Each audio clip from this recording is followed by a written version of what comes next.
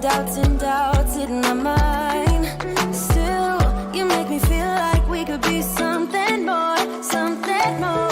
First you are in, then you are out, like snow in the spring. I just want your time. I just want your time, oh, time. I need your time. 365, 24/7, I'll be fine, as long as you spend a little time. Oh, spend a little time. I need your time. Spend a little time, spend a little time, yeah. 365, 24/7, I'll be fine, as long as you spend a little time. I just want your time. I just want your time.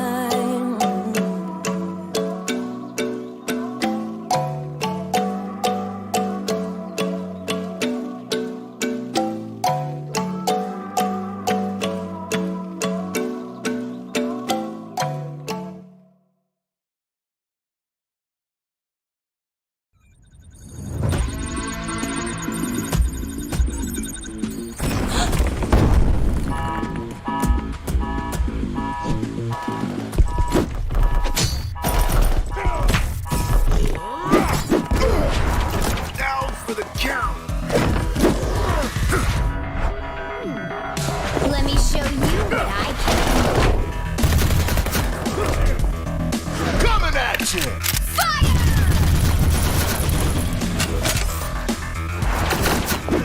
Get ready to die!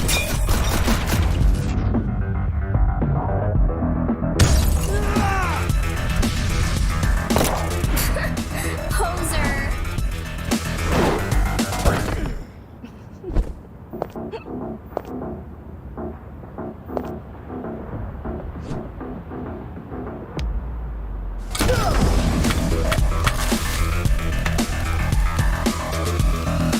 That's the price you pay for messing with me.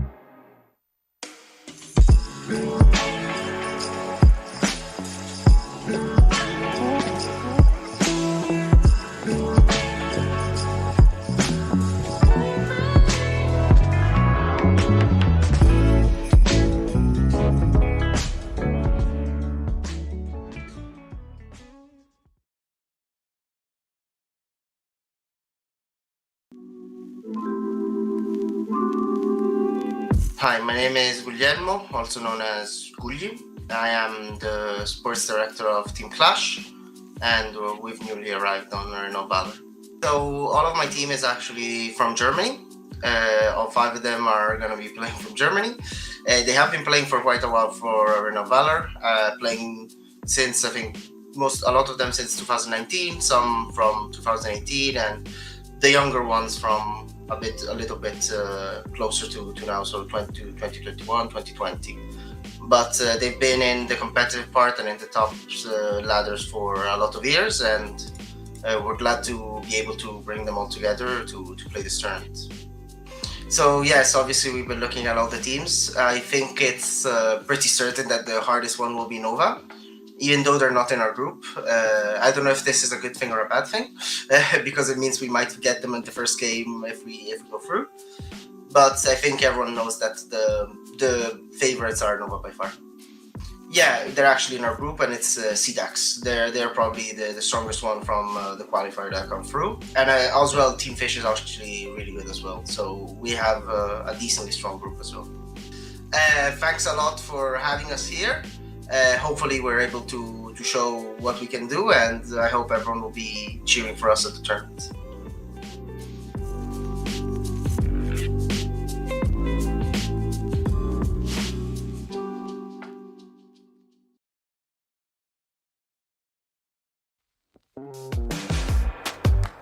Take a real close look now.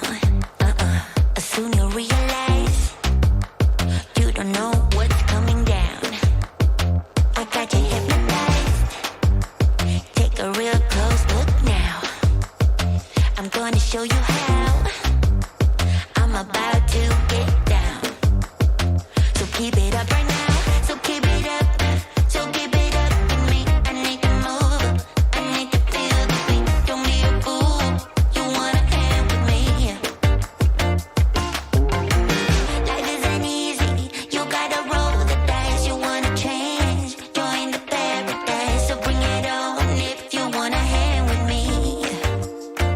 Alright.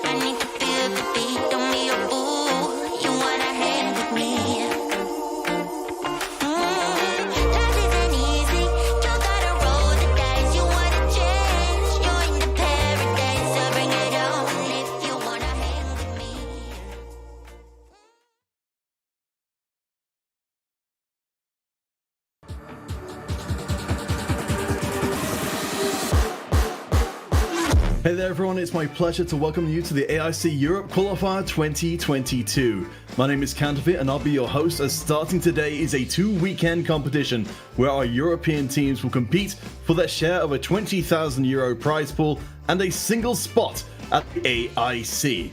But before we get to that, I'd like to introduce to you the 3 commentators who will bring you today's games: Niberia, TJ and Clamaris. Now let's start talking about where these teams have ended up. So we've got the 2 groups, Group A and Group B, with 3 teams in each. In Group A, we can have CDAX, as I'm calling them at least, QLASH, and Team Fish. The wave, and that means the turret doesn't get traded. CYB on the top side is in so much trouble. Nearly gets killed for it. CYB getting 1v1 again by Susu. 1 for 1 now. Another tool to end this game. Will be uncontested. Lawyer is going to be, says, there's people here. Guess Slayer's gone. Oh my god, Feng is just down. This team fight might be a disaster now for CDAX. Sai still safe in the backside of the fight, able to pick off Lawyer. Now looking for Susu. Will be able to find it. Mammoth is the next target, but they find Joshua instead on the side, forcing the flicker out. This could mean another kill. CYB looks for it, will not find the secure. But there goes the Slayer. Get them another high ground tower, if not just the game. Still alive for Fish. Here we go. Joshua in a little bit of trouble. Mammoth dives into the middle of the fight. Sai still uncontested. There goes Mammoth. There goes Empty in short order. There, the core still alive. The respawns come out. The re-engage from Xenial is not enough, and Sai runs away, tail between their legs. Nemung has to do the same. Dives out. Lawyer in trouble though. Goes for the too far of a chase, and Sai will pick up the kill. Bottom lane just shoving straight towards the core, and Xenial is stalling. The core is taking so much damage from just the minions, and CDAX now, the entire team are here towards the core. CDAX will take the game, end the series 2-0. Oh, Liliana. Snot finds Susu. He's just dead. In every single tower. Oh. Joshua over the wall. He's already Gustav gone. got destroyed. Just like that, it should be the game. Angelic Spender fled from Mammoth. He's going to try and get out of this fight. He's the only player to survive with Lawyer on his back. As Clash march forward, it'll be game number 1 of this best of 3 series. Slayer up for grabs. Lawyer looking for a way in. Can't secure it. Not yet. The steal. It's locked down instead by Clash as they step forward, and Susu's already very low. Empty looking for a flank here around the side. But yet again, the back line is deleted, and Clash This is game TJ. Their game win, their match win. Second series overall of our first day of the European qualifiers for the AIC. Side, there goes the Violet. CDAX in a whole lot of trouble now. They've lost their damage. Huge ultimate there from Yesu. They will go for the re-engage, looking for Yesu. He pops the orb. There's going to be a cacophony of orbs there in the middle, but Feng will pick up a kill onto Kenny.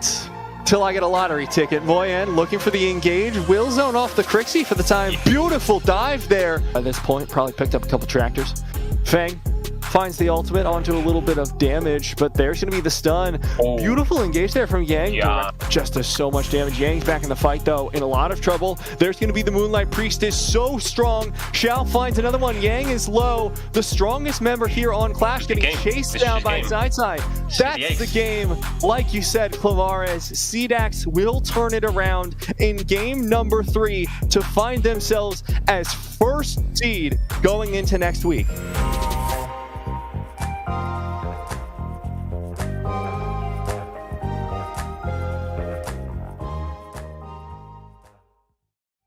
Welcome to Arena of Valor International Championship Europe Qualifier.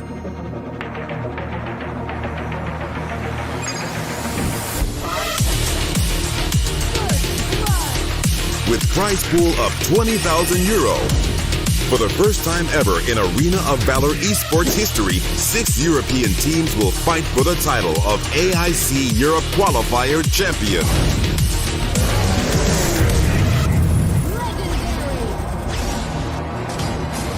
Winner will represent Europe at AIC and enter the competition with other top teams for the Global Title Champion at Arena of Valor International Championship 2022.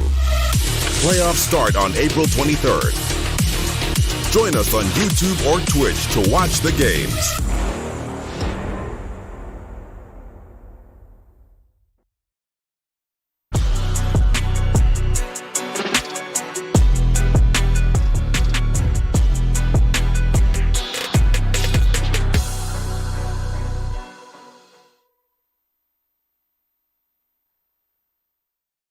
Hey there everyone, it's my pleasure to welcome you back to the AIC Europe Qualifier 2022. My name again is Counterfeit, and we are in our second day of our two-weekend competition for a single spot at the AIC. Coming up in a minute, we'll be talking about what happened yesterday with the first half of our teams before moving on to Group B, and our second half of our teams we'll be talking about a little bit later on. But of course, once more, before we get anything further done, I'd like to introduce the three commentators who will be alongside me today. Nabira, Clemens, and TJ, how ya all doing? What up? I feel like that's a pretty Hello, that's boys. a traditional European greeting, right, guys? Yeah, it is. Okay, good. TJ, you look flummoxed. I was at the end of the list again. We talked about this That's right. yesterday. It was how we started the entire show. And you said, Peter, that if I earned my keep, I would move up the list. So TJ, And yet here we are. What do you think conclusion you can draw from the evidence presented to yourself? I don't like that conclusion. Can we You do not like that conclusion at all. Clemens, how you doing? I'm doing really fine after my first day ever. Let's get to the second part, and let's see if I can get some rest today, because yesterday's game was incredible. Yeah. Well, yeah, let's talk about what happened yesterday before we move on to Group B. So in our first two games, we're both 2-0. We fully expected Game 3 to likely be a 2-0 as well, but didn't ultimately end up being the case. For each of you guys, what were your the big standouts for you yesterday? Well, all right, TJ, you can go, I guess. I got my name called first, so I think it's only fair that you get to make your point Balance first. it out. Reverse order. Golf rules. I think that the big takeaway from yesterday was the way that teams are playing around objectives. That was like what decided the games. And for some teams, those objectives were major objectives, and we're talking Dragon Darkslayer, and the way that I think in particular Clash were always able to set up for them, were giving them a ton of easy wins. And then we saw CDAX, and what CDAX knew was that the enemy jungle is an objective. And that meant that there was never an opportunity for a team like Clash to contest into their major objectives or into their side of the map even. I think I might be stealing. I'm not going to steal a highlight from Clamaris, because I think there's one particular pick that he was very excited about yesterday. I'm going to leave that one alone, and I'm just going to talk about CDAX as a whole, who have really impressed me. You know, coming in as one of the qualified teams, a lot of times there's this bias towards the invited teams being like, okay, they were invited, they must be the stronger team. But I was really impressed with CDAX. Like TJ, you were saying, those constant jungle invades, and then the flexibility they showed, putting Tai all over the map and just letting him completely dominate game after game after game was just a joy to watch. I really like the CDAX, how they reacted on the losing part, because it's not easy to lose first game in a series. And I like how they reacted on their game style. They realized, okay, guys, we tried new stuff. It didn't work. And I thought the class was about to win, but I think the spicy picks and I will make you react on my picks. I think class was not ready for it. And the winner was CDAX with a lot of astonishing moments and big fights. And I think that leaves us with a very clear standout from yesterday, which is the #1 team out of the group, logically enough. And that kind of hangs over today because, of course, whichever team gets out second place in this group has to play them immediately. And I would rather play Clash. Not that Clash are bad. Clash looked really good yesterday, but I would rather play Clash. I think that's a valid way to take it, and that's something we're going to be keeping our eyes on very closely. Of course, Fish, they have departed from the competition. One more team from the three we'll see today, will also be leaving, not getting to play in the playoffs next weekend. But you already mentioned, you guys, CEST with their Fennec, you're getting the MVP overall from yesterday. Would you mind going into a little bit more detail as to what they were doing so darn well to make them stand out above the crowd? Gonna leave this to the big brain boys. I'm gonna not take it because I'm just gonna focus on how sick the objective takes were and how just like mechanically impressive CEST was. But I feel like you guys are gonna have a little bit more interesting takes than me. I was waiting to Nivea to say about good points about CEST and delight us, but I would say something positive about him. I would say something really positive about CEST. He's really good ADC, and not only ADC role. It's not only he's going on the Abyssal Dragon lane. He could manage to just go to the jungle and do the same. Like he's playing the ADC role very, very smart, and that makes him super good player. And the teams knows it, and I'm following him on the calls. And I would drill down on that. Yes, CEST played really well yesterday, but more than anything, the way CDAX played around CEST was the most impressive part. They gave him the space to do his best work. When he's on something like Talanas or like Fennec, that requires a pocket of safety in the team fights where he can throw out his Chainhammer Cyclone, sit with the Eagle Eye active, and be chipping away at people's HP bars. And he was getting that because of the play of players like CYB, their Darkslayer laner, who's doing such a good job holding the front lines of team fights and just stalling out fights so that there were opportunities for CEST to succeed. All right, so let's go from narrowly focusing on one player to the overall meta itself. Of course, you mentioned Fennec doing very, very well, but for you guys, in terms of particular heroes that are being picked, particular play styles that are being played, what would you like to see our teams in day 2 emulate from day 1? I was really impressed with the Pain play coming out there from Clash. I feel like that's something that I haven't seen represented in the meta, at least from the competitive games that I've watched. But it was a very strong initiator and had very incredibly easy backline access that completely shut down CDAX's playstyle multiple times, stalled out the games, even in the ones they lost. I thought Yang did an incredible job with that pick. And that being the case, I'd love to see it more, for especially against those more Abyssal Dragon laner-focused teams where you have that squishy marksman staying in the backline. They're not going to be safe for long. I actually want to flag something that didn't work yesterday. Okay. We had a lot of conversation coming in about Aya, who is, of course, a nightmare to play against in solo queue. Has been reasonably powerful in international competitive play. Like, we see a decent amount of her in the Arena of Glory in Vietnam. But didn't win a game yesterday. Didn't even look particularly good in the games that were lost running Aya comps. We saw an Aya Tara comp, which sounds like a nightmare on paper, didn't really work. And we saw far more success with those beefy roaming supports, stuff like Lumber, that can take hits and occupy space.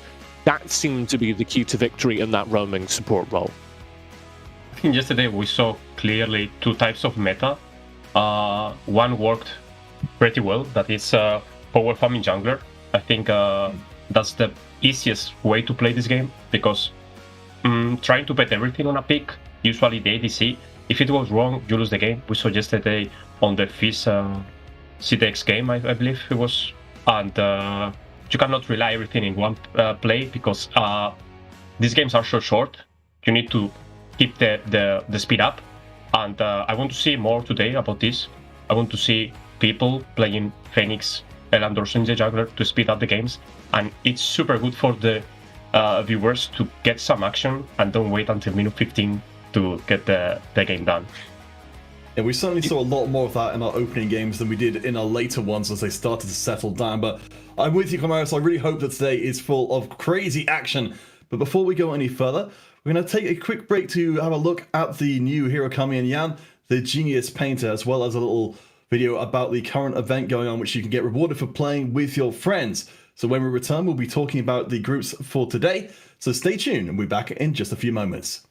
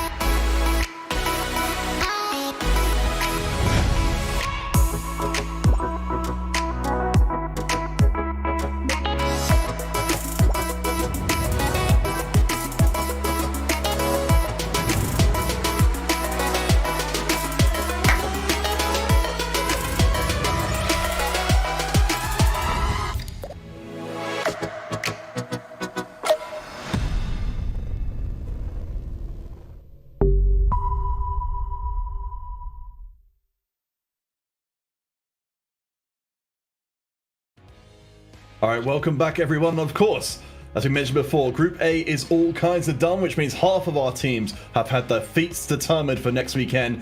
But Group B awaits us today. Gentlemen, what do you think about this one? STMN, Nova Esports, and Haka 7 all together. Well, this is the group that we were very, I don't want to say most excited for coming into, but this is the group that we recognize the most names in from the Valor series. We've got Nova Esports with almost an entire roster of former Valor series names that have been around forever. We've got multiple other players who have that veteran experience. So, frankly, I need to see some boomers get their act together, because Group A was full of teams that we'd never seen before, delivering some of the coolest Arena of Valor I've ever seen in Europe. And now we come back to Group B, they've got a lot to live up to, especially because they have to play both CDAX and QLASH next weekend. When you said boomer, I was taking the phone already, and I said, I'm caster. I'm not playing anymore. You could be both. Okay. Boy, we got the existential crisis going here. So while we figure ourselves out, we have got a little video for you about one of the teams in today's group, Nova Esports. So we'll catch you on the other side of that in just a couple of minutes. Hello, my name is Oktay. I'm the CEO of Hong Kong-based organization Nova Esports. We have been in Arena of Valor for a long time in the past. So we entered back in this year, and we built a team for 3 months ago. Okay, we are not afraid of any team, but in AIC European qualifiers, our strongest opponent will be Haka 7, in my opinion. But we are not afraid of anyone. We will do our best and win it. We built a team after seeing that AOV is rising in Europe again this year. And we found 7 players and a coach. His name is Hong. Our AD carry is Shanks. He's a very good player. Our support players are City Boy and Benji. And Hey and Pose are playing in mid lane. And 99 is our top laner. And another is our jungler. To our fans, please give us your support. We will do our best to win the qualifiers and to be in AIC 2022.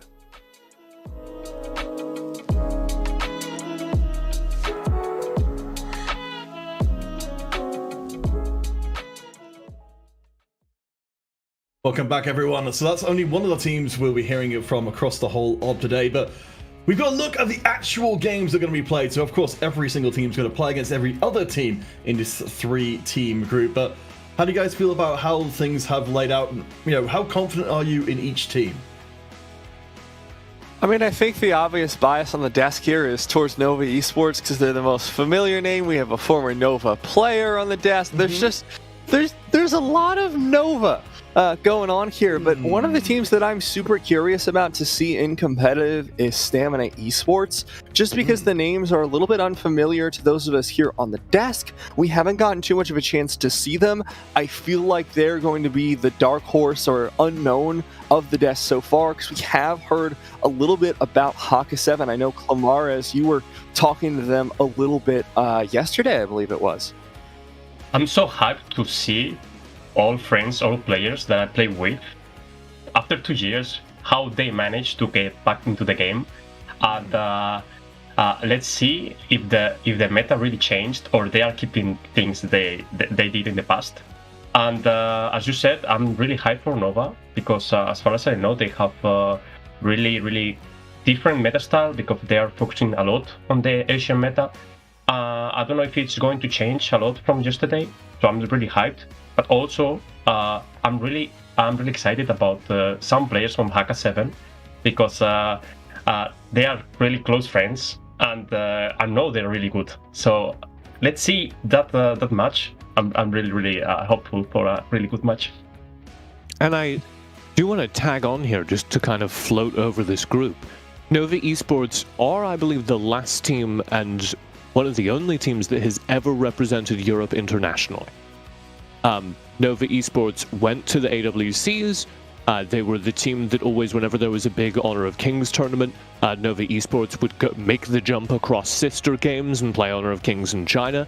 So this is a lot to live up to. They need to kind of reclaim that reputation with a new roster under that Nova banner. Yeah, I believe in EU and Latin America as well. Certainly, I absolutely agree with you. That's a huge sort of thing to have to fill their own shoes. We have got, I did manage to gather a little bit of information about Stamina Esports as being a kind of a group of friends who've been playing together for a few years, but kind of intermittently. So you could be forgiven for thinking this is going to be quite a task. But whatever way around it, we have got 3 games, 3 best of 3s across the day. The least well-performing team will be eliminated. So let's get started with game number 1. TJ Clamaris, take us into game 1. Thank you very much, Counterfeit, and I'm so excited to be back here with you, Clamaris. It's another shining day out on the Antares battlefield, and we have a sick game ahead of us. I have to say I have more hype than yesterday because I already have some experience. I have to say I didn't say yesterday, but I never thought I was going to cast with you. Never. When we took that picture in Brazil, I thought you only cast me and blame me because of my plays, but now we are teammates and we can blame another guys together. So I'm really happy. That was so sweet. To be here with you. Look, if you hadn't been playing badly, I wouldn't have flamed you at Valor Series Season 2 finals all those years ago in Brazil. Let's get into it. Stamina Esports versus Nova Esports, and we can start talking about our featured players for today. We're going to start things over on the Stamina side with Lumio. This is their Elsu player, their Abyssal Dragon Lane carry, and between these picks, you can tell very dialed into the meta. He's playing like really meta heroes, and watching this, I can tell already he's not playing Bruisers on the Abyssal lane, so kinda the style I can tell is like Assassins on the jungler, but I think he's very confident on the ADC role. Yeah, I think to play Leville you have to be. Over on the opposite side though, Shanks is twisting it up. We get Violet, Hayate, and ooh, one of those Abyssal Dragon Lane bruisers you were talking about. Yeah, that's very important when you play Abyssal Dragon Lane. You need to realize that the meta changing every time, and you need to play bruisers, and then that maybe means the Nova meta is the hyper carry in the jungler. And the players, I will say, there is room for a little bit of head games here, because all of these, I believe, have been selected by the players. So maybe they're you know, showing us what they think they want us to think is their meta. We'll find out. That is our Abyssal Dragon Lane matchup. You played in the Abyssal Lane once upon a time, Clamaris. Yeah. The best experience I ever had, because I crowned as EU champion playing ADC. And for me, playing AoV as Abyssal Dragon Lane, it's so much fun because you can play whatever you want. You can play tanks, you can play bruisers, you can play ADCs, and Slayer lane is more like you play tanks and you are forced to it. But on the Abyssal role, it's like most of the time you need to carry your team because it's the more action, because people try to play for the dragon. And the Slayer is like forgotten role. It's like 1v1. Okay, let's play some cards. Let's play some check. and I was so glad to change from the Slayer lane to the Dragon lane. They're playing, what is it, Kanano chess up in the top lane? Yeah. Sometimes I feel like I was playing chess and nothing really matters because your team is playing 4v4 and you are just waiting for your turn. And maybe it's already too late. Maybe it's dark. So we'll keep an eye down here on this Abyssal lane. Because I did want to kind of use that as the bridge to get into this game. With that experience in the role, how important do you think Abyssal lane is right now? Because when I was catching back up on the game, my instant go-to was the Asian meta, the Arena of Glory over in Vietnam, as well as Thailand, the two strongest regions. And right now it's kind of the insurance policy. The Abyssal laners are deciding the late game. When you get picks like Elsu and Leville and Talanas, they are going to be the majority of the damage in the late game. I think most of the times people decide to go to the Dragon and for first minutes of the game, and the action is happening there. So if you win the team fights so early on the game, your ADC or your Abyssal Dragon lane is going to get super ahead, and you can snowball from that. But Slayer lane, as I said, is kind of forgotten, but getting the Prio to rotate first to the Dragon is really important and can decide the fight before fight. But what I need to see today is people getting ready for the Dragon, like not dying before, like 10 seconds before the Drake. I need clear team fights, set up the team fights, be ready for it, and not giving, because they are giving for free the objective. Nobody's getting the Slayer because they want to. They are just trading objective because I cannot afford the fight on the Drake. I want more Dragon fights, and I think we are going to see them because they are really good teams and really good players. Let's start walking through those players then, and I want to start over on the Nova Esports side.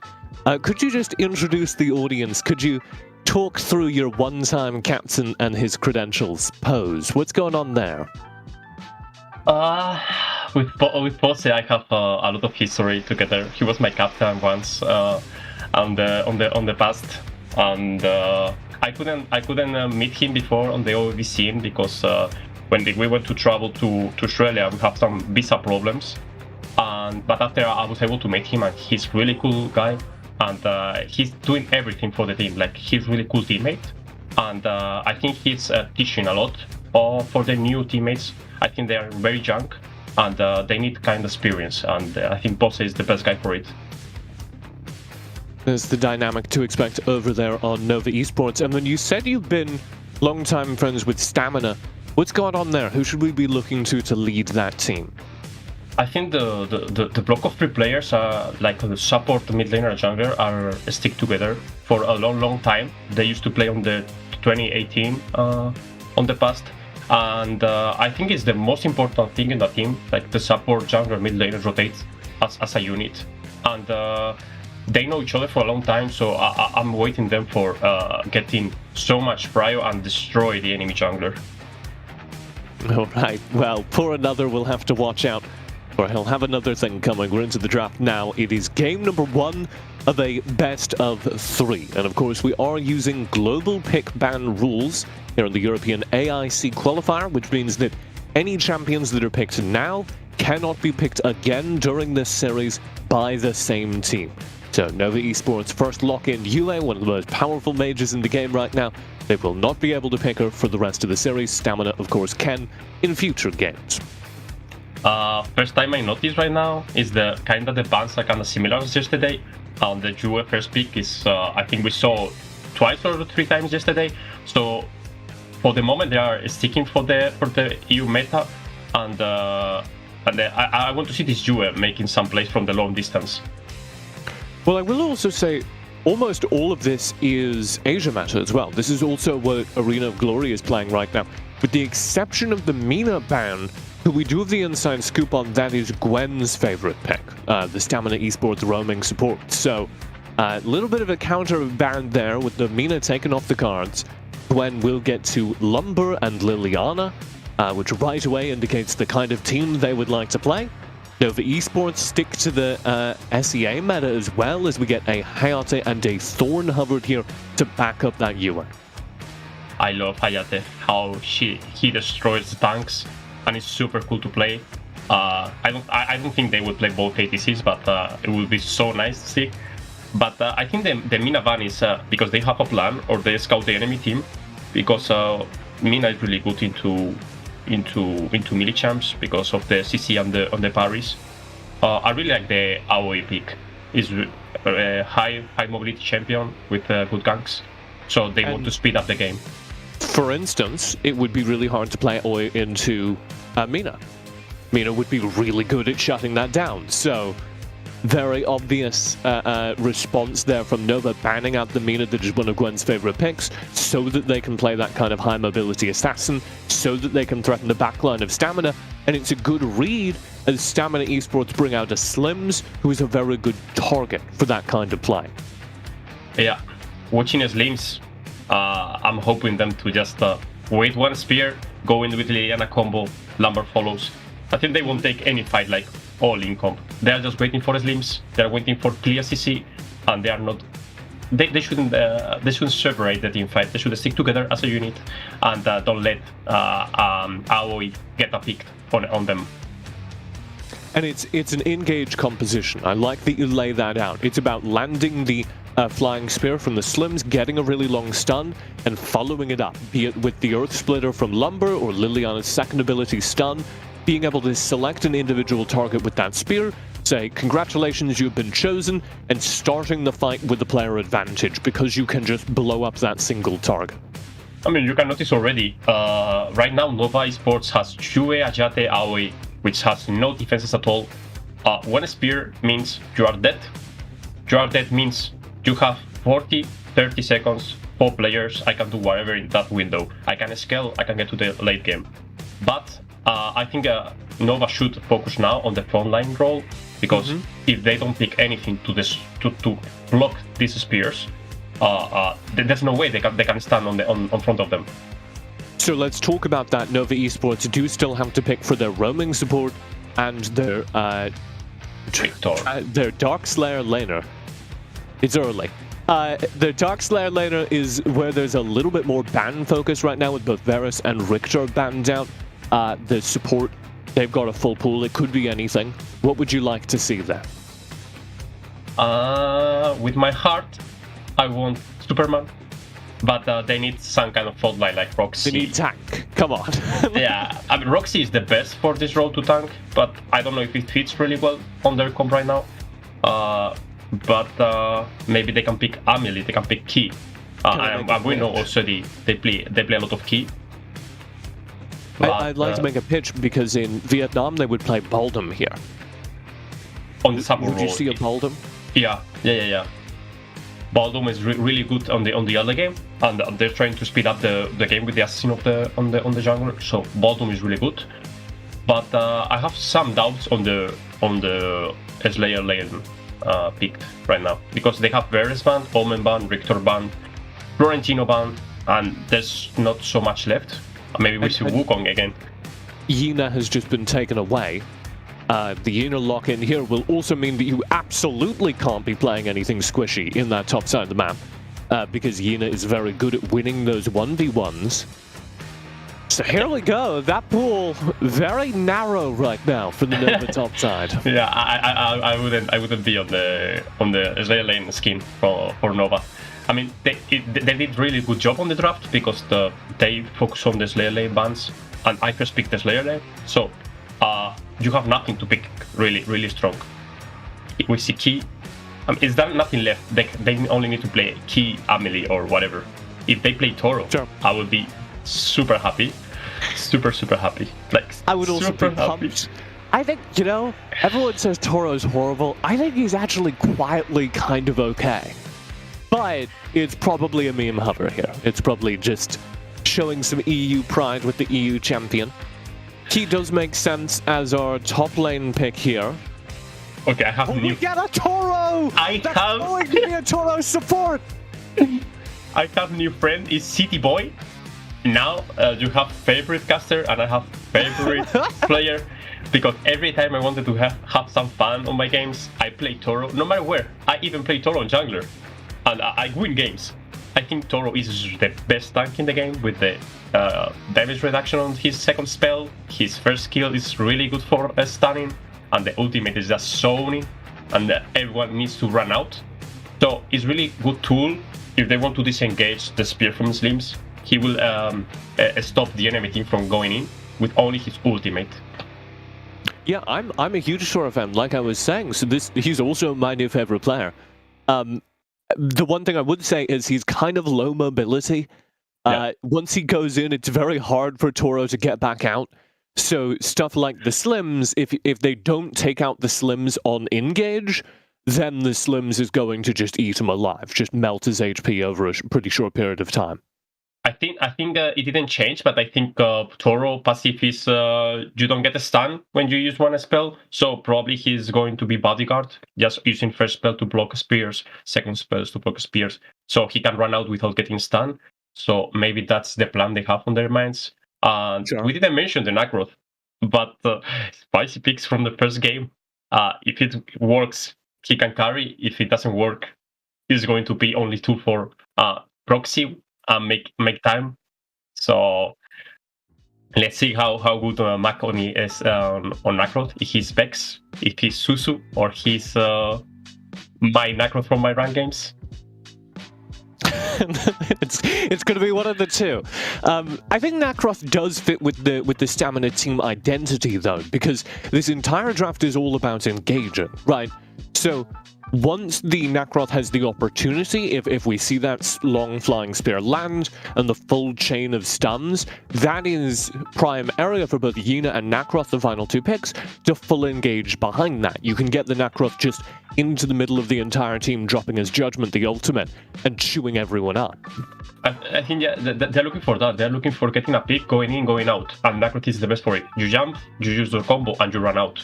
They don't want long team fights because they have a long cooldowns on the stuns, and they're waiting for the spear for re-engaging. And Nacroth, is, as I say, it's perfect because you are just wait for the distance, second spell, first spell, auto attack, ultimate, first spell back, and you're safe. And probably you get a kill. So if they keep doing that and Nova cannot react on it, Nova is not going to be able to play the game.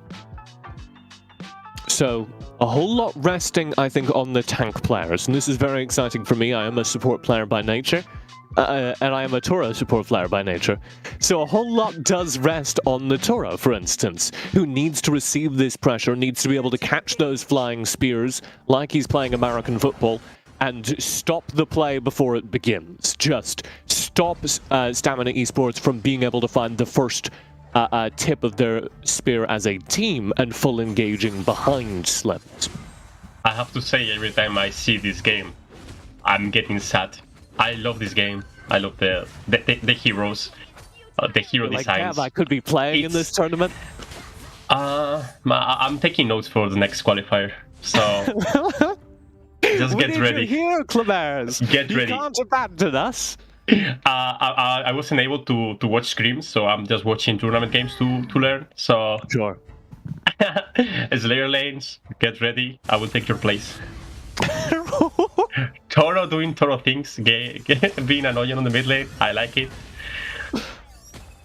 It is, of course, game number 1 of our second day here in the group. It's our first game in Group B ever of the AIC European Qualifier. The winner goes to the AIC. You need to get top 2 in these groups in order to play next weekend in the playoff stage. We can see already what is the game plan for Nova. Ganking us 4 to the bot lane, getting Slim behind. I want to see more of this, but I like how Lulu reacted on it and went back super fast. Probably the team communication was perfect, calling the retreat, but Gwen. Okay, this is bad because Gwen needs to go back, and now the Drake is kinda free for them. They can trap. And look at Nova pressing this advantage. They know they have the advantage, and they steal away jungle camps. They force Lulu away from the turret, and they're going to instantly convert the first dragon of the day. This was perfectly planned for Nova because they get the fight. Toro with the ultimate. So far in, needs to back away. In fact, he's getting chipped away at by Shanks. CT Boy unyielding in the front lines. Mac tries to find a long flank and does find a double knockup, but will be dashing away before they can get returned on. Oh, they didn't want to give this trick for free, but I think they went kind of late. The problem is Nova really did good plan because they get Gwen super low. They realized, okay, Gwen needs to go to base. We have a little window to invade because they are 4 or even 3. So, in my opinion, Gwen shouldn't take these trades before one objective because you just sell your team to go to the other objective. Yeah. And by virtue of not taking that trade, of not taking Darkslayer in exchange for the dragon, and just losing the bottom side of the map, Stamina have handed about 1,000 gold lead over to Nova Esports. I think one of the most difficult things is knowing when you need to give up on an objective. It's so hard to give it, but you need to realize that you cannot fight one objective when you are 4 people. So they should insta-go to the Slayer and don't lose tempo, because tempo is the most important thing. If you are one step behind of the enemy team, when? Wandering through the bush. The spear will almost bail him out. Gwen with a good dash is tanky enough. Any other player goes down to that focus, that death bush that was set up. They did already twice. Take the hits, and now the spear lands. Lulu slowing down CT Boy. CT Boy can also take the hits. And there'll be a lot of bloodshed, but no kills found in this bottom side. I would be so scared if I was a Stamina team. I wouldn't walk through this bush. They are waiting the whole game there. Is the 3rd time they're waiting there. Right back there. I should be so scared. Okay, Mac? Mac in trouble, does have the dashes to get out underneath the turret, and now Nova surely have overextended. Gwen is looking for that Earth Splitter. Spear does land. That's the go sign, but there's no follow-up in time. The Yena can't find anything, even on the long flank. Miko here in the area as well, and they just eat the combo. Shanks obliterates the front line, and 3005 is gone. It was so amazing how another just used ultimate to knock 3 people back and stun them with the wall. I think it was really good flanked. I thought they were giving up on this fight, but he just decided to go in perfectly, and Lulu is taking both tower. I don't know how worth it is, but you are making Lulu ahead in gold. Perfectly played by Nova. They are just getting everything on the blue side of the jungle. They keep going. CT Boy just standing underneath this turret. He doesn't care. The turret chips away at his HP Arctic Orb, tries to save 3005, but it will not. Shanks finds the kill after CT Void takes about 5 turret shots to the face. This is Toro, and this is the best champion in the game. He can tank forever, and he will do it every single time. Okay. Lulu working away here at the Dragon. This would be a good response from Stamina Esports. A little bit of what you were asking for earlier, trading the opposite side of the map. There's cross mapping. That's the best thing you can do. I'm late. I am not going to the Dragon. I will take the top tower. I will get something in return. 3005 just getting bullied. 3005 is getting bullied for the last 1 minute. Are they getting the second tower? Trying to dance around. Earth Splitter will clear a wave. That turret only alive on 200 HP though. I think Stamina cannot keep the rhythm of the game. I think the Nova Esports are speeding so fast the game, they cannot react on it. It's the 4th blue buff they take of the enemy jungler. I didn't only the first thing. It's just their blue buff. Only. It's the blue buff, is the small mid on the right. They're taking everything for Mac, and Nakroth is a champion who needs to scale, and he's 2.9k gold. I think it's going to be really hard to do something into the game. Toro, he's doing Toro things again. Yeah, Gwen can take those hits, but he's certainly not making any progress. No one's getting past Toro, and CT Boy will now turn towards the Slayer. This is Nova Esports, I think, recognizing that it's time for them to get a move on. They'd like to tie this game up with a neat little bow, and they've got the tools to do it now. This is really good for them because they realized, okay, we are ahead. We want to take some towers. The Slayer lane is the best for it, so let's take the Slayer, let's push. Mac just walks into a bush and goes down. Another will dance away from Miko. There will be no trade back. The top turret's under threat, and Nova Esports are pushing for the high ground. I feel like there's no coming back for this game. For Stamina, they're getting snowballed super hard. Maybe I can call for them to steal the fight. Toro, he's getting mad about the tower. Good Earth Splitter, but it's only 9-9 hit up, and we haven't seen that dream combo.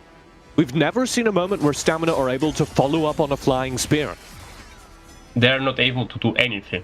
They're just getting invaded from the first minute of the game, and I don't find a way to them to go back into this game. I think they should think to get some picks, because when you are behind so much, you need to use everything to get a pick. Even if it's 5 ultimates, you need to get it, but they're not using everything together. They're just dying one by one. Like, when it's getting troubles, when it's down. Yeah. He'll just melt, and here's the tower dive properly. 3005 trying to hold the front lines now with Miko, and underneath this turret is getting a little bit messy as the Kunai Blitz clean up the back line. Everything is resolved, and Nova Esports have another team fight win. Clemers, I'd like a prediction from you. I think we can maybe make this a thing. Is this a light mode game or a dark mode game? It's Giga light. I think it's white. For me, it's white. I think for Stamina, it's already dark. It's rolling over in bed and turning on your phone, and it's just For Stamina, it's kinda dark already. All right. This game seems to be. I don't know how they're going to melt Alistar. I mean Toro in this game. They are not going to destroy City Boy soon enough. So he is going to be able to tag forever. And when focus down, that's the tank. You can't do it to him. He's just gone. And here's the Infinite Slayer. I agree. I don't see a way back into this. When he's trying to tank, dance away, and these turrets are properly under siege. Sanks grabs back from the other side of the screen. Here's the first high ground tower taken here. I think there's no coming back from this. It's dark already for them. I dare say you're right, Clemers. The dive in. Is this it's a bold prediction that is this the fastest game in the series on the whole weekend? 9 minutes 44. 9 minutes 47 seconds as the core explodes, and Stamina are down their first game in the European qualifier. They're down 1 game in this series. Wow, it was the fastest game I ever seen in the weekend. I think there was not a single how to say, there's not a single time that Stamina could do anything in the game. I think Nova has very good macro game, and they do everything automatically. Every time they saw a window, they took part on it and took it. I think Stamina should react really hard to get into the Nova speed if we want to see Stamina getting into the third game. Well, how do you do that? If somebody with a Toro, this is a hypothetical question for a friend. If somebody with a Toro walks into my jungle and just starts standing on my blue buff, what do I do about that? That's the problem, because you have no enough damage to destroy Toro, and Toro did whatever he wants. Like, I want here, I can ultimate the tower and run out. Like, he was painful for the Stamina, and the good thing is that the team followed him soon enough, so he doesn't get so much low, and he can re-engage on them.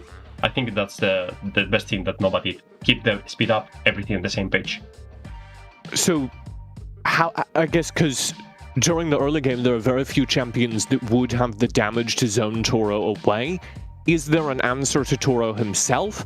Does this is this like an in-game fix where they just needed to not be fighting the Toro and needed to be trading cross-map earlier? I think Ajate is really good tool to destroy Toro because of the true damage. But the thing is, Nova coach reacted on it and thought probably if I pick a Toro, if I pick Ajate, I will get destroyed. Let's pick Ajate for itself. And I mean, they won't pick a Toro. They have Lumber already. So I think if they want to get Toro, they need to pick something like Ajate first picks and avoid the Nova to get Toro. And I also, of course, because of global pick ban, they won't have Toro again, but there are other champions, or there are other heroes like him. In particular, Baldham fulfills that role, and we have other big tanks who will be able to kind of set up in that same way, locking down parts of the map. I think we already saw how Nova played this game. It's really aggressive from the first minute of the game. They get the dragon, and they invaded the blue side of the jungle already. They're always speeding up the game, so you cannot get any resources. So I think Stamina should react on it and try to get the same amount of speed of the game. But I don't know if they are going to be able, because I saw really solid Nova. Yeah. You know, that was a really fun game. A lot of the time when you get stomps, it's like not fun. You're just watching it and you're like, ah, well, this team's just better. I don't know if that's true. I think Stamina lost they had a very bad exchange early and they were really far behind and it wasn't going to happen. But I don't know that we saw Stamina, take a 5v5 team fight. I'm not convinced that they would lose a 5v5 team fight every time yet. And two, Nova Esports earned the win. They played really smart throughout that entire game. Everything was the most optimal decision. I think they started the game without...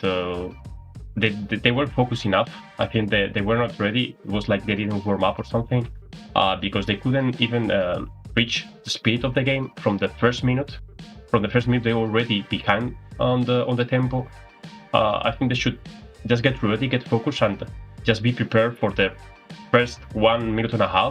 I think it's one of the most important things in the game. You are fighting in the 2 first minutes, and the Dragon decides kind of everything.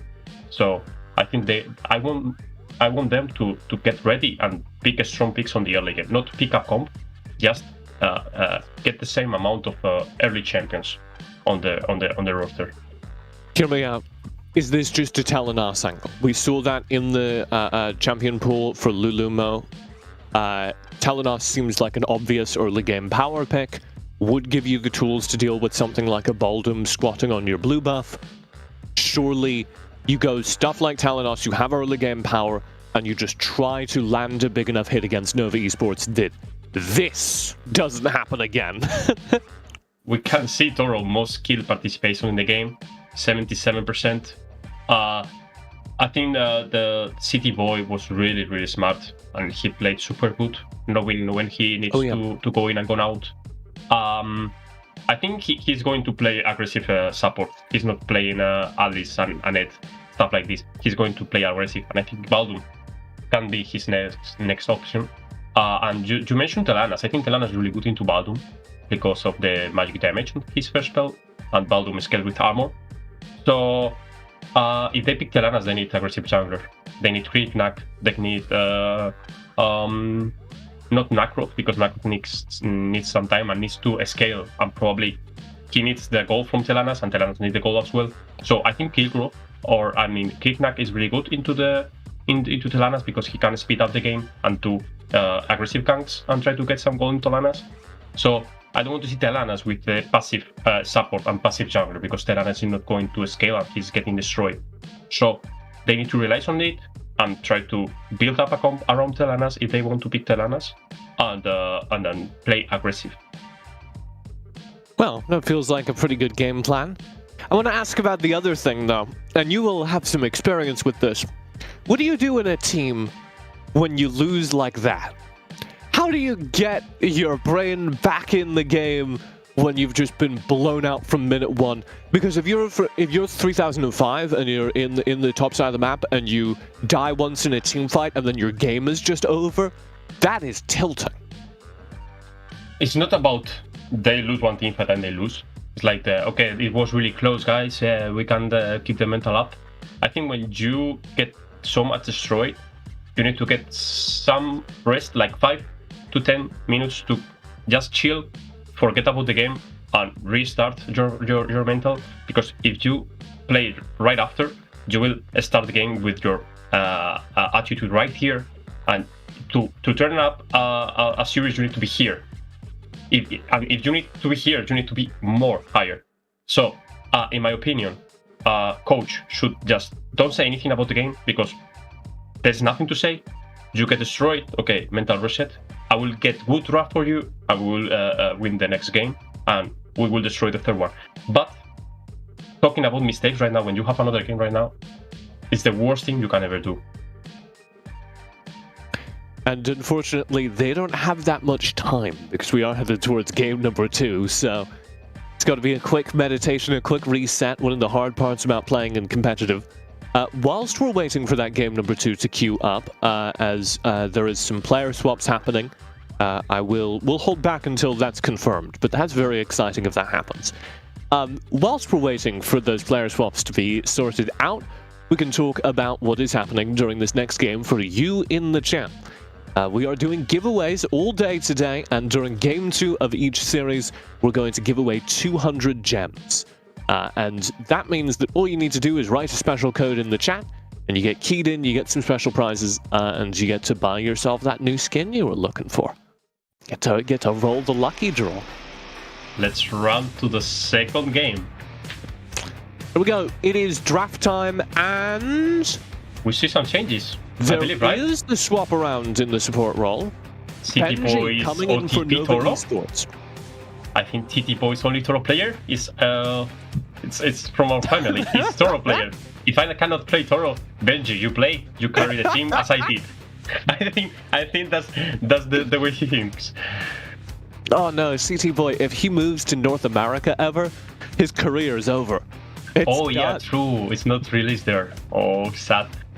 What does he do if he's in North America? I don't think that this change is going to matter on the game style from Nova. I think they have really clear game style for how they play first game, and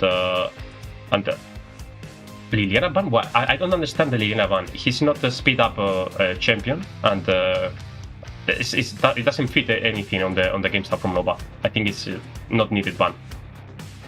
Yeah, Miko did play Liliana last game, so they can't play it this game. That makes me think that maybe part of the reason they picked it last game was to keep it away from Poseidon, but Pose has never, like you said, been really a Liliana player, so...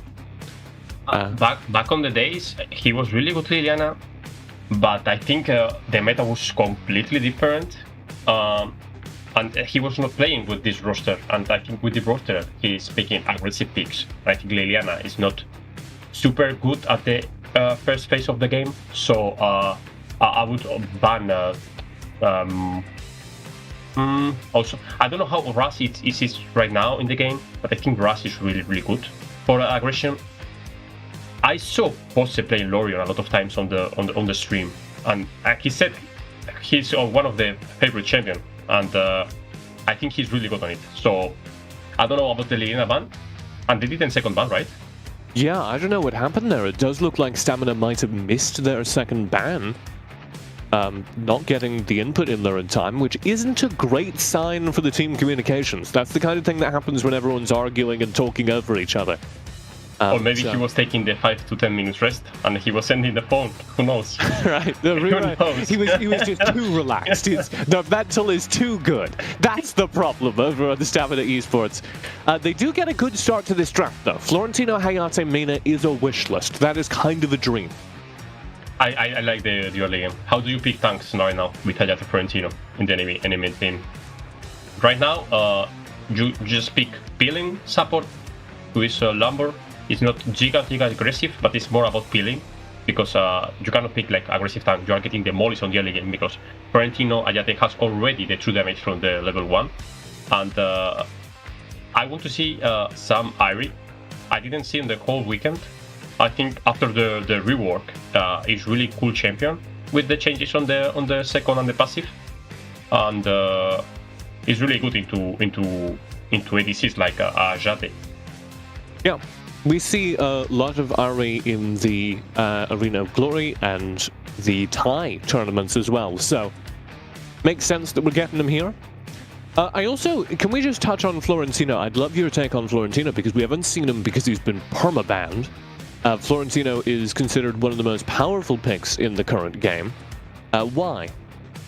I think his immunity to CC while he is jumping through the flowers, I think is really good, because he's unstoppable. Also, he has a lot of healing potential with the passive and the true damage on the second spell. Mm-hmm. The thing is, Florentino is really hard to play, and usually people think he's the most OP champion in the game, but you need to have skills and play it. But also in the ranked games, he usually is banned. So how do you practice Florentino enough to be the best player?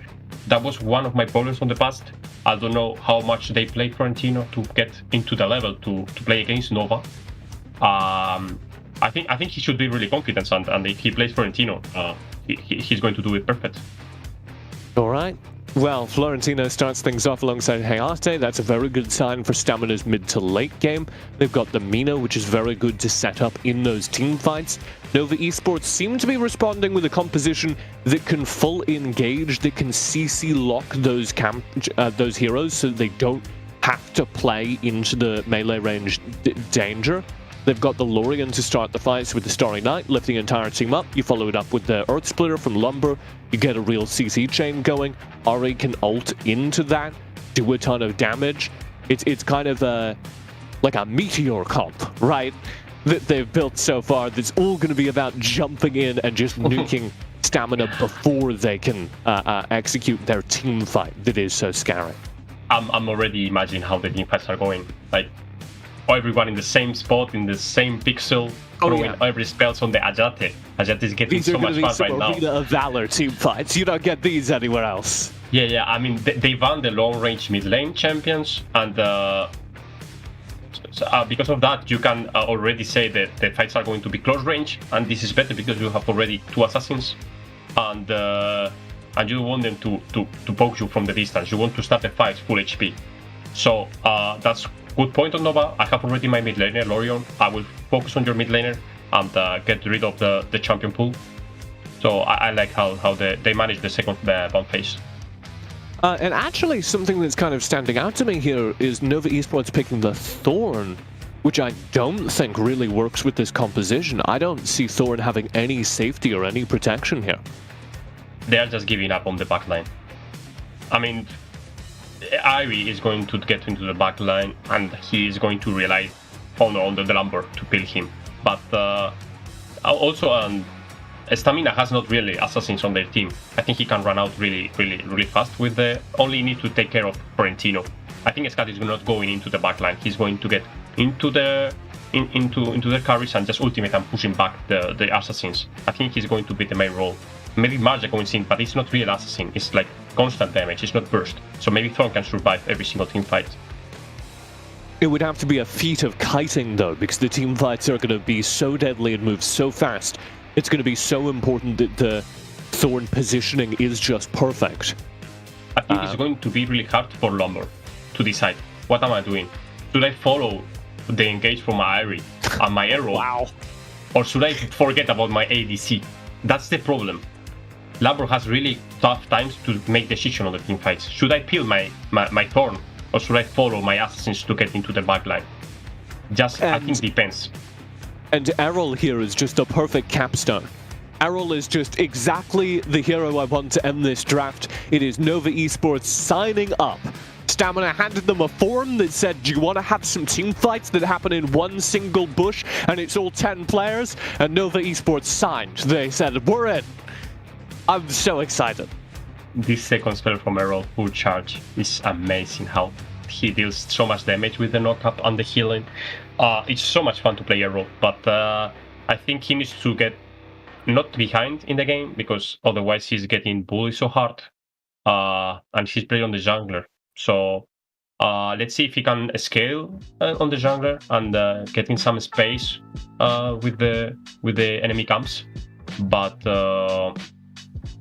I don't know about him putting on the jungler role. I prefer on the Slayer lane, in my opinion.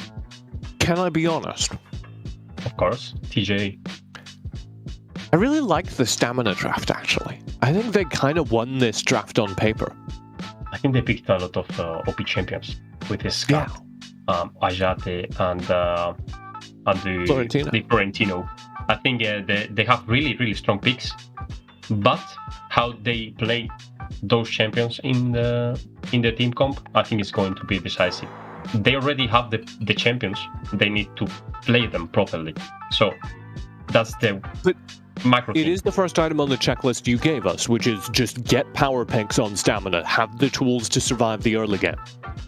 I think that's the coach part. Like, I will motivate you with, I'm going to pick strong picks. You will have positive draft, and you just need to get motivated.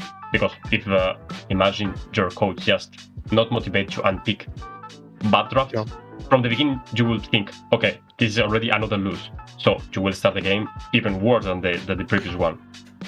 Let's make this a bit. Let's make this a segment. Clamaris, is this game going to the dark mode? Is this game going late enough that night falls over the entire battlefield? I think they both picked speed up comps, and I think it's going to get so hard to get into the dark mode. I think that the team who gets 2k gold lead is going to snowball from that and get into the 7k gold lead and finish the game. Alright, this is a one-team fight game, is what you're saying. Not one team fight, but the first dragon is going to be so decisive because he's getting ahead like 1-2k, and from that they will snowball and they won't be able to do anything else. Alright, here we go. It is game number 2 between Nova Esports and Stamina Esports in our first match of the day. This game, an elimination game or a game ending, a series ending game for Nova Esports, as they, if they win here, have won the match. Benji was FK for a couple minutes, for a couple seconds, and they took him so low.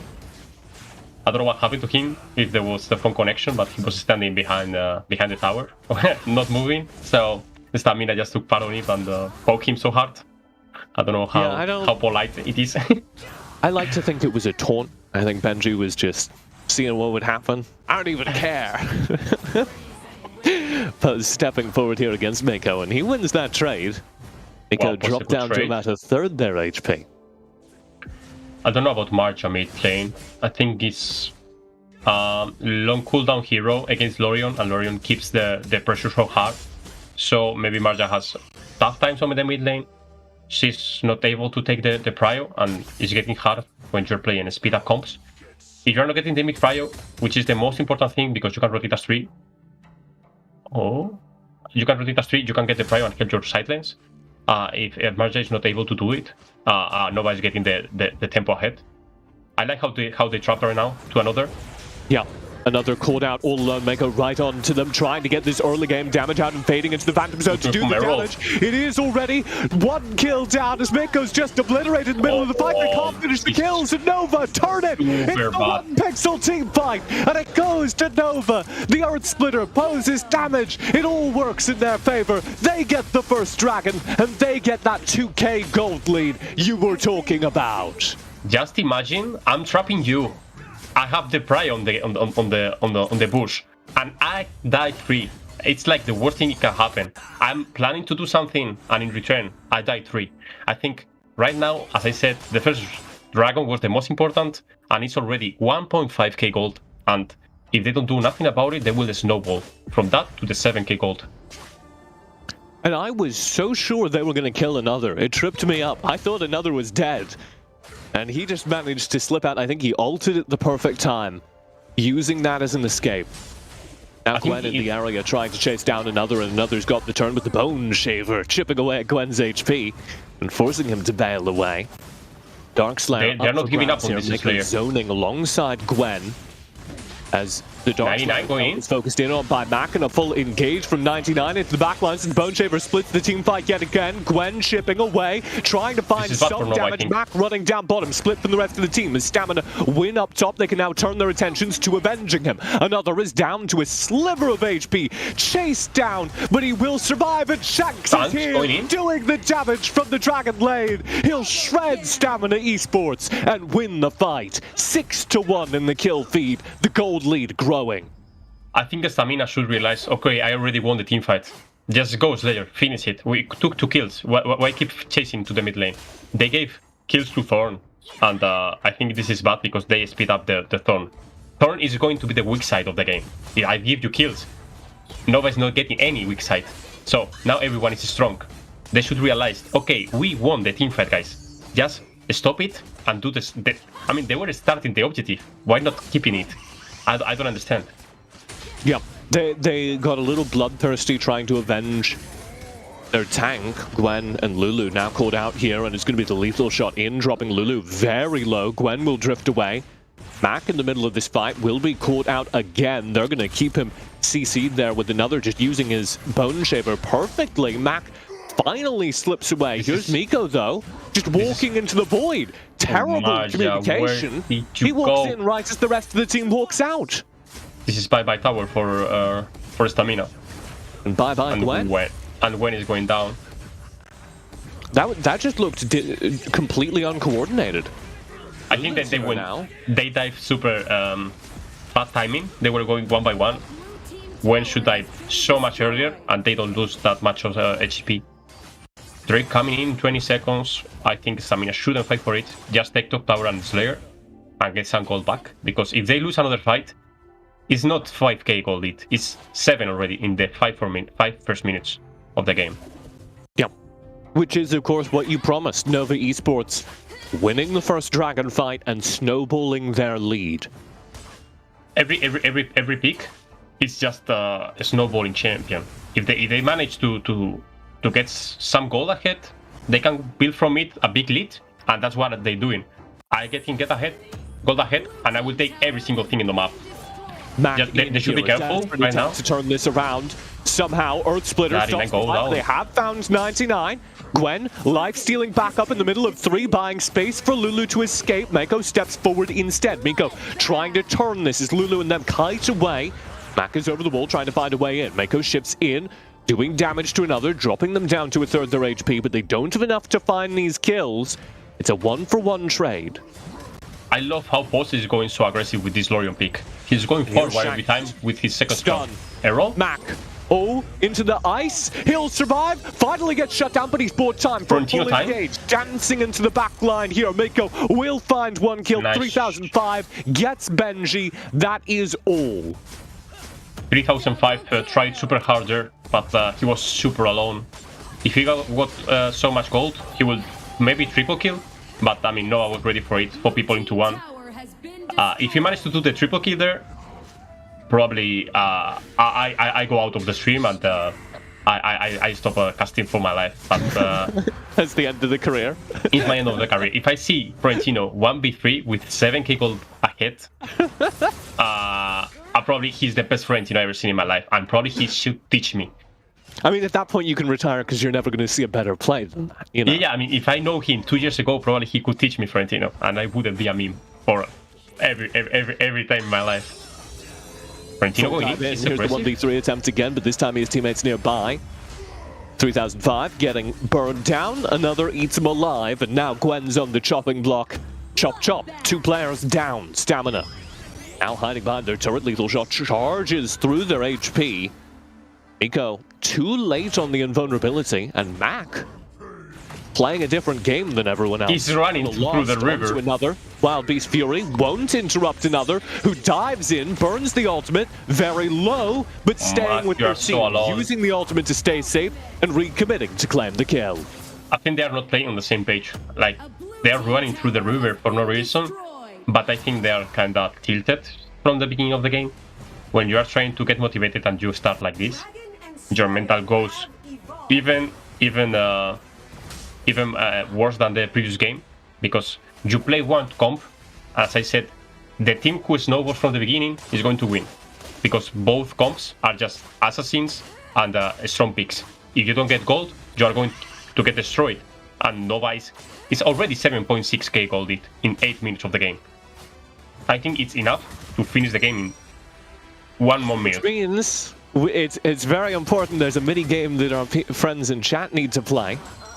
You can hop in the chat and use the hashtag AICEU 2022 before this game ends, which might not be very long, to win your 200 gems. 99 caught out. 99 survived that. In the fight. Holy Dragon up for grabs. Stamina might be able to steal something away here, whilst their high ground turrets are under siege. I think they're going to get it. Yeah, but they're doing the same as the previous game. Nova realized, okay, I don't need more fighting. I only need tower damage. So I go to the Slayer, I lay to the Dragon. Even with the Dragon, you are not winning any single team fight, because I have like 7k gold lead. Right now, with the Slayer, I think they are going to open the base with the high ground towers. Maybe even two towers. That's the mission for Nova. They want to summon this Slayer and break one of the high ground towers.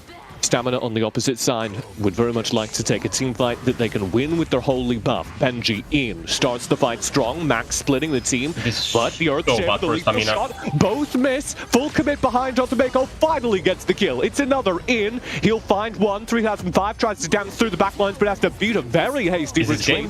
Here's the Slayer summoned, and the high ground turret burned away.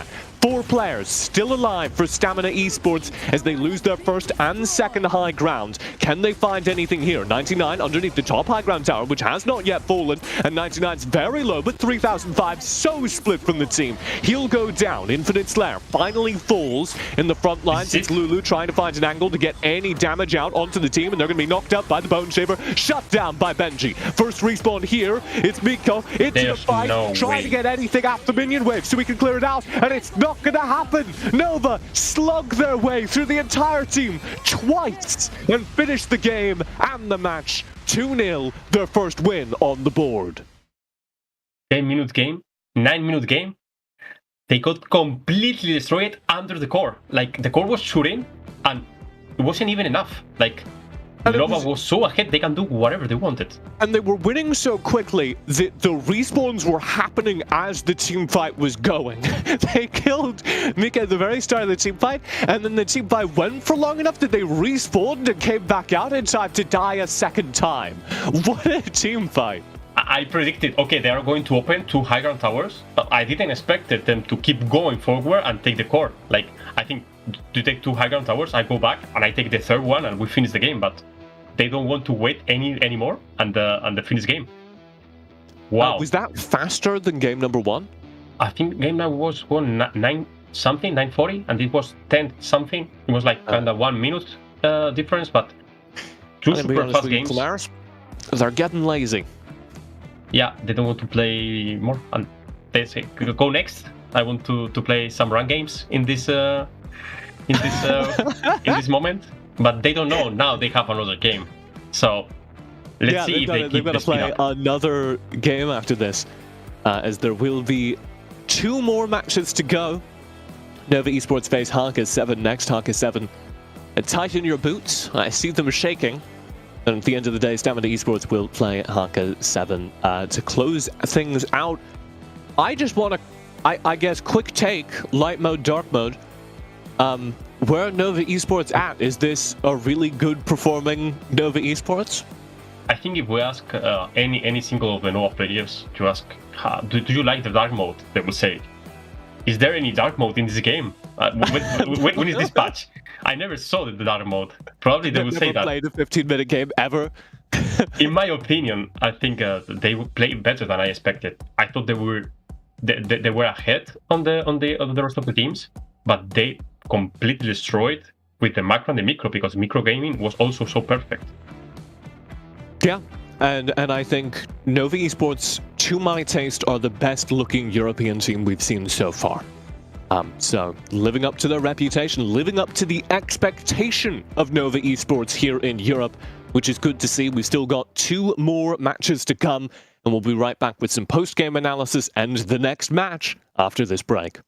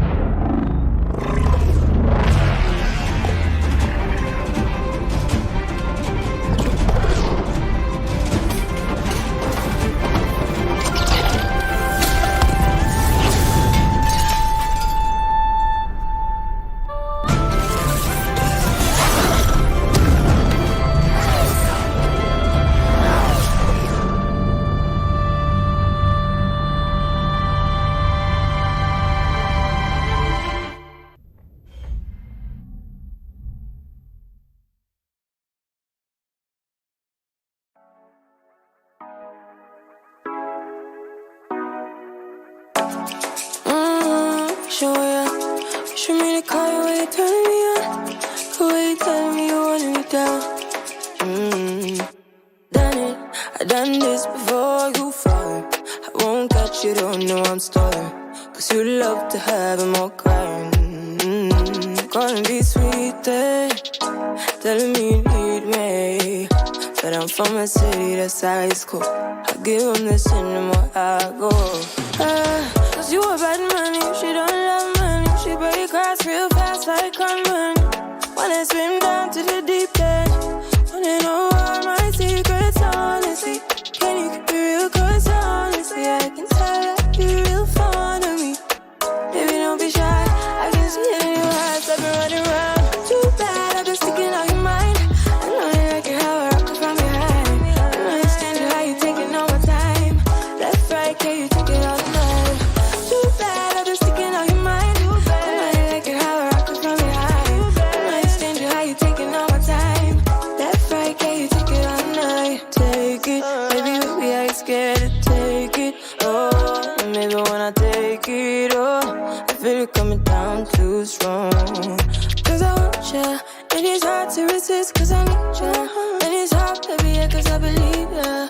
Hold me tight, holding on tonight. Holding a cuppa, no get to you clean and proper. Yeah, I'm moving a weekend lover. You gonna me on your mind forever. Ever, thanks, baby. Turn it down, make it sweet and ready. Go slow, keep it nice and steady. Know that you've been keeping patience. Too bad, I've been sticking on your mind. I know you like it how I rock it from behind. I don't understand how you taking all my time. Left, right, can you take it all night? Too bad, I've been sticking on your mind. I know you like it how I rock it from behind. I don't understand how you.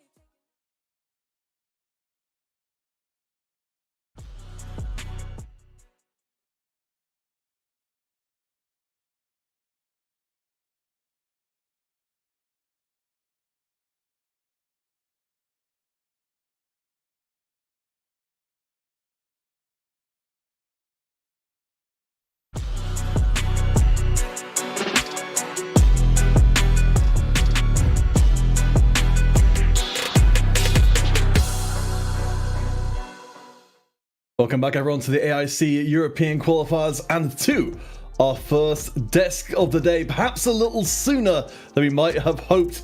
We of course were looking for, all of our games today to go to the full way through the best of 3 series. Turned out it was very much not the case. Guys, your initial thoughts after that absolute blitz through both games 1 and 2? Was that 2 games? I think it was 1.5. Or maybe half. Maybe not even that much. I don't know. I guess my initial thoughts are, wow, Nova Esports look good. We covered that. 2, what is right now defining the European meta is whether or not your team knows how to take control of the enemy jungle and just starve them of gold. That is like the skill that is splitting the good teams and everyone else who's still learning. I think the enemy teams should try to learn from that game and try to notice that Nova wants to speed up the game super hard and try to counter it. And I think if they want to make the game longer, I think they need to fight on the same level, speed up both games. But I don't know if any team is able to counter that early game from Nova Esports. Well, that's what I wanted to kind of pitch you guys is, in game 1 we saw a complete lockout of kills, Stamina didn't get anything. In game 2 they adopted the Nova style, they at least got some kills, but the result ultimately ended up being the same.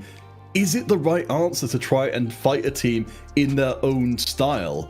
Or is it better to try and find a different way to play? I think game 1 was better. I think game 1 they came in with a game plan and it didn't work, but they had a clear idea of how to execute that. And I liked that version of Stamina. I felt like game number 2, they just kind of fell apart after they lost the first team fight around the dragon, and it was just obvious they were tilted. So I don't know that it's even so much on the drafting. I think they had a good draft game 2. We were talking about it. I think I liked their drafting game 2 more than Nova's, but if your team communication is going to fall apart to the point that you have people like joining team fights as the rest of your teammates leave them, you're not going to win a fight no matter what draft you're playing. I think it was kind of different playstyle. They wanted to trap on the beginning of the game, playing aggressive, and it turns out completely the opposite. They tried to get some kills, and in return they got triple kill for Lorion, I think, or double kill for Lorion. And I think in that moment, they mental just got destroyed completely. And the first game, they lost the first battle, but it was only 1k gold. And they didn't snowball first game so hard. Second game was 7k gold lead in the 5 first minutes. I think it's all about mental and trying to get back into the game. I think they won the mental and they won the series. This fight right here was actually, I think, the closest that Stamina got. And then right here you see just an overextension as they chased another too hard, and in came the end of their game in the form of Shanks. And I think that that's my biggest takeaway from the series is Stamina aren't bad. They looked good game 1. They looked pretty good in game 2 until they fell apart. But what is the problem with this team, what is the kind of thing that they need to figure out is how to make these clear calls in team fights, how to adjust when things are going wrong. I wanted just to come back to what you were saying before, because it sort of reminds me of what we saw in day number 1 from Team Fish, the whole, winning a fight and then sort of botching the follow-up to that fight. Why are we seeing this from now 2 different teams that they're both suffering from the same thing of, they could take the small victory, but they get caught up in the idea of getting a bigger victory and end up losing out in the end? Because in solo queue and in lower competition where you're not playing against the best teams in Europe, it's very easy to win a fight and then clean it up. It's very easy to get 1 kill and that's the team fight you can roll through. In competitive play where teams are hyper-organized, the 1 player you kill is very often the 1 player you're supposed to kill. It's very often acceptable that you killed the frontline tank and the real damage is still alive and on full HP. Teams are more organized. I think second game, Stamina started super good. Even if they got killed 3, on the Slayer fight they got 1 or 2 picks, but they chased on the mid tower, and Thor got a double kill. I think we are seeing on the screen this fight. They already won the team fight. Just finished the. See, the Slayer is 1.5k HP. Why is this chase for? You are not getting anything for those kills. It's called empty kills. If I'm getting only 1 kill, doesn't matter. Doesn't matter. You get 400 gold. But if I get a Slayer, I have 90 seconds power for taking towers. So objectives better than kills. We saw in this game they wanted to kill. Okay, I do the objective and slow watch the game. Well, it's a classic. It's just it's a classic MOBA receive wisdom that you're getting kills to get objectives, and when you've got the objective right there for the taking, it does seem entirely backwards to be chasing kills. And I think it's just something that you don't think of as a decision if you're not used to playing at the level where you're getting punished. It's not something where they chose to chase kills, it's just the team was in the moment and they saw, oh, he's very low, we have more players on the map, we're going to run him down, we're going to get another kill. And it didn't feel like a choice or a trade-off they were making. And that's something you just need to play against really good teams to the extent that you learn it's a choice you're making, it's a trade-off you're taking. Everything is a decision, but if you're not making decisions and you're just rolling through, then you're going to get punished by teams that are thinking of each of those individual steps as a trade-off. And one thing which I'd like to highlight as well coming into Game 2, of course, we'll be talking a bit more about CT Boy in a second, but the Nova were able to swap out their support for a different player to allow them, to get that game time. Well, he was the Torah specialist. Again, number one is the Torah specialist. You see the one trick. And they're like, well, got any more tricks left? Out you go. Well, as I know, Nova roster is kinda huge. They have like 6-7 players, and they play like there is no substitute. They play like, okay, I want to play, I play. There's no such difference on the level of the players. So I think it's really hard for the coach and the staff to keep the team as a unit, because sometimes when you have more players, there is fights between players with the same role, like probably between Benji and City Boy. Okay, I want to play. I think I'm better than you. How a coach decides to be like, I don't mean it, but if it happens, the coach should be like very, very hard on it and say, you will play 50% of the time. I don't matter if you do better or worse. And that's super hard, because it's like you need to handle the whole group. And usually we are like kids, like we are so young, and it's so hard to understand sometimes when someone's telling you what to do. Well, between the two supports, we are going to throw our weight behind CT Boy, who will be our MVP for our first of our 3 matches here today. Just absolutely ludicrous. Look at that kill participation. What a performance. Counterfeit! I cashed 4 years of Arena of Valor waiting for this screen, waiting for an MVP screen that said Toro on one side. This is it. This is the pinnacle. I don't know why. After I played in Nova for a long time, why is the first time I see Nova and Toro MVP? Why I wasn't MVP never with Nova. If you'd played Toro, I would have given you MVP. I made a lot of those MVP decisions on Valor Series. If you had played Toro once, you would have been MVP every time. You're telling me this so late. You should tell me when I was playing, not in retirement. I mean, it's not only because he was Toro. He played his role perfectly, and he realized when he wanted to go to the jungle, he tried to do super smart moves on the bushes, try to get some picks. I think he understood really well what he needs to do on the game, and the MVPs really deserve it. Yeah, it's not just that he played Toro, it's that he used Toro for a very specific purpose. He was pulling the character out, the hero out, to do a very specific role and offensive strategy that no other character in the game could do as well. You can play similar strategies with characters like Baldum and Teamy, but not the same strategy. He pulled out Toro for a very clear purpose, and that's very clever and smart, and here on this desk, we reward that. Definitely. So looking forward to our next game then. We will be seeing the return of Nova Esports up against Haka 7. So Haka 7, we yet to see them on stream, but fortunately, we are going to be able to have an interview with them during the break, so you'll be able to get acquainted with them. Hopefully, they've been watching this last match very carefully, because as we've seen, this could be a very short day indeed if Nova Esports have anything to say about it. But we are only 1/3 of the way done in finding our two teams to go to playoffs next weekend. We'll be taking a short break. When we return, match 2 coming up.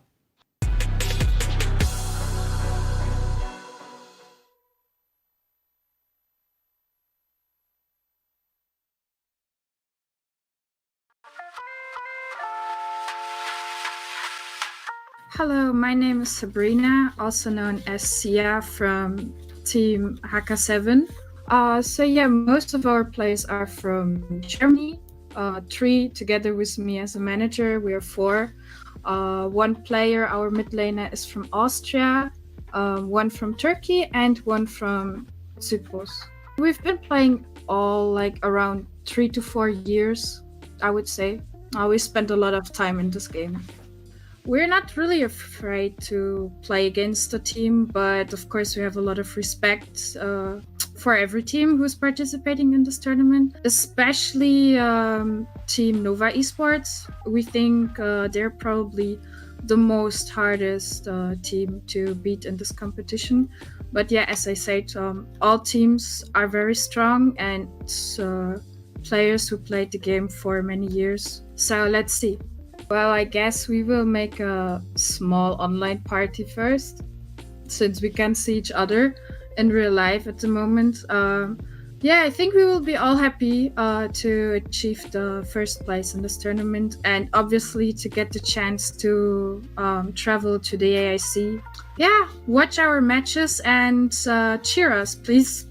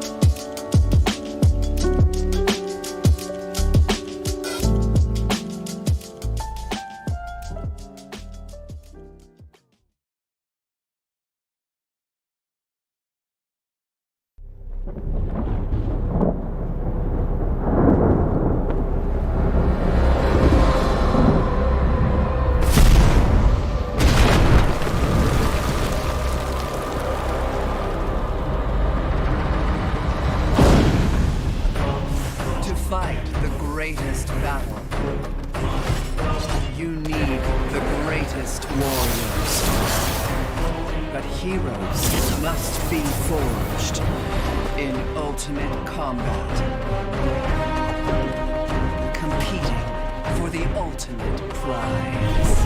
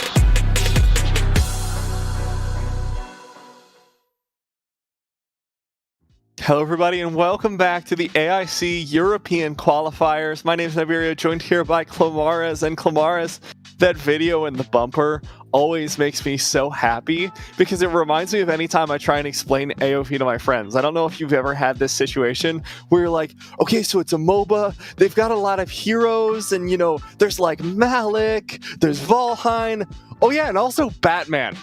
And every time they're just like, I'm sorry, Batman? It was so hard to explain when you are like pro player and you are young. It was like, okay, I'm pro player, but pro player of what?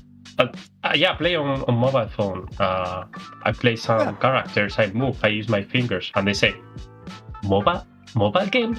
I only play Candy Crush. I only play strange games. Do you get paid because of that? And I was like, yeah. It's like, yeah, that's what being a pro is. That's what it's like. Yeah, but the hardest part is like, okay, let's go out, let's have some dinner. Okay, I have to play, guys. I have a scream, sorry. Next week was the hardest part. The hard life of a pro. Shizuka definitely knows what that is like. This, of course, is one of our players here on Haka 7. Team we haven't gotten the chance to see very much of yet, so I'm interested in seeing what they're going to bring out today. Natalia being one of the highlighted heroes is exciting for me because we haven't seen her at all this weekend. I really like Natalia. It reminds me on one player, Alex P. I think the TJ and the old viewers will know him. It was super good with Natalia, and it was super strange pick, but it's super good into melee champions because of the key bindings. It's like, if you are all together, it's going to demolish with the laser on the ultimate, but I don't know how good it is into Nova, because he's a zero mobility champion, and Nova wants to go super hard on the Prios.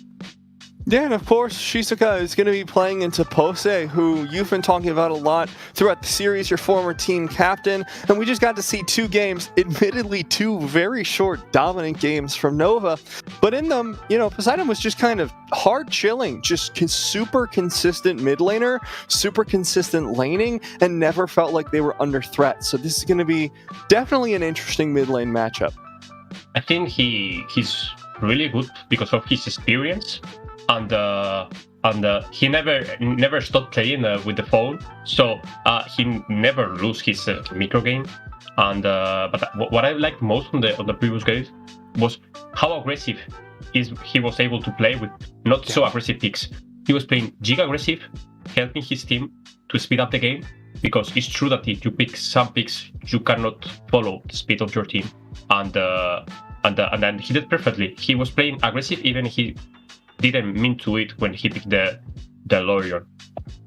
And that's, I think, the most exciting thing to see from players is when they're like, oh, they're gonna pick a control mage. It's gonna be a little bit of a slow game, so we're in for a longer one. Maybe we get to see night mode, and it's just like, you know what? Nope, I'm going in hard diving with a control mage. Whatever, we'll see what happens. And it worked out really well for Nova. I'm a little bit worried for Haka 7.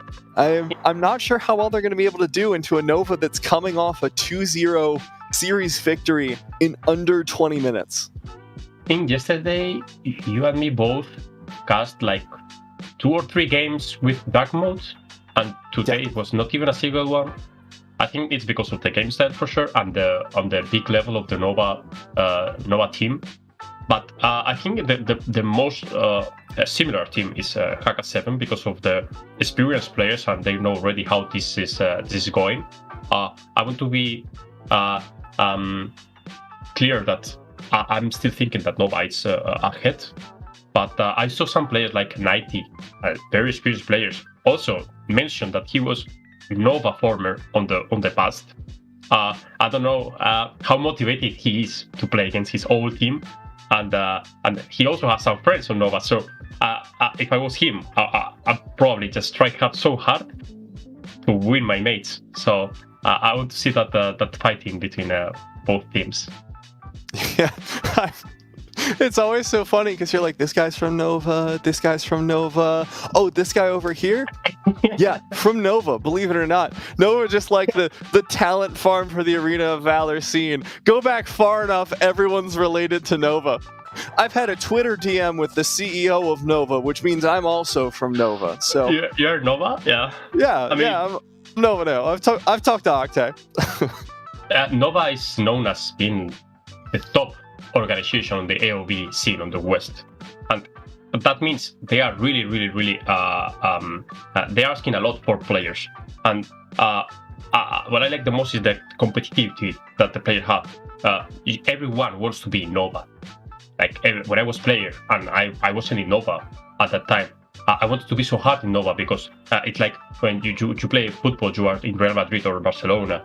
So when you're a player, you want to try so hard. But the player who is in Nova already should feel the pressure and keep improving every day. They shouldn't take for granted, okay, I'm Nova player. I just got to the top and I relaxed. No, you need to be the best and the best and the best because everyone wants to take your place. And I like the most on the Nova team. You feel the pressure for everyone, and everyone is waiting you to make some mistakes to get some laughs of you. But I mean, you are a pro player. You should be proud of it and keep improving.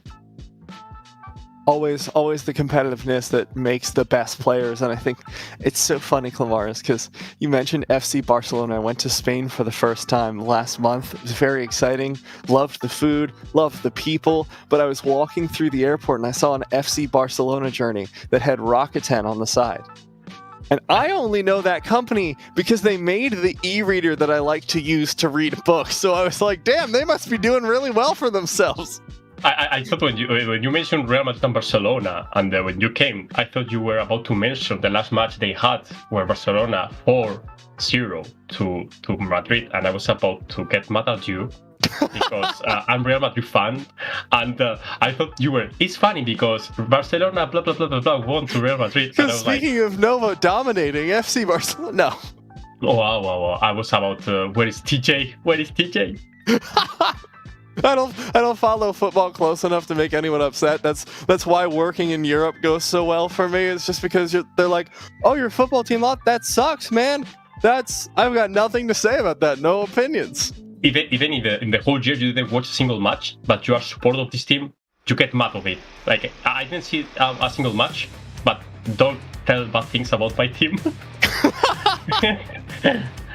It's like Nova, but we've got the advantage of actually getting to watch Nova. So if anyone says anything bad, you've been here. It's going to be worse, Clamaris. It's going to be even worse somehow. Wow. I'm so hyped for this match, Nigeria. Super hyped. I don't know if they are going to draft similar to the last game, but I think like Haka 7 had more time to watch Nova because they have already too much played. So maybe they took some notes and tried to counter Nova playstyle. I think that's the best part of being second on the weekend. Oh, absolutely. You get a little bit of an advantage. And then Nova, of course, coming out of this, they know whether they're going to make it to next weekend or not immediately after this game. Either way.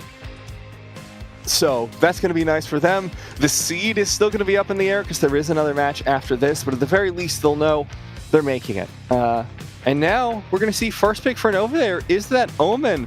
Does this fit into the style that we've been seeing so far from them that's like the super aggressive early game? I mean, Omen is known as being a super good top laner, and I think he can get the prio and rotate and help the team. So maybe that's the plan, just to push fast the lane and rotate to the dragon. But also maybe they're trying to change the game style because they think their Slayer lane is better than the other one and want to get the Slayer lane weak side on the enemy team. So maybe they change completely to the dragon lane, to the Slayer lane, and try to strong side the Omen. But I feel like they played super good the last games with their own playstyle, and I don't think they need to change it because they play Haka 7 right now. Yeah, going to be strong competition here. And of course, that Liliana and Lumber picked up there by Haka 7. We've seen Liliana banned a bunch throughout the weekend. So this is going to be, I think, her second time making it through out of all 4 series that we've seen so far. Lumber, of course, very standard, very good peel, very good initiation from long range with the ultimate. We see the answer from Nova. Lorian again, unsurprising there. That was looking really good earlier on in the series. Lorian is really good pick, and also is one of the favorite champions from Pose, so why not pick it every time? If you are confident and you think you are going to carry, just pick it. What Haka 7 is playing right now is stall the game, because they are picking low Liliana to make the game longer. I don't know if they are going to be able to stall the game for a long time and maybe see Dark Mode for first time on Nova, but I don't know about the Nova second ban phase, because if they want to speed up the game, they need super aggressive jungler right now, and they have Varus already. I feel like this is going to be a DC because they have Varus and Omen Shidens already. So right now, Haka 7 should focus on ADC junglers like Lindis and Elandor, for sure. Elandor, of course, we've seen a ton throughout the weekend.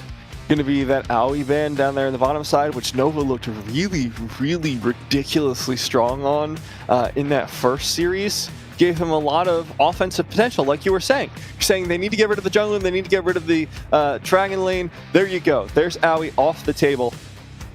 Yeah, they need to take aggressive junglers away, but I think they should focus on ADCs because I mean they have already Omen and Varus and Lorian. You have already the 3 side laners. What are you going to put on the jungler if it's not ADC? Are you playing with no ADC, no range? I think they need a hyper carry to play their own style. Maybe they play Sleep Fennec. Fennec was open. Maybe we'll see some Fennec today. Yeah, I would love to see more Fennec. That looked really good earlier on when Saisai was playing it for CDAX, but that felt a little bit like a pocket pick to me, I'm not going to lie. It's definitely felt off meta, but I'd be glad to be surprised. The Pain ban coming out, that's a little bit interesting to me. I feel like Nova already has filled most of the positions where you want to see the Pain, and like you were saying, they really need a marksman somewhere to shore up this composition. Yeah, I mean they need marksman, and it's only the jungler role who is left. I don't think they're playing without ADC. I think they're really confident on it, and I think playing against Fennec is super painful because you need to get ready so fast into the objective because he melts the dragons and the slayers. I don't know what is going to pick Haka 7 right now. I think they should focus on one of the silence because they know already the matchups and they can counter it. Maybe we can see some Roxy or under double ADC on the side of Haka 7. Ooh, I couldn't imagine this. Well, it makes the Pain ban make a little bit more sense, right? Because the moment you get a Pain onto the team, backline access, that AD carry's dead. Okay, they are going to pick Ata instead. I mean, they cannot pick. I mean, if they plan to pick double ADC and they ban Assassins, it's totally fine for me. But I I don't really like the double ADC meta in this comp, because you have already Lorion, Omen who can trap you, and you have nothing to do with 2 ADCs. Watching City Boy right now, are they planning to put Varus support? Maybe it's the Varus support, and I was all wrong the whole time. I guess. I've not seen Varus support before, so I'd be intrigued on how this works. Thorn, of course, going to be the pickup. Has been pretty meta for a while, but so far this weekend, I've not been really impressed by the plays. His short range seems to have gotten him punished quite a bit. However, this game, I don't feel like Haka 7 has a ton of backline access, which may be why they're hovering this Wukong. Wow. I like how the draft changed completely from the burst Omen Lorion sideliners to the burst support. I kinda like it because it's unexpected, and I think Haka 7 is surprised like we are, and the Quickline is really good to put hands, because he can speed up the game so hard with the ultimate from the level 4. He can roam through the map and gank everywhere. Thorn, we already saw how powerful it is. We saw already the marksman Sank's playing on it, and it's really good. And they locked the Wukong, by the way. Yeah. No, I don't know. I saw that, Clamaris. I wasn't sure how keen I was on it, because I was thinking about it, and Volcath maybe would have been better, because then you have a little bit more beefiness alongside the Ata. You can get deeper into the backline, really threaten that Thorn. But now, if you just have the Wukong, I mean, we saw yesterday how easy it is to threaten that Wukong, scare him off with just a little bit of poke. The thing is, Wukong is really strong, but he needs 1-2 items to be really strong. The thing is, Nova wants the opposite. He wants to get the game 9 minutes long. If the Wukong doesn't get what he needs, it's going to be a useless pick. He's going to be one player less. Let's see how they manage to control the early game and make his carries get into the late game, because I think this is going to be really hard for them. I mean, just looking at this composition, I've got to pull it up onto my main screen here so I can look at the audience directly in the eyes, stare them down a little bit. Just get them off balance, Clamaris. That's what we're here for. I'm looking at this composition, and it feels a lot like Crickneck is going to have to decide the pace of the early game here. Lorion, very control-y. Omen, like you said, can take over that Slayer lane, but takes a little bit of time before he can get those 1v1s going. We've seen what happens when he's into an unfavorable matchup, and he can just get completely shut out. So they need to get this early agency rolling, and if they don't, I think Haka 7's chances are looking a little better. I think right now the main problem is the dragon fights. Like, every team is planning to do it. Nobody is getting the Slayer because they want to. They are just trading the objective because they are not able to do it. And I think that's the most important thing, is that Omen should take the priority and help the team, because they are fighting for sure for the dragon. Can we also, Clamaris, just take a second to highlight CT Boy and talk about how he's my favorite player ever? Toro and Deviri's support. I mean, I feel like that's just shout-outs is all I'm saying. This Knight player is the nicest person I ever met in my life. He's really super kind. Yes, super kind. I met him in Brazil and Australia, and he was really nice.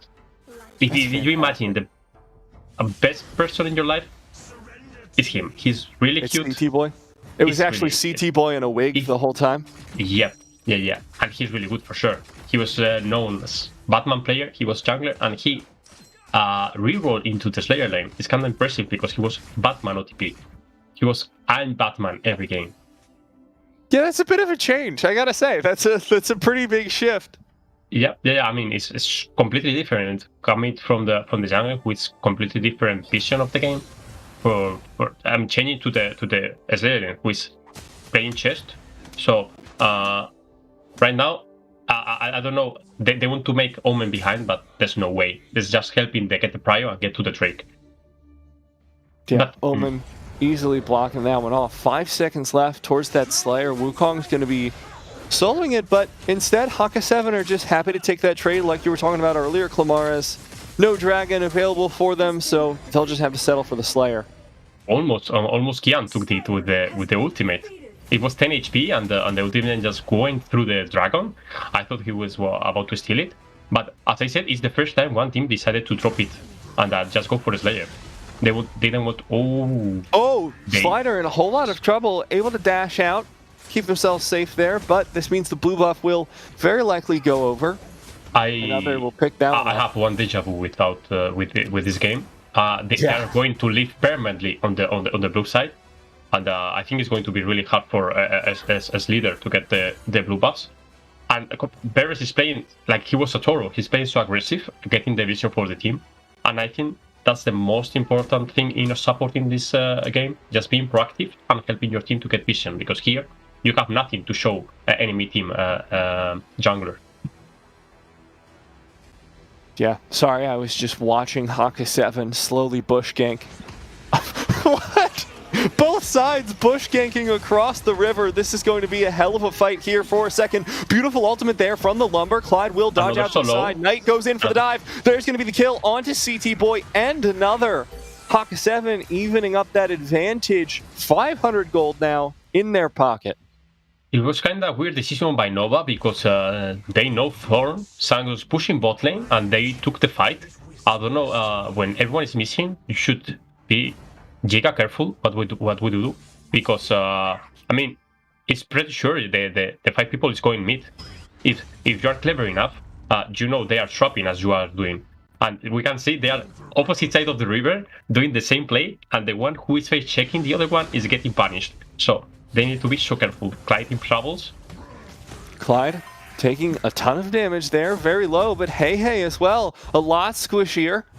Down to just a sliver, will make it out alive. Something we didn't mention, I just realized. Pose is not playing. It's hey on the mid lane. Yeah.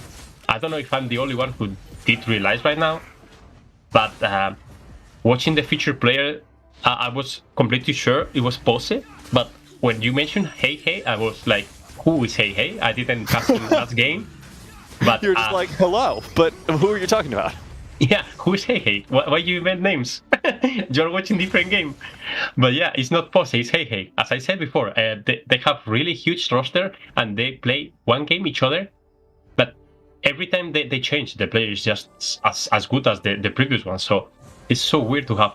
Nova is so selfish, he's taking the whole player base to his team. You are not getting any single player. I'm getting the whole best of the server in my team. Yeah. Why stop at just 5 of the best players on the server? Why not just get 7? Yeah, you take the leaderboard and you take the 10 first players and you say, okay, this team, this is so good. He's Nova. Oh, let's see he's Nova. Let's take the 50 player. Every time it's good player, it's Nova. Just gotta settle it. Haka 7 now going to be able to pick up that Slayer for themselves. The trade once again comes out, Dragon for Slayer. This time Slayer will have a little bit more impact, of course, but how are you feeling about these objective trades? I think it's super smart from the side of Haka 7 because they want to stall the game, and if they want to fight for the Dragon, they're risking a fight, and they maybe lose it and then giving gold for free. So they're just waiting for the moment to team fight when they see they have enough items. So I think it's really smart what they're doing. Just trading, not taking fights, and not giving gold in exchange for that fight. Nova not going to be able to snowball just yet. Shanks will pick up that outer tower. Oh, Sleater might be in trouble. Yes, jump. Okay. He's safe and sound. City Boy accuracy. City Boy. Okay. I don't know about that one, buddy. Knight going in for the engage. Incredibly tanky though. Sleater getting on low health. There's going to be the kill. Hey picks that one up. Clyde low as well. Beautiful ultimate from Shanks. That'll be 2 kills for the side of Nova as another just runs away from the Liliana ultimate. A dive in there from CT Boy. Crazy. It's yeah. Crazy. But he's so tanky. There's the orb. This Ata is tanky as well. Speaking of. CT Boy healing up. Oh, not able to CT find Boy the heal. Finally down. The overcommittal there from Nova. I think that they just agreed for it. They saw they were dominant on the team fight and they keep going. But I think there is a moment when you should go back. And I think the moment was like 10 seconds before. Like after going to the enemy jungler, they should just go back. They took 2 kills. I don't like that as leader after going away almost with 1 HP, he re-engaged with 1 HP. I think those are the types of kills you don't want to give to Nova, because you see, for 1-2 kills they get 2k ahead. They snowball. For everything you get, they will get 1-2k. They should play for the late game in that point. And as much as we were talking about how CT Boy like super dove deep for that, it was able to allow Shanks to pick up that tower in mid as well. So a little bit of extra gold in their pocket for that play. I think no matter what CT Boy plays, he will play the same style. You give him Alice, you give him Annette, he will be like his Toro. It's so perfect how he plays so aggressive, but it also gives his team the prior to do whatever they want. They need to put 3-4 people into his spells. So we didn't mention Omen, but Omen is free on top lane. They fight 4v5 and he took first tower. Omen is going to get a monster because he didn't even do anything in the game, and he's the most gold in team, 543 with already Fafnir and anti-healing. I think he's going to be really hard to destroy him on the team fights. Yeah, I mean, you've got 2 scaling heroes here on the team. You want to watch out for that Thorn, you want to watch out for that Omen. Both of them are insanely rich right now. 5.7 and 5.5k gold respectively. CT Boy just going in for the dive again. Finds the heal, has to flicker out. CT Boy incredibly low. Is down. It was super good, the ultimate from Ata. Just put the boat in front of CT Boy and he split the team fight from Nova. It was Ata with the birds, and the whole team was behind the boat, so they can shut down the CT boat. Maybe they should do that every time. Yeah, just stop those engages before they can get off, before they can create space in the middle of those team fights. But all the while, 99's just farming away, man. Yeah, it's a game with super low deaths on the scoreboard. They are trying to play super macro game. But I don't think this is good for Nova, because the late game the team of Haka 7 is building, I think it's better because they have super good disengaging tools and they can make the fight longer. So I think Haka 7 shouldn't desperate for this game. They can make it to dark mode and 2 dark modes if they want. Okay, so about 5 more minutes until that can happen. Nova just has a 3k gold lead. Significant, but not impossible. If they get the Slayer, that makes things a lot more difficult, though. They can find those towers, find a little bit more gold in their pocket. It's not like they are lost in the game. They are playing his own cards. They need to give something, because when the enemy team is being so aggressive and you need to retreat, of course you are giving some camps on the jungle. Of course you give some towers, but it's better to give 1 tower than the whole core. So I think they are just waiting for the moment to just go in and re-engage. Clyde travels. Beautiful flicker away from Shanks, keeping themselves alive. The boat comes from behind, but it doesn't matter. Knight is all alone. That's going to be the team fight Nova we're waiting for. This is going to be the game, Nigeria. I think this is the game. 1 mistake. Yeah, straight up. There's the wave. There's the Slayer as well. Shanks finds the kill, dives onto Chen, dives onto the other players as well. Hengiz is down, and that will be game number 1 going in favor of Nova. I think this is all a plan. I think this is the 10-minute mark, and okay, let's win, guys. I don't want to play 11 minutes. It was like they just changed something in his brain, like some button. Okay, let's finish, guys. And I don't know what happened. It was only Clyde dying, but then they re-engaged and they finished the game in 10-minute mark when I thought it was like 17 minutes game. Incredible play by Nova.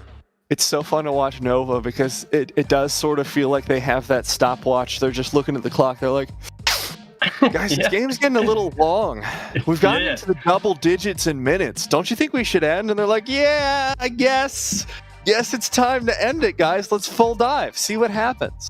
Just really beautiful. I think CT Boy has a date or something after, and he's speeding up the game so hard. And he said, guys, I have date now. Let's finish the game. And he just went into the 4 people, just stunned 3 people with this second spell, and everyone was in and destroyed the whole team fight. I think Haka made a mistake. As I was saying, they cannot give everything. They should just give 1 kill, 1 tower is enough. I mean, they are not finishing the game if you have 4 people alive. They should die. They should let die Clyde there, and try to get something when he's respawning. But dying 3 people when they have a Slayer, it's the end of the game. Yeah, especially because Nova were able to take so many objectives early. Like early on, I think Haka were playing correctly. Like you were saying, they were trading for those objectives. They were keeping themselves in the game. And they even had some great team fights like this one where they were able to pick up a couple members of Nova. And we thought that was the sign that Haka 7 were going to come back into this. We thought that was the sign that they were going to get their win. But unfortunately, Nova just decided to go all in, saved up, waited to find that Slayer, and then said, we're either going to end the game off this team fight, or going to just stall out the game for another 5 minutes.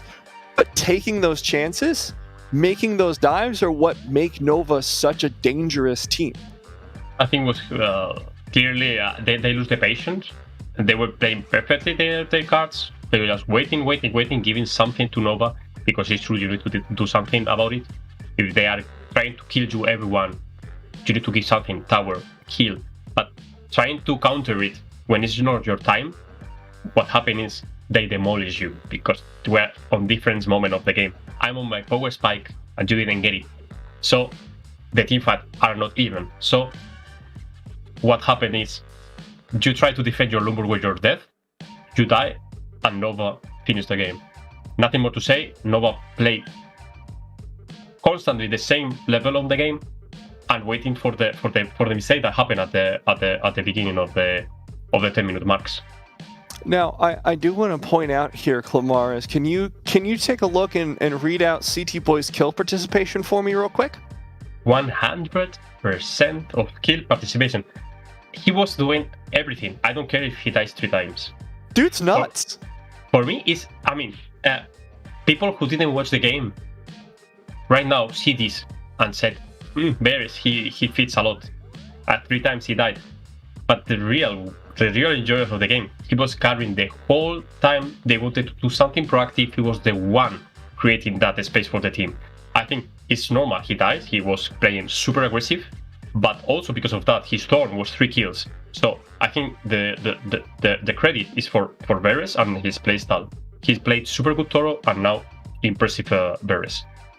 Yeah, I think consistently between the 2 games that we've seen from CT Boy so far, because Nova do run that multi-man roster, is that CT Boy goes in for these engages and is really good at creating space, really good at finding engages and giving opportunities for the team to go in.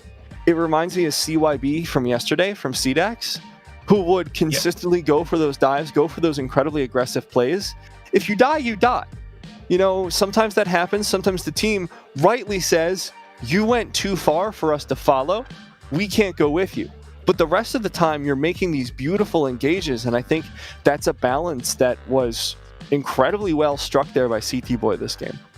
Yeah, definitely. He was pushing the enemy team backwards, so I can push to the enemy jungler, and I think it's really hard to be jungler on the enemy team of Nova because they are so aggressive on that point.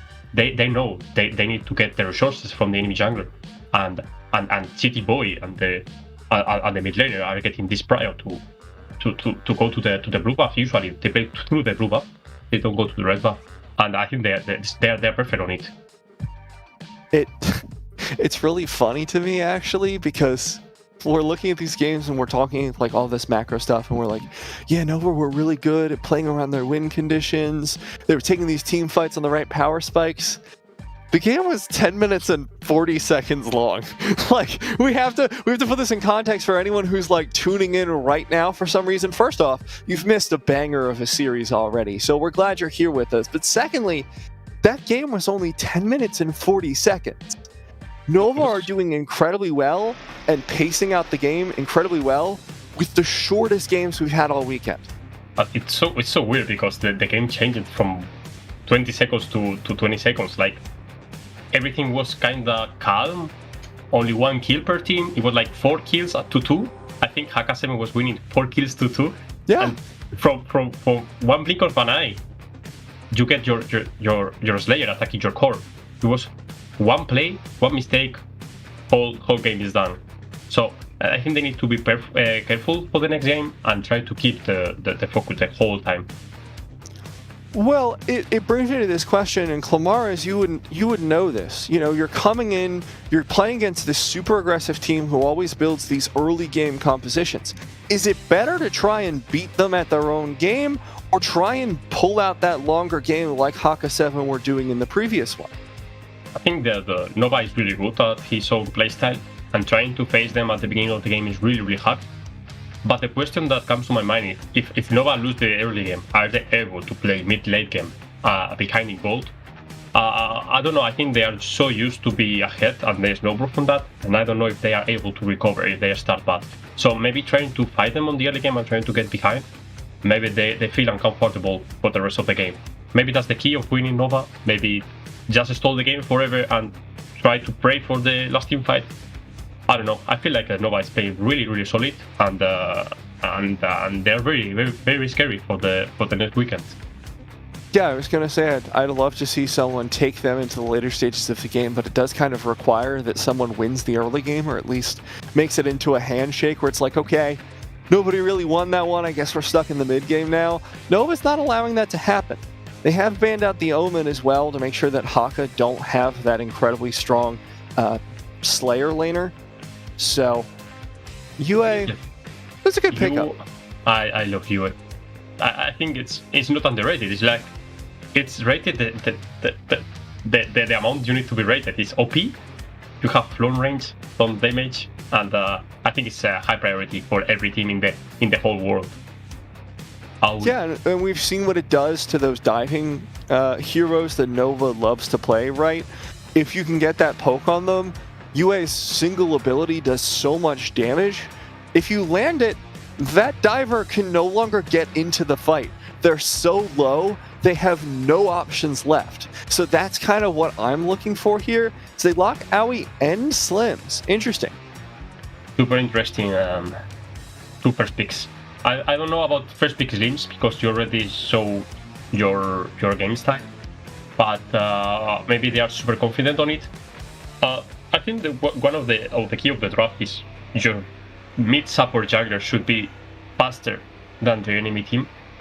Maybe that's why they pick Jue first pick. If they can take the mid wave fast and try to contest before City Bo is coming to your jungler, because the main problem is City Bo is always there before the enemy support. So I think it's the block of 3 mid support jungler from Haka 7 can build a prio and contest the invades. Is going to be super beneficial for them. But the problem is they are not picking prio mid laners. They are just waiting them to get pushed and then react on it. So wow, Baldum, really good pick for the early game. Wisp, good for wave clear, can be alone on the lane. Maybe they try to play on the other side of the map. Let's see how Haka 7 can manage to get with this Wisp. Strange pick, we didn't see in the whole weekend. Yeah. I'm hyped to see it. Yeah, I am as well. I'm kind of curious. I've mostly seen it as a jungle pick when you're in that second or third game because of global pick ban. She does a really good job of making her way around the map, hard farming it up. So she's going to still have those abilities, like you said, wave clear, so maybe they're looking to try and stall that way and say, you know, all right, we know that we're not going to be able to take fights. If we just have Wisp barrage, the backline barrage, those minions as they come up, we can stall for a little bit more time while avoiding team fights because she has so much. Kali! Oh, yeah. I mentioned it. Okay, you pick Yue. You want to get the mid prio? Okay, I pick Kali, who farms faster than you. He just put the first spell, double auto attack, and the wave is gone. But I don't know how aggressive can you be to invade enemy jungle with a Kali. I like this pick because I think it's really good into the mid-late game.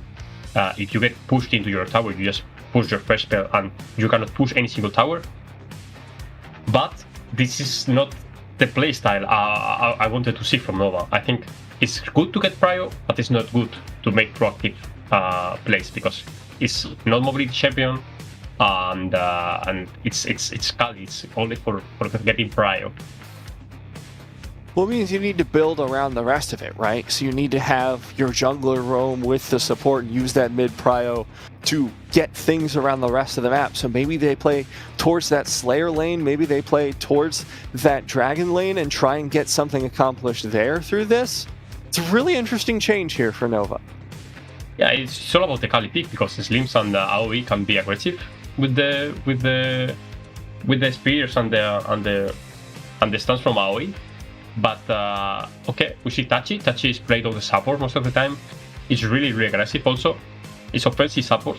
Nothing surprised me with City Boy. I think he's going to play Tachi like crazy. And I don't know about this game style. I don't know if they will change anything. They will play with these champions. They will play the same level. But the team is not built for it. Like they're playing aggressive with not so aggressive picks. So let's see if the difference between micro and macro can make the difference in this game.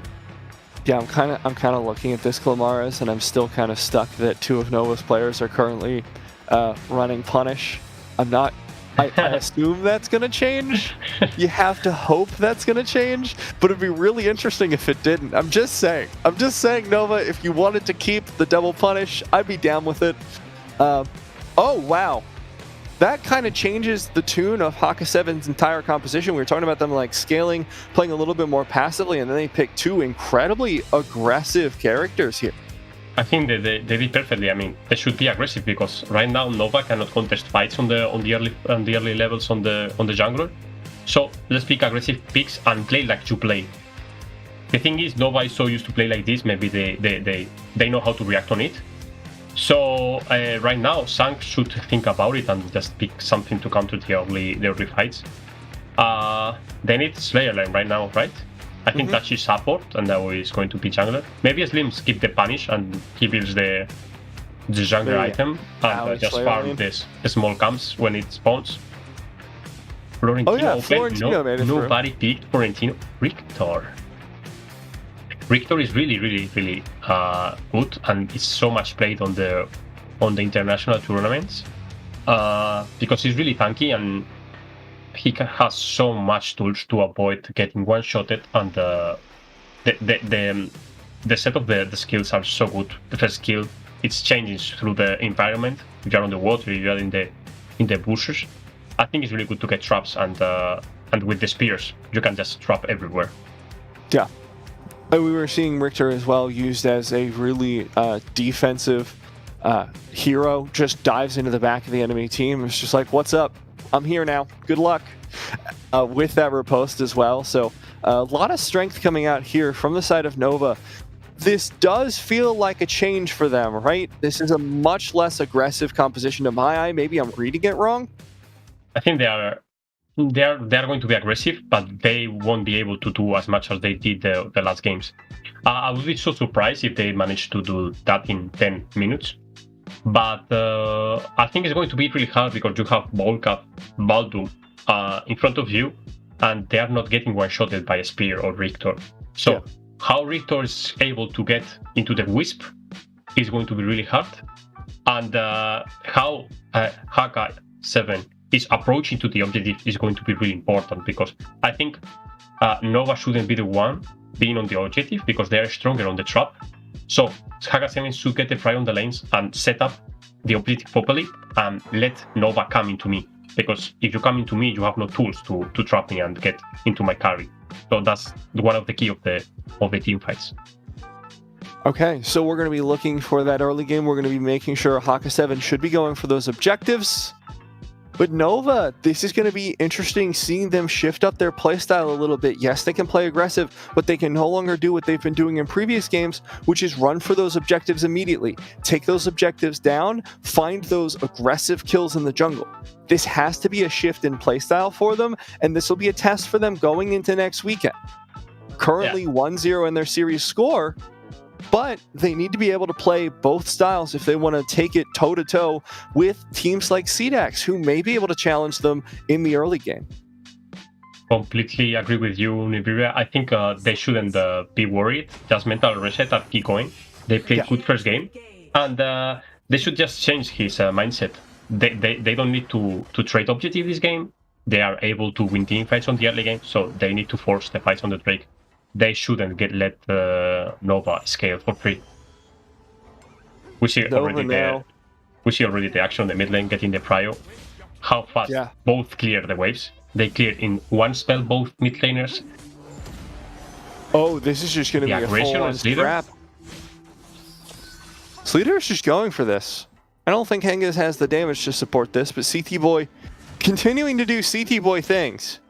I mean, I love this game style. He's being annoying. He's just I'm not doing anything because he didn't get it, but I'm being annoying, and I want you to know I'm here. Okay, did he get the minion? I think he did, right? He's almost level 3. I don't think so. He's tied with Baldum in gold. Sorry, maybe I'm wrong. I thought he got it.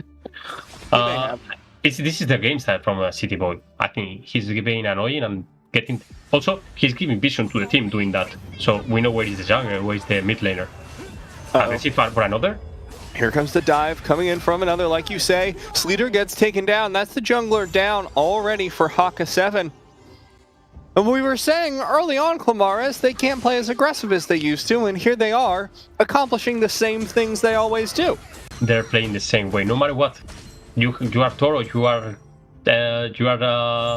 City Boy. You can play whatever you want and be aggressive. It's so sad for his leader. He just took the double buff and give to Hey. He's like, okay, deliver. What do you want? Deliver to your house, double buff. Enjoy it. Just picking up an order, just like, yeah, can I also can you bring me some water as well? It was like 5 seconds. Or we do it for Kali. I like the animation from Kali. Nice damage from. Oh, yeah. Okay. Like flurry of swords. It's good stuff. We got a solo kill on the top lane. 99 just demolished Knight on the Suka. I don't know what happened, but I think it's just Richter trapping on the bush and just pressing ultimate and one-shot it. Richter has so much potential to trap, and Suka is not tacky enough on the early levels, and if he gets stunned, Richter is going to destroy him every time. Just we need to be careful on the Richter because he has free lane right now with the kill. Keep an eye on him later. Slayer was picked up though by Haka 7, so they got a little bit from that. Wow, nice stun. Boy. I mean, as we can see, the early game from Haka 7 is really good, but they need to do it properly. Like, they shouldn't be afraid. They gave 2 kills, but this is 300 gold already, so it's not that much. They should keep working on the early game and not be afraid of the CD ball. He's not tanky enough. 99 goes in for the dive. Is going alone. Yeah, they bit off more than they can chew. The ultimate comes out from Hey. The was leader. Yeah. Volca with no ultimate for the next 70 seconds around. It's like more or less 70 on the first level. So Volca is going to be so much There goes Slater. So much dead. Incredibly dead, as he pointed out. Ooh, very close to landing the ultimate. I think that mechanically Nova players are so gifted. Yeah. They are playing super good mechanically. It's not all about the macro game. I think they are insane how they play mechanically, how they dodge the bottom ultimate, and that's it. You can give them a rock and they will play the same way. So I don't know. I think they are just so much good team in the qualifier. Yeah. And the thing that I'm loving here is that they're forcing out so much investment here from Haka 7. Every time Sleater looks for a camp, you have to send 2 people with him now. Clyde's gotten poked out of this fight. Henga is low as well. The only person who can invest anything is Sleater. I think that's the Kali pick is pretty good because you counter the mid prio. You will have the mid prio every time, and the enemy team cannot be as reactive. There's the ultimate from 99, just assassinates Knight. I'm pretty sure this is what happened the first time. Richter just camping and he can one-shot you. You're a Suka, you're not tanky enough. Yeah. Taking problems. Wow. Hey dies, but it's a 1-for-1. If you're Nova, you're not too worried about this. Haka 7, sure, they got a kill, but they don't really have a whole lot left. I love how another is playing with the jungler jumps. I think it's really, really good how the mobility of the champion is. He's being annoying, taking camps and running out. It's already 2k ahead, and I think it's going to be the opposite way around when we started the game. Another is making me want to pick up Aoi in my solo. Aoi is Like, just this seems is so much disgusting. fun. Yeah. It seems so much fun to be jumping around the walls. But I think you need to be so good on it. Okay, action on top lane again. I think Knight may get the better end of this trade for the time being, but there's the flicker from Richter. Nice flicker first kill from Richter. I mean, that's why we say they are micro gifted. They are super good and they know what to do in every stage of the game. So CT Boy's just casually 1 versus 3 in the jungle right now. And he's full HP always. Yeah, and he's forced everyone off the jungle. Dodges out of the wild prison again. He's fighting every time against everyone, and he's not getting punished. Maybe they're scared of him. Here comes the dive. 99 goes in, pops the ultimate. There's the orb from Sleater, who falls in short order. Clyde in trouble, finds the throw onto Nice CT healing. Boy, who's still full health again. He's fighting the tower, 3 people, minions, and he's still alive. I don't know, cutting the CT wave. I don't know, CT and Slim's taking the whole jungler. This is so rude. This game seems kinda difficult for Haka 7 right now. They ruined their plans. CT Boy is driving head with no CT Boy hesitation. gets this kill, it's just doomed. It just full stop. He's 3.3k gold and he's playing like he was field build already. He's so aggressive, and I think it's not he's aggressive. He knows the capabilities of his champion perfectly. He knows when to go in and go out, and I know when he's going to like troll a play. So I think he played like 100 times every champion to know what to do in every scenario. This is insane. This is so fun to watch, CT Boy. Yeah, it's the player you want to see every time because he's so proactive. Yeah. There he goes again. Just going to be diving and creating issues here for Haka 7. He's everywhere. Whenever you look, someone is fighting. He's there. It's super good. You know how kids are afraid of looking under their bed at night? It's because they'll find CT Boy there. CT Boy is under. It's inside the room. Clyde in trouble. Does finally land the wild prison. It's a good one too, but they're slowly dying. Like they are taking every T2 in the game. The game is looking like the previous ones. This game is done in like 10 minutes. There's no way they lose it. Someone should steal the phones from Nova to win this game. I think someone should go to the gaming house of Nova and steal the phones so they can reverse the game. Shut off the internet. They made it if they shut off the Wi-Fi. It's doomed. They should turn on the Wi-Fi or something. This is incredible how they play this game. Ult from Wisp to Wisp clear the last breath, but this game is just like they are waiting for the Slayer and finish the game. It's Nova don't charge their phones or something. I think it's not about disrespect to the enemies, but I think Nova is playing perfect. There's nothing you can do to just avoid this game style. They're playing perfect. It's not that you are playing bad. Haka 7 is playing standard as they should play, but Nova is just playing on the fastest mode ever. Nova's making Haka deal with them. There's going to be the assassination under the tower from Hey, just with the ultimate. Knight tries to get a little bit more, but it feels like a moot point. It doesn't feel like there's anything you can do to stop Nova at this point. You have late game comp, and with those kills and towers, you're speeding up your scaling, and there's no way the Nova loses this game, because sometimes when you're playing this, you're hoping to get into late game, but right now the late game is right now. So if they have a chance to win, I mean, Haka 7, it was in the first 5 minutes. Right now, it's so difficult to get into the game, into Kali, Slims, and CT Boy playing like crazy. Nice, CT Boy. CT Boy picks up another kill, diving under the tower for it. There's going to be another, popping the ultimate as Chen falls under the tower. There's going to be the Slayer popped.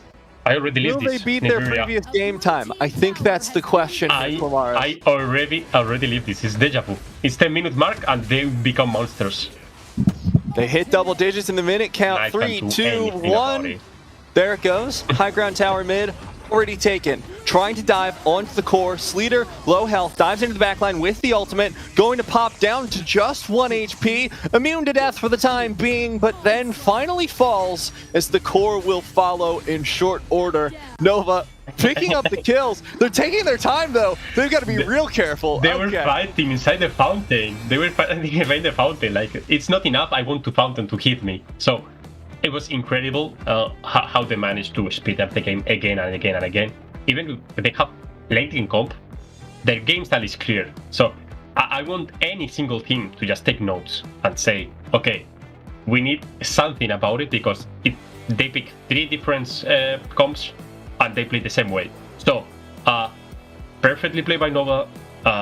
Just Haka 7, don't hesitate to play well, but Nova was better, and then they need to work on the next series. Like, they have another best of 3. So Haka 7, just a mental reset and keep going.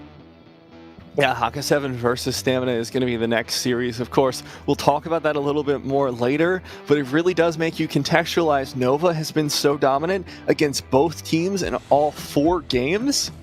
I feel like we haven't gotten a chance to see what the other teams can bring at their best, because Nova has just forced them into this comp where it's just like, oh god, it's CT Boy again, what do we do?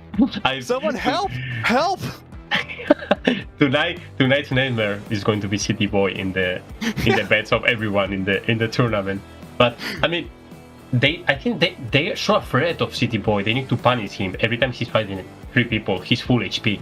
I think they shouldn't run out and try to contest him. But because sometimes he's alone. Like, it seems like everyone is going to follow him, but everyone is on the lane and he's alone in the jungle dancing. So maybe try to punish him for his for being brave. I think people shouldn't be fearing the City Boy. I mean, he's crazy, but I mean, you should a little. There should be a little bit of fear, just a tiny bit, but not that much, you know? I mean, you should be fearing City Boy when he has his own teammates behind, but when he's alone, I mean, he's only a hero, but it's so scary just because one man. You know, when this is like a kid tale. When you say wolf is coming, and he's not coming, and everyone is running, and when the wolf already come, it's too late, because it's true. It's the same. City Boy is alone, but when he's not alone, everyone is coming and you die. So the CT Boy who cried wolf. Yeah, I mean, City Boy is just the nightmare for everyone right now.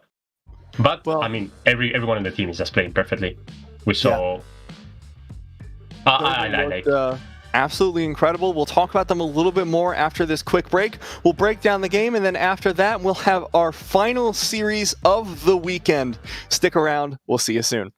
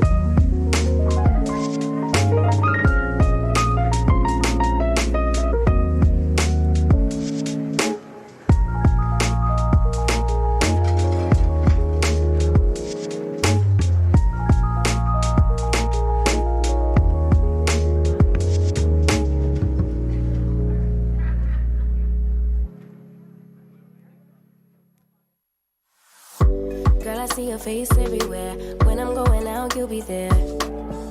'Cause everything reminds me of you. I can't take no more. Girl, I think I'm losing my mind. Try to go to work, but I lost track of time.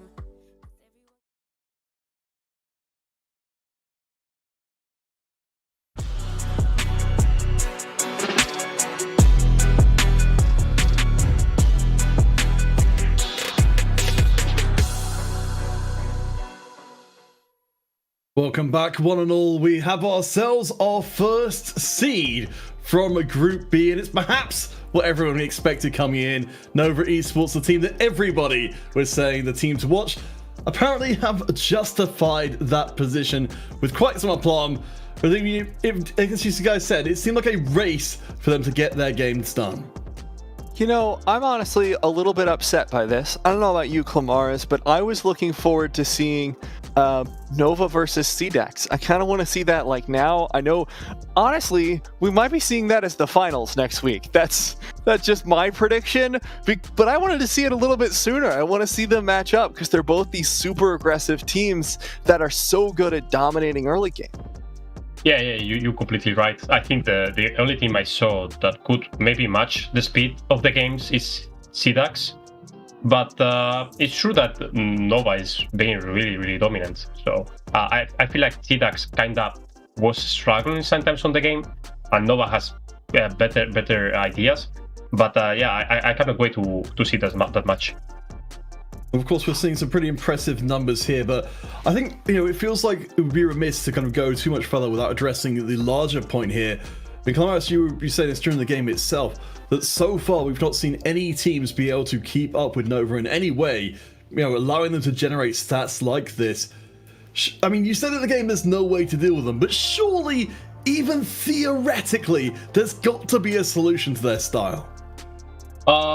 I hope there is, because I saw a really good Nova, but every team has his weakness, and I think they sometimes very, very aggressive, but the enemy teams are not being able to punish it. I think people should realize that a support cannot be fighting 3 people in the first 1 minute. He's behind in gold, he's not tanky enough. People should react on it and don't be scared of being proactive, because if you are letting Nova to get, at the end, Nova with 2k is going to win you the game in the 10-minute marks. It's the nightmare, but it's when already the Slayer is out, they are able to finish the core because of the Slayer, not before. So they need to speed up also the game.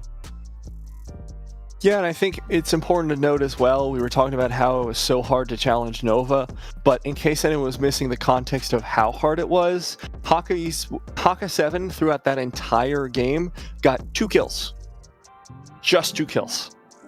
And it's because of the CT Boy aggression. It's because of how careful Nova was about getting those kills and making sure that they weren't able to be punished for it. So much aggression coming in from the Kali as well during the later stages of the game, where she would just like solo ult someone for 100% HP.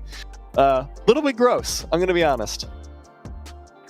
Yeah. Oh boy, I mean, at least in this first game, we did see for a little while that we're seeing Haka 7, trying to trade objectives across with Nova. But I wonder, if you can keep up that kind of play when you're getting pushed off the map and you don't really have access to those global objectives anymore. Yeah, when it's too late, it's so hard to play against Nova. But that's the key, that you need to fight them when you can. When it's too late, it's impossible to fight when you are so behind. I think Haka 7 did build a good comp for the second game, and they should use it better.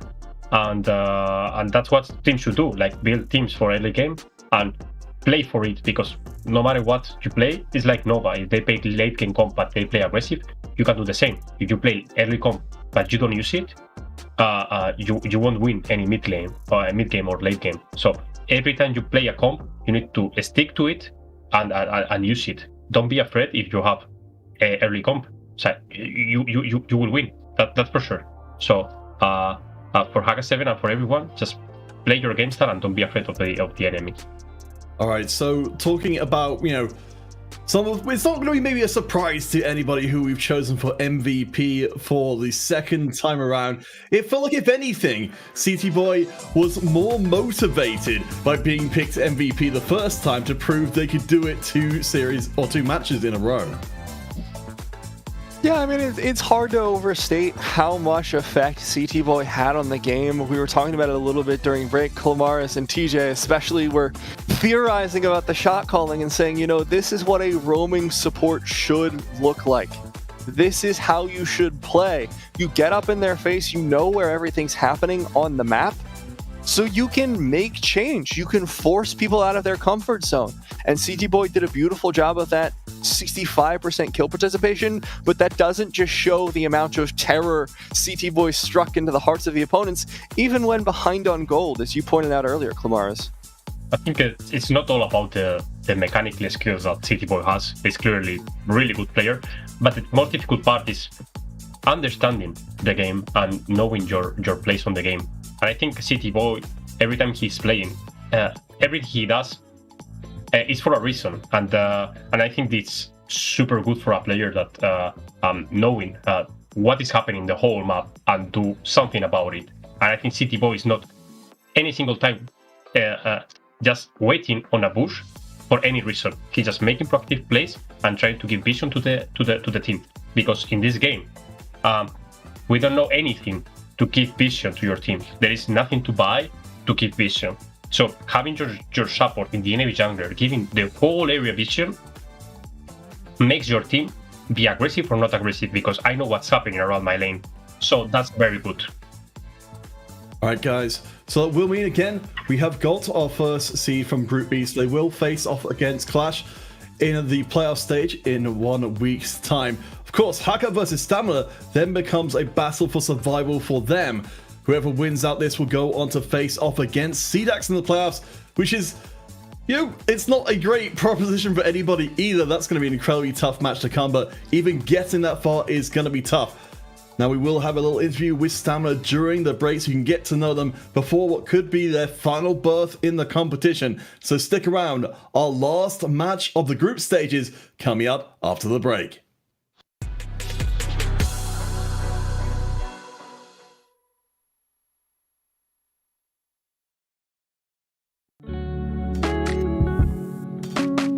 My name is Marcel. My in-game name is Lulumeo, and I'm playing for the team Stamina Esports with my 4 team members. His name is, the first name is our mid laner David, also known as Miko. Our support is Quen, also known as Quen in-game, and our jungle is Meg, and at least our side laner is Traps. We are playing since the beginning of Arena of Valor, so most of us playing since season 3, and I'm playing since season 8. So we has a lot of experience right now and playing a lot of seasons. It's really hard to decide who's the carry in our team because everyone has their job.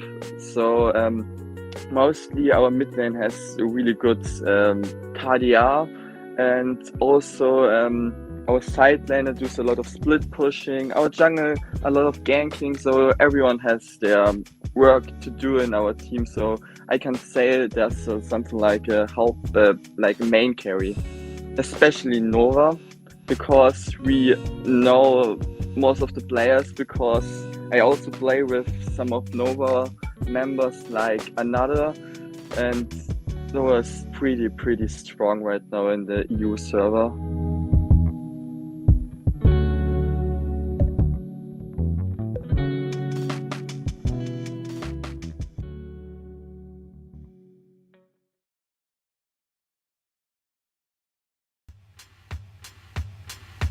Driving around in California, looking for something to make me stay. Round and round forever, searching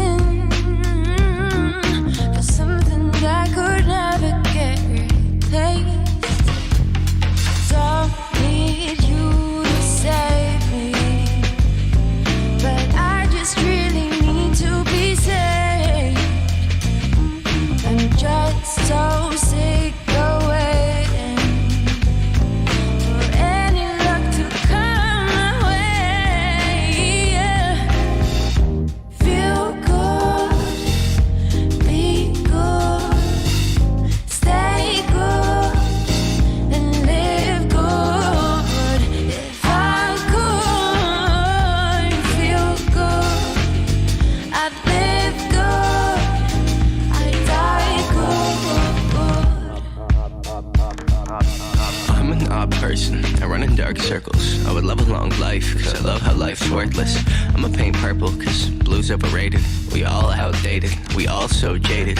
We all lost love like love's our savior. It's a dark place when it's all about the paper.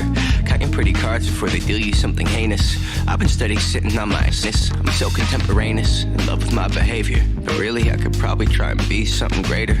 Okay, I'm my favorite. You could tell me something different, but I probably wouldn't listen. No, I probably wouldn't listen. The word that's the ego.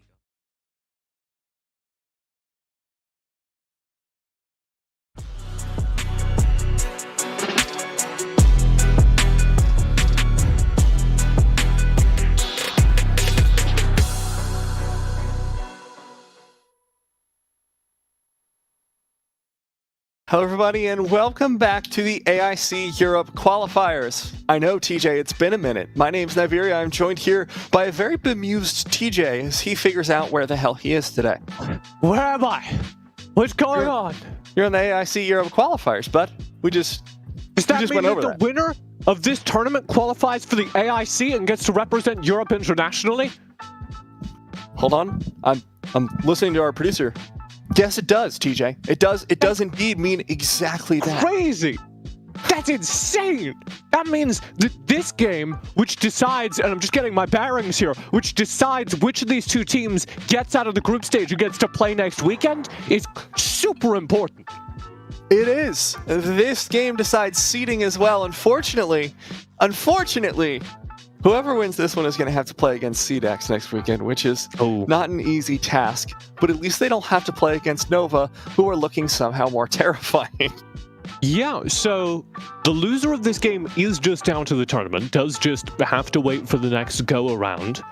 The winner of this game continues to the next weekend, and I don't think the stakes can be any higher than that, except for if you're in our Twitch chat, Matt. That's true. The giveaway doesn't start until next game, so don't start spamming the hashtag yet. Well, but we're letting you know. If you're in our Twitch chat for game number 2, the stakes even higher than the gameplay. That's just a little preview for you. Exactly, game 2. There's something in the Twitch chat that's going to be even more important. It's going to be a giveaway for some DC heroes. I don't think we can tell them that yet. Yeah, we can. We just can't tell them what the hashtag is. Oh, okay, we can't tell them how to win, but we will. Because you can't enter yet. But I want them to know. I want them to get hype early. I want them to get ready for the giveaway, so that when the giveaway happens, we can really hit it to them. Because they've gotten the gems so far. You know, we've had the gems giveaway all weekend. This one's new. It's spicy. It's exciting. I don't want to shock our chat. I don't want to scare them away. So I want to let them know early what they're going to be. If we hit them with the giveaway without any warning, if they just got this really good giveaway that's coming up during game number 2 of this series and we didn't warn them ahead of time, they would have to close the window. They would be like, this is such a good giveaway. I don't feel like I deserve this right now. I'm not prepared for this. And they would log off. It's okay, instead, we're warning you ahead of time. You deserve it, chat. We're letting you know that right now. But now, let's focus forward onto our final series of the day. We have our first featured player coming up. This is, of course, Haka 7 versus Stamina. We're going to be putting our highlight on the jungler, Mac. Or mid laner, rather, Mac. We got there. I was confused by the hero pool, TJ. Yeah, this is a jungle hero pool in a lot of ways, but of course these characters are pulled from what the players choose. When they filled out a form that was like, what are your favorite characters? And they selected these. So what I have noticed across a couple different players is that it's very representative of what they play in solo queue, and maybe they're in a different role here in competitive. We'll see what happens. We'll see where they get up to while we get into game. In the meanwhile, Sleater, of course, we have seen a couple games of. This is also going to be a jungler. I know that for a fact. So we're going to have Necroth there, which we haven't seen today. Unfortunately, I feel like neither player has really gotten to strut their stuff so far today because they've all had sub 10-minute games. Yeah, they have been, and I'm checking my notes here, playing against Nova Esports. Yeah. So that's been the big problem. I hypothesized that maybe they had put themselves in the wrong role on the form. It is, in fact, a technical glitch along those lines. These are, of course, the jungle players who will be playing in the jungle role. No changes there. Yeah, I'm looking forward to this match just to see what these teams can do. I don't feel like I have a sense of their playstyle or anything, because so far, we hate to harp on it, but also Nova was so good. It's just like the playstyle so far is just, well, Nova crushed them early, so not fully game. But that's why you have me here, Matt. Yep. You're I'm here, gonna lay you're it here out to to be you. the brain. Wait, is it singular? Yep, Normally they say the brains of the operation. Nope, I'm the brain of the operation, TJ. Singular, okay. The thing I'm most looking for from Stamina is I want to see what they tried to run in game number 1 of the day, the very first match of the day versus Nova Esports, where they drafted a flying spear composition. They built it around the Slims' ability to start fights. There was a ton of CC, a ton of really high damage built into that composition, and it was all predicated of landing the flying spear from Slims and starting the stun chain. I want to see that. That's a fun composition to run, and it's also fairly easy to execute. All you need to do is land the stuns in any order, and you win team fights. Stuns are super important in these team fights, and I'm interested in seeing what Haka can bring out as well. They did show a lot of promise versus Nova, were able to hold on pretty well in the early game, but of course Nova did Nova things and then started to steal away from them. But as Clamara has said, it did seem like they understood what they should have been doing, but unfortunately weren't quite able to execute on it at the time. And we see a ton of mid lane bans coming out here against Stamina's mid laner. Yeah, we'll keep an eye on that. To touch on what Haka wanted to run in their series versus Nova, it was actually it's very kind of fortressy. You get like the Wisp and the UA, these very long-ranged carry champions that will sit behind something like a Baldum, which is the kind of dream pitch for them. They want to put their very high-range, high-damage characters behind a frontline tank. And I'd love to see that kind of composition because it's also fairly easy to execute. Well, we've got Naya, TJ, so that's happening. Yeah. Of course, really strong support. Hasn't really shown up a whole lot so far, because the times that it has played, it's gotten just punched straight into the dirt. So I'm not sure where the actual power of this pick is. As she should be. Correct. Aya succeed in your games, because every time that Aya loses on the Twitch stream or on the YouTube stream that's on the official Arena Valor Europe page, I see less Aya in my own games, so that's a win for me. But Aya is really good, and the only reason that Aya has made it through to... Sorry. Aya's really good. Don't tell anyone. And the only reason she's made it through to the second phase of this draft is because Haka were so focused, like you were talking about, on banning away Miko's picks. And the most interesting one to me there is the Lorien. Crixie is very good, maybe worth banning. Lorien isn't ban-worthy, especially when picks like Hayate, Yue, and Aya are still on the cards. So that says to me that there's either a very specific style they're banning out. Again, I talked about Stamina liking those CC chains, those stun chains, which Lorien obviously works very well with. Or there's a specific carry that they're trying to ban out. That maybe that Lorien is one of Miko's power picks. We'll still be getting that UA though, which is lock it. Lock it. I want to see the crash, TJ. It's not gonna happen. Crash doesn't But I want to matter. see it. I'm sorry. I did play Crash top lane the other day just for memes, and because I'm playing on the North America server where you can run anything. Where everything is memes. Yeah, and I was having a pretty good time. But it does look like we'll very likely see the Aram, which makes a little bit more sense here. Let's run through these drafts as they exist so far. We talked about Haka wanting to play the frontline style composition. They don't really have that here. Richter will presumably be built a little bit more tanky. But the most interesting thing to me here is the Aya is going to deprive them of having a tanky frontline character in that role. So what does that Aya get attached to make that character immortal? Could be the Richter, could be a tank Richter setup here. You typically look for something with a little bit more damage. It also means we're going to probably see a very long-ranged Abyssal Dragon Lair, something like the Elsu, that can sit at the very, very back of fights and doesn't need that support to stay alive. We did see the arm getting locked in there for Stamina, a lot of lockdown there, which I really love to see, especially against a Necroth. If you can just land that, Necroth has a really bad time, and that makes me happy. Just because Necroth is such a nightmare to deal with if he's able to get those assassinations off. Mr. Clendaniel? Yes? I am going to tell Necroth you said that. That's fine. That's fine. Necroth and I aren't friends. He said something very rude to me at a birthday party once, and it happened to be my birthday party, and I just felt like that was sort of out of pocket, and I'm not okay with that. Your birthday cake sucks. He did, and it was lemon blueberry, which I think is a really good flavor, but for some reason, he said he prefers chocolate vanilla cake, which is just like, ugh. Just the most generic possible cake flavor. Dark chocolate. Well, dark chocolate's good. It is. Necroth, great taste in dark chocolate, if you ever want to ask him about it. Our second phase of bans here for Stamina is prioritizing away those characters that would fit into this composition. Particularly the Slims is a really good ban here, because again, I was talking about how you want a long-ranged Abyssal Dragon Laner that can operate kind of by themselves in these fights where you have the Aya, so you're down a tank. And the Slims is a really good pick for that role for multiple reasons. Of course, the Flying Spear, very long-ranged, and also can hop away, can kind of take care of themselves in a way that very many Abyssal Dragon Laners can't. So, could be forcing down onto the Elsu, as you mentioned. I'd like to see if we're going to get any other picks. I've been surprised at the complete lack of Caphony we've seen so far this weekend. Yeah. I don't think it... I don't know, we saw one and it got, again, much like Aya, pounded into the dirt. Not a lot of Caphony gamers here. There has been a lot of Yina gamers, though. 3005 does love to play that character, has done pretty well on it so far. He locked in. I mean, that one game actually wasn't very good for 3005, but it wasn't their fault. They just got bullied. The entire late game was just Nova Esports repeatedly ganking the same lane.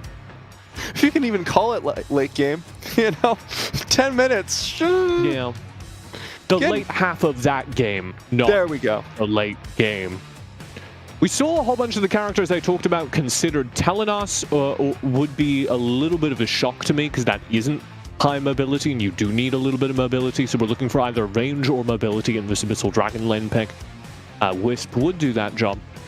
Raz also makes sense here, because again, for the carries over on the Haka composition, you're looking for carries that can take care of themselves. Raz's high mobility and ability to poke from range with those power surges are very good for this composition.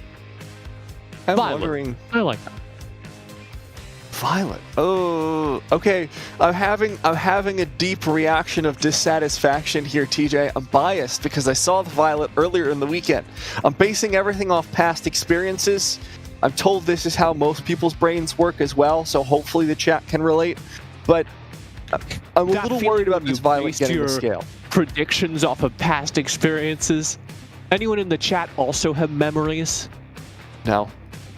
Yeah. Based on what I've seen about most Twitch chats, just complete goldfish energy, which I respect. The Violet makes a lot of sense here, as I talked about. My two criteria were mobility and long range. Violet actually has both those things in the same ability. She can take a little tumble, and then her auto attack is very long ranged, and she has that tumble to escape. So, checks out. Make sure that Violet is staying safe in the team fights. A lot of this game is going to revolve around Quan's ability to kind of keep themselves safe, to look after themselves in very, very dangerous team fights. So it looks like this is going to be Aram support, I suppose, here, TJ? Yeah, this will be Aram as the roaming support, which is where we see her most of the time these days.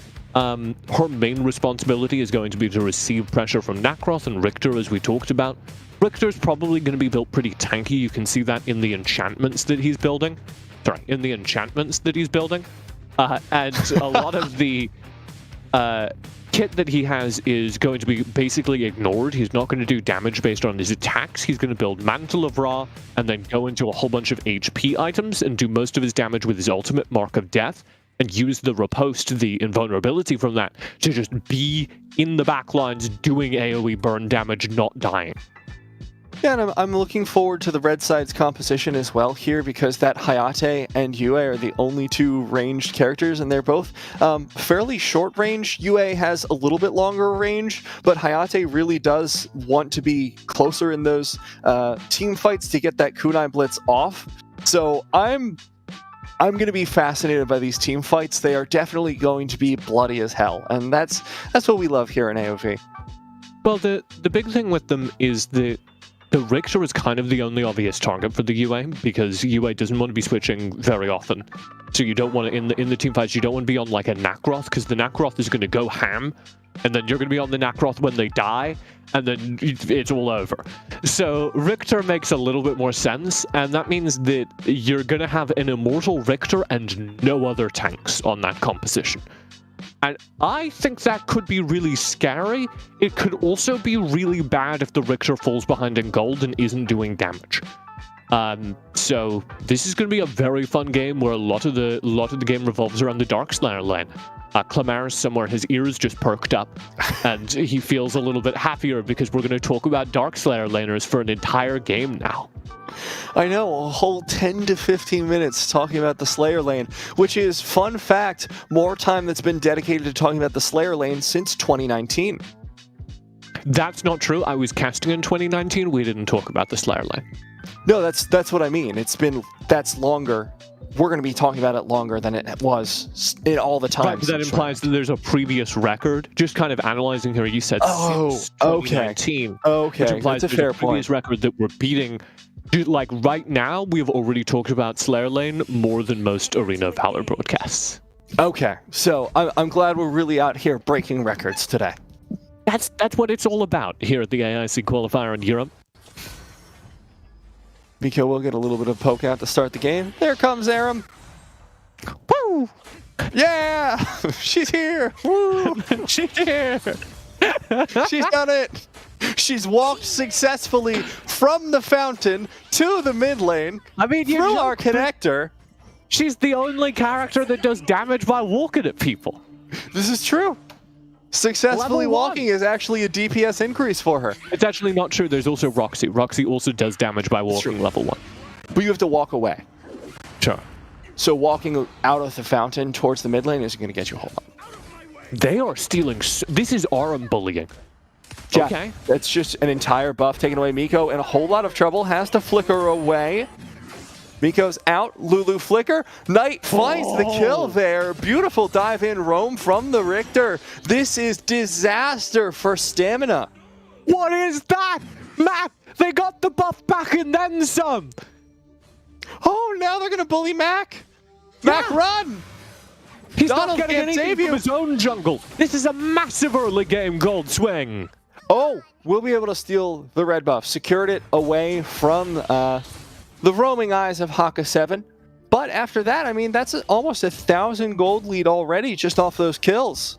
And it's the power of Nakroth, Slater being able to get so much of his own farm done so quickly, so he can get his own buff and then immediately with the blue buff be participating in the fight that's happening over his red buff.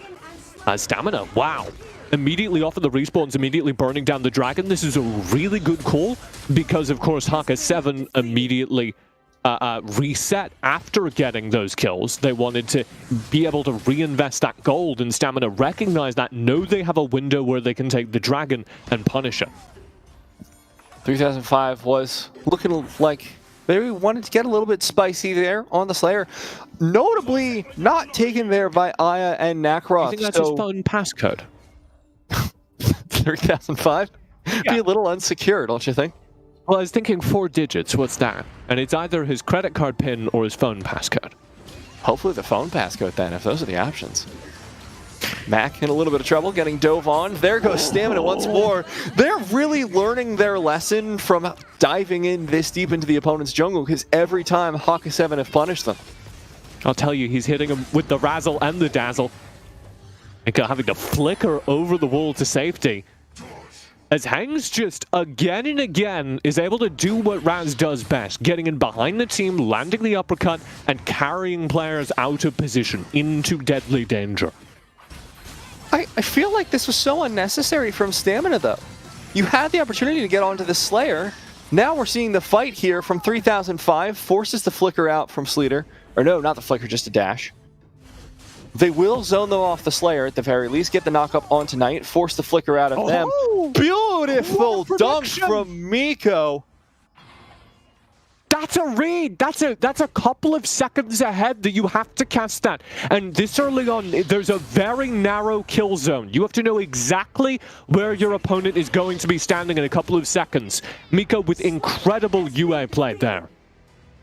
That does mean Stamina will be able to pick up the Slayer. What I was trying to say earlier before they went Hamina was that if you just simply stopped diving in the jungle, you could have taken the Slayer, bought more time, and snowballed earlier. But even after that fight, they take another beautiful one. The prediction from the UA, like you said, allowing them to secure the Slayer. So they've taken both objectives in the early game.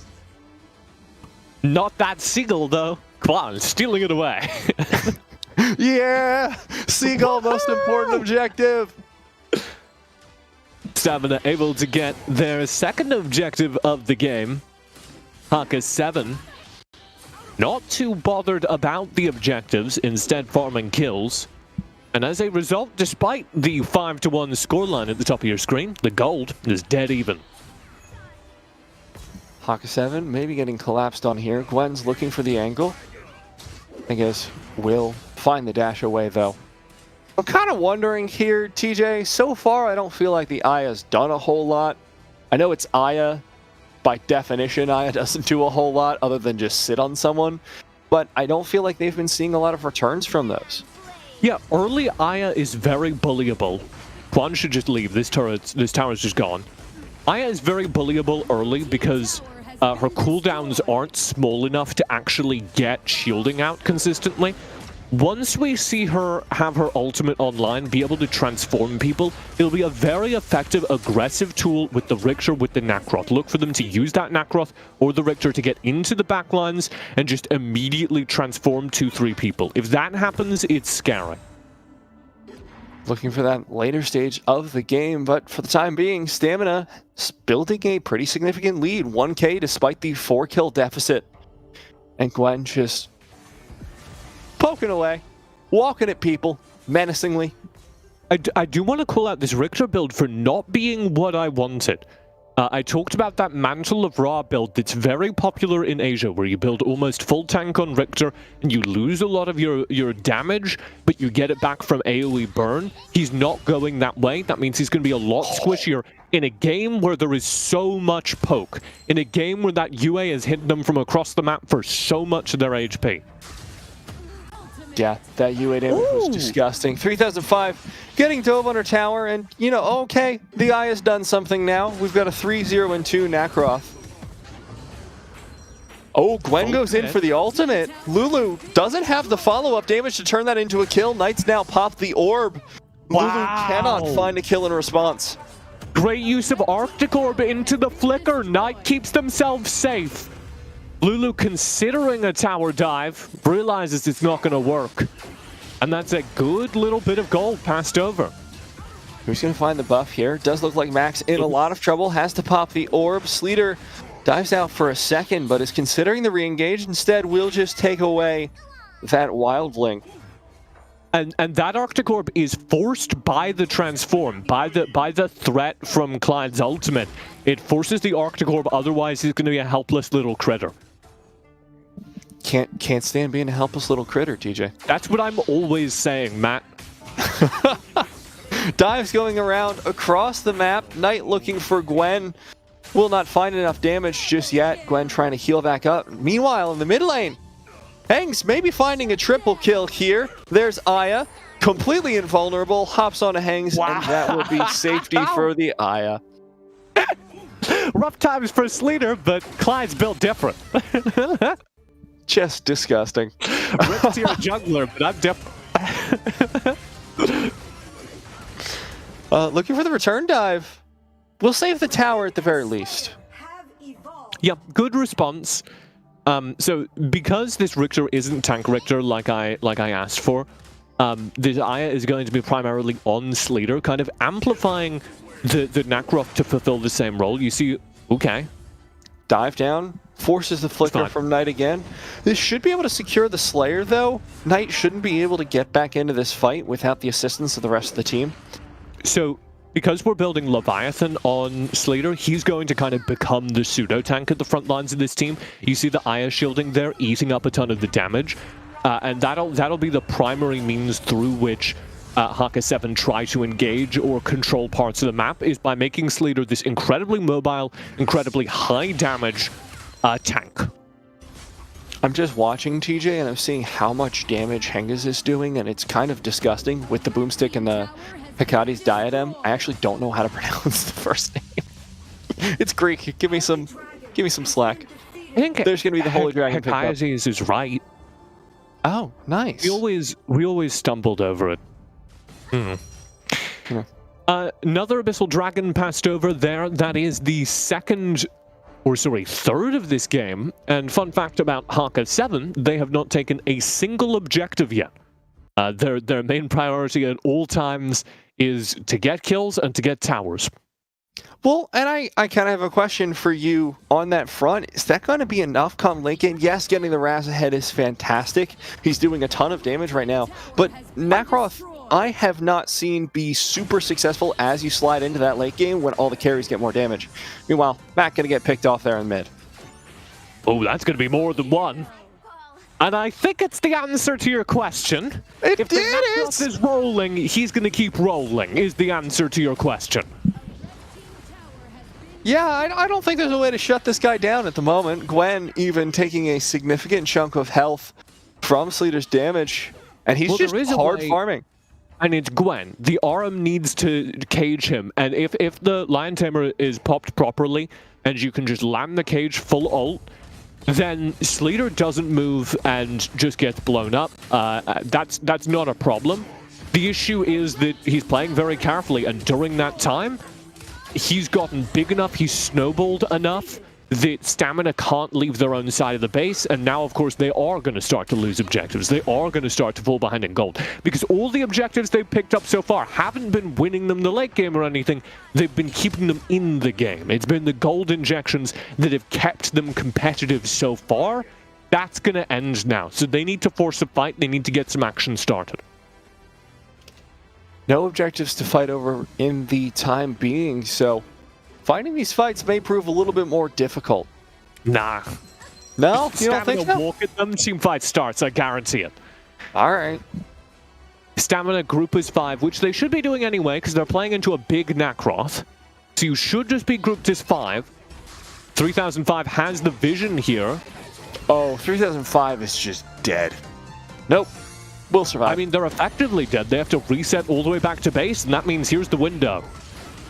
Looking for a dive potentially onto this tower. There goes Knight. Whoa! Huge CC into the backline. Slater just popping off, but may get executed here. Beautiful shield from the Aya. In fact, saves them. Hengiz will fall down. Tier 2 tower as well is down. 3005 shortly follows Miko, the only one left here to defend on the side of Stamina. Gwen landed the ultimate, man. Gwen caged him and just got instantly deleted. Through the ultimate. Show me the replay, production. This is disgusting. Look at him. He knocks up the entire team with the judgment, gets caged for about half a second, and then Gwen just vanishes.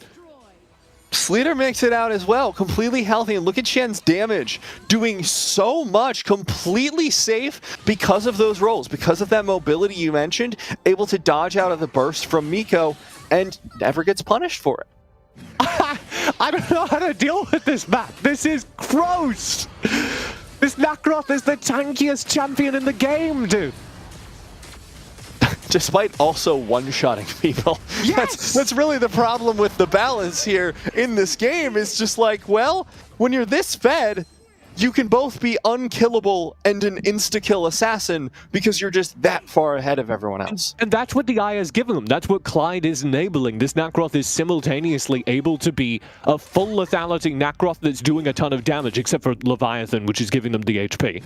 But otherwise, a mostly full lethality Nacroth doing a terrifying amount of damage, and simultaneously, with the shielding, the tankiest boy in town. And even denying all of these camps, like I've got to say that macro from Haka 7, now that they have Sleater ahead, has been immaculate. Even coming into this, though, the plan of just getting kills is working out so well for them. Oh, Knight mistimes their riposte. I thought maybe they'd given something over, but Chen's just sitting at the very edge of their vision doing that. I was kind of hoping there'd be some punish. I want this game to keep going, man. I mean, 15-4, to use the words of our dearly departed Clemers. Yeah, this game's just over, man. He's not dead, to be clear to the audience. Why isn't he on broadcast then? Let me just see if he's still. Yeah, I see him. I see him on the webcams. TJ. Oh, okay. He's laughing at you because you're so wrong. So I was pretty sure, because if he's retired from both playing and broadcasting, he's basically dead. Yeah, that's why I don't retire. That's why I don't retire. I can't afford a grave. It's expensive. I mean, neither can Stamina Esports. Yeah. Boom! Brought it back. Well, that's a segue. Their gold got 43,000 gold, TJ. Yeah. A whole bunch of this game has just been decided by Haka 7's control of the map. If you're playing a little fun game of I Spy, you can look for jungle camps on the Stamina Esports side. I don't see any, Chief. You're really good at I Spy. Thanks. Still working on it. Once Haka took down the mid turret, once they got enough kills to really make an effort at controlling the map, that's what they did. They just locked down the entire jungle. There's never been any more farm going into Stamina's pocket. And that means this Nacroth just keeps turbo farming. Got 13,000 gold, boss. Sleater's just like 1v3 under the tower. Yeah. Just does not matter. 13,000 gold plus an Aya. And quietly, Chen has also gotten so much gold. Watch how much damage she does completely safe, this Violet. Oh, Swen is going to go for the ultimate, but they have the Blade of Eternity. There's no danger here whatsoever. Meanwhile, tons of damage going in. The dive deep from Hengiz. I don't know about that one, Chief. Sometimes you're feeling the moment. And that, I don't know that it was the moment that he was feeling that it was. But Haka's full committing behind the tower, scooping up an entire team and then realizing, wait, the gold lead's not that bad. We've hit dark mode though, TJ. You're right. This is a night mode game. For those of you, it is getting a little bit later, especially in Europe. So for those of you who are looking outside, maybe you want to switch the lights off, rest your eyes a bit. We've got it here for you. Arena of Valor now in night mode. For the first time today. Yeah. 3005 also in night mode, getting taken down there by Sleater. It's really just a public service. And the big thing is, like, Sleater has the most gold in the game, give or take, 14,000, but he also has, like, the extra 10,000 from the Aya added on to his stats, effectively. Yeah. So, Sleater's actually got, like, 20k gold, and the rest of the team isn't winning by that much for Haka 7. It's just this one super scary frontliner that they need to somehow pick off for Stamina. Needs to be a Gwen ult, needs to be full focus from 305 landing their entire kit. Something. But Gwen's in this really awkward spot now, right? You blow the ultimate earlier onto Chen, ostensibly the squishier of the two. She's got a Blade of Eternity, but you don't even burst her down into the Blade of Eternity either. You don't have the damage for that. So now Gwen knows that even with an ultimate, it's not enough to burst down the squishier of the 15,000 gold carries. Well, the big thing that can be done is just interrupting the combos. That's what you're looking for with the Arm ultimate at this point. It's not so much about killing Sleater, it's about stopping Sleater from existing in your backline. Interrupting his flow, so that you can reset and stabilize the team fight front to back. There we go. Comes the Slayer, putting in a lot of pressure. Henga's down to half health. There's the dive in from Knight, not doing a whole lot of damage just yet, but Sleater will. There's the dive back to the side. Has to recover though. It's out. Gwen's still alive. Slayer still alive, but Knight dead. 4 members here. There's going to be the dive in from Sleater, looking for more. Will not find it. Chen on the back line, going to do tons of damage. Finds Lulu. Sleater dives back forward. Mac trying to defend the core against the Slayer, which has lost half of its health, but Stamina do defend against the push despite losing that high ground tower. Matt, that's the dream right there. That's Stamina's dream. They managed to survive the initial... Oh my. They're looking for Sleater. Only 3005 here. Miko finds the kill! Blade of Eternity. No, just the Blade of Eternity. So close. I wanted it for them so badly. Clyde finds the kill onto 3005 and gets away! This is nonsense. Sleater escapes too. Max looking for the dive. Will almost find the knockup, but Chen now chasing down does so much damage. And has the benefit of the Aya shielding, so only Hangs dies on the tail end of that exchange. It was a dream fight for Stamina Esports, getting the opportunity to survive the initial engagement. Knight did a ton of damage with his Mark of Death, but they survived that pressure and managed to stabilize the fight using their Fountain as a resource to be able to reset their HPs and come back into it. But then on the tail end of it, Lubio goes in, drops the Kunai Blitz, does the Hayate ultimate damage, and it's not enough to even pop the Blades of Eternity on Quen and Sleater. And they're just not going to be able to get any more out of the fight at that point. And Stamina Esports, I guess maybe you're looking at it as if we can hold on for another 5 minutes, then we have enough damage to properly win team fights. Because if that's the best case scenario, things aren't looking good for the game win, man. No. But, I mean, you hold on long enough, though, TJ, eventually, fun fact, you do hit full item build. That's really the hope here for the team. The next 5 minutes would do for them, to be clear. That's the dream they're operating on.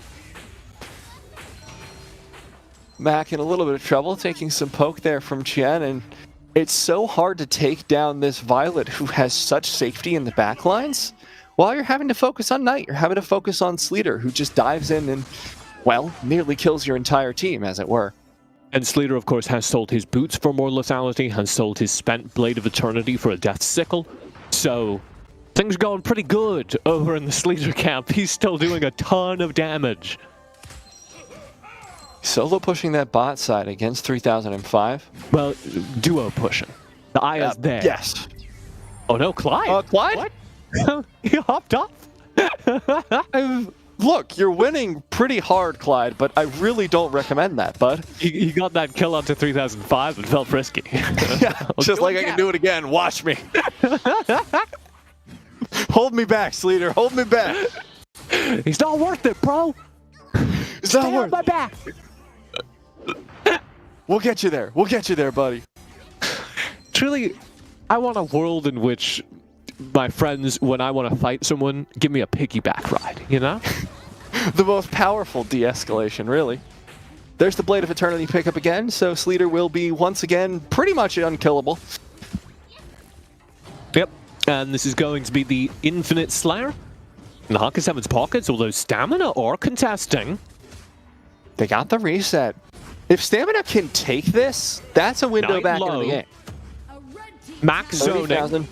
Sleater's just ending the game in the meantime, down in the bottom lane. Look, he's going to be able to take down 3005. No wave, though, but Stamina will be forced to back. And they're going to need to run through Sleater to do it. Sleater going in. Henges gets taken down in the backline, but Gwen will fall in response. Sleater potentially looking to dive onto Mac, who is incredibly low health, does have the Blade of Eternity. Sleater gets popped into the Blade of Eternity. Clyde popped off of Sleater, but there goes the core. Haka 7 takes game number 1 versus Stamina Esports. It was so close in those final team fights. The gold was complete. So even though the game was still obviously very, very biased in favor of the team that had been winning, there's the possibility that like Miko with their incredible late game UA damage is just going to find the picks necessary to turn those fights around. And Miko was on point all game long. It was terrifying. That entire game from Haka Esports, I'm still learning the highest level of macro. You know, I don't have 3 years experience casting the Valor series. I don't know who does. Will do. Yeah, that's true. You know, I cast the Valor series. But, you know, I was not expecting the focus solely on kills to be working out for them so well. I was assuming that eventually those objectives would outscale. But getting Henges ahead, getting Sleater ahead, more importantly, was so huge for Haka 7's macro going forward, because there was just no way that Stamina could threaten them from like 10 minutes into the game forward. So, in Arena of Valor, you know, it's not like some other games where objectives are by default important. Objectives only matter with what you do with them. And that's why, despite the fact that Stamina cleaned up every dragon and every objective, they weren't getting ground on the map. What they were doing, especially with the Darkslayer pickups, which of course give you bonus damage to turrets in the opening phases of the game, is they were taking enough towers that the gold was staying relatively even throughout the early phase, but Haka 7, by getting kills, are achieving something far more focused. When you get kills, gold isn't distributed amongst your team, it's distributed to the person who got the kill. So every time they get kills on Sleater and Quan, they're getting more gold for their team, and that's all they need to do. Their two carries need to be very big, and then when it's time to go dark mode, they can go nighttime mode. It's so funny watching these plays back, because the way that Clyde is playing so aggressively on that Aya in these team fights, sometimes just popping off being like, you know what? I think I got this. Sleater, just stay somewhere in the area. Give me a second. Just absolutely beautiful. Quietly, obviously the focus here is Sleater, who looked really good. Quietly, 3 players who actually look very impressive in this game. One of them is Miko on the opposite team. Miko, I think, is huge for Stamina Esports. So many of these fights actually come down to what Miko did on the opposite side of them. That's why the game kept going in many cases. But also, Clyde played a darn near perfect support game. Does not die, found maximum damage on a character where you really need to work in order to get damage out of the character. You need to be constantly hopping on and off. You need to be dumping the magic into as many players as possible, timing that to interrupt key spells. You need to be landing your transform with an understanding of what your teammate is going to be doing during that time. And Clyde was doing all of it. 14 assists, 2 kills, 0 deaths. I think the 2 kills is the most important for me there as an Aya unenjoyer. You may even say an Aya hater. The kills I respect. Just going bloodthirsty on a character that's supposed to just sit there on someone's back and be an obnoxious monster. Really fun to see. And I also do want to break your toes, says Aya. just make people stub their toes. Not even break them. Just be like, I'm going to put this chest in front of your foot, so you run into it with your big toe. We're going to see what happens. Able to find those kills, though. And Chen as well, I do want to shout out from Haka 7, just silently being a very impressive marksman. The role was not to get those kills. The role was not to be that pop-off star player necessarily, but instead to soften up the team or follow up on Sleater doing the same, to allow for the kills for the rest of Stamina. Yeah, a composition like this, you're not looking for your carry to do the majority of the damage. You're looking for your carry to start the fight strong and play safe enough that in the latter half of the fights, there are a whole bunch of low HP targets that can be cleaned up. And they did a great job of that. Knight also did a really good job creating space for it, playing that kind of frontline pseudo-tank. Didn't build the full tank build. I think that their build should have been more in line with the way that they're playing in Vietnam, given the role he was playing on the team. But still delivered a decent amount of map control and teamfight control by going in and occupying space and saying, hey, look at me, I'm real scary, and they're dumping damage into the Richter whilst Chen is just chipping away, and by the time they kill the Richter, by the time they're ready to turn their attention to Chen, everyone's half HP, and guess what time it is? It's Nakroth time. He doesn't like your birthday cake. He's gonna take it away. He's gonna eat it all just so that he can say it sucked. That's the Nakroth goal. But you know, have you seen those videos of parents, and especially little siblings seem to do it, where they take the birthday kid's face and just mash it into the birthday cake? I have. I hate that trick. And they're like, it's a funny prank. It's like really upsetting, actually. I can't imagine being an 8-year-old and thinking my parents loved me and then that happening to me. That would be like traumatizing. That's a core memory right there, not a positive one. Yeah. See, now I as a kid, if I'd been given permission because I was a disaster of a child, if I'd been given permission to just slam my face into it and take a bite that way, sure, would have 100% done that. That's different. I would put my face in my own birthday cake by my own choice. There's some agency in that decision. But if I think that I'm blowing out my birthday candles and somebody does that to me, that's upsetting. It's my birthday, you know? And that's what it's like to play against Nacroth.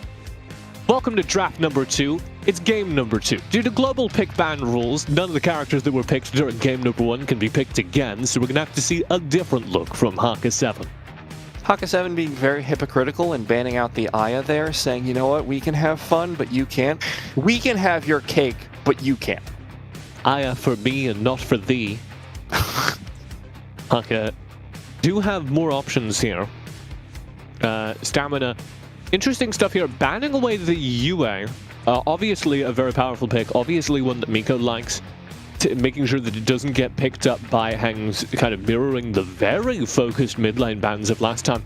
And then they follow that up by a Mina, which wasn't on the ban list last time, which isn't one of the most powerful characters in the game. Certainly is good, but not the most powerful character in the game. And I think that's just because Clyde, with the Aya off the cards, Clyde is going to default to that character that is one of Clyde's power picks. I mean, I could also see potentially they want to go for like a very aggressive melee dive composition or something, and they want to take that taunt off the table. But we're going to see Miko pick up that talking. There we go. Now we're gaming with stars in the sky. Lorian, the classic built around Miko, which is the composition I want.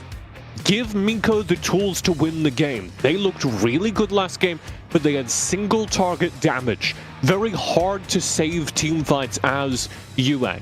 On Lorian, you are the teamfight. This is the character that will give Miko the opportunity to single-handedly win the game. This could be a double mid lane focus game if we do see that Crixie picked up, and we do in fact see it picked up. Crixie, I'm going to say probably the most contested mid laner, at least internationally, in the Vietnamese league. It is the #1 picked hero in the entire game, and for good reason. She does a ton of burst damage, and the team fight power she can bring in with the Moonlit Priestess is just completely unrivaled. So, you know what you do when there's a Crixie sitting out there throwing down moons from the sky? What's that, TJ? You tie her to the ground, and you bring in Voldem. The Wild Prison works very well with Death Sentence, works very well with Lorian. You have these AoE CC spells between Lorian and Baldum that combo very well onto each other. You can go fishing for a Crixie, interrupt her ult casting, and just instantly guarantee a teamfight win, especially if you get 2 carries in the same AoE burn. I'm now thinking about how you would fish for a Crixie. Like, what do fairies eat? What do you use for bait? I'm thinking of there are a lot of old, like in old games, there are a lot of fishing rods where you can throw them out and like pull entire people around. I'm not even thinking of a specific game. That's just how fishing rods used to work in video games. Yeah. So I'm thinking of just the casting up towards the stars and pulling Crixie down. Just throwing the hook at Crixie and just be like, come here, get back. Get over here. That's a different one. Yeah, it's a Omen very and different Valdum operate very differently. Omen is going to be the split lane threat here. The Omen isn't about winning team fights. So I expect this is how the stamina draft is going to work. You're going to have team fight, team fight, team fight. Everything on one side is going to be about AoE damage, about landing the combo behind Lorian and Baldum's ultimates. Omen is going to sit in the side lanes and just work away at turrets, completely on the opposite side of the map, living on his own little island. Another expression of faith in top laners, which Clemaire's, our dearly departed friend, would have been so excited by. It's a shame. It's a shame that he's not here to hear us celebrate his lane. It's a shame that he's died. Yeah, over it really on the is. side of things. Hayate working on having a teamfight composition response of their own.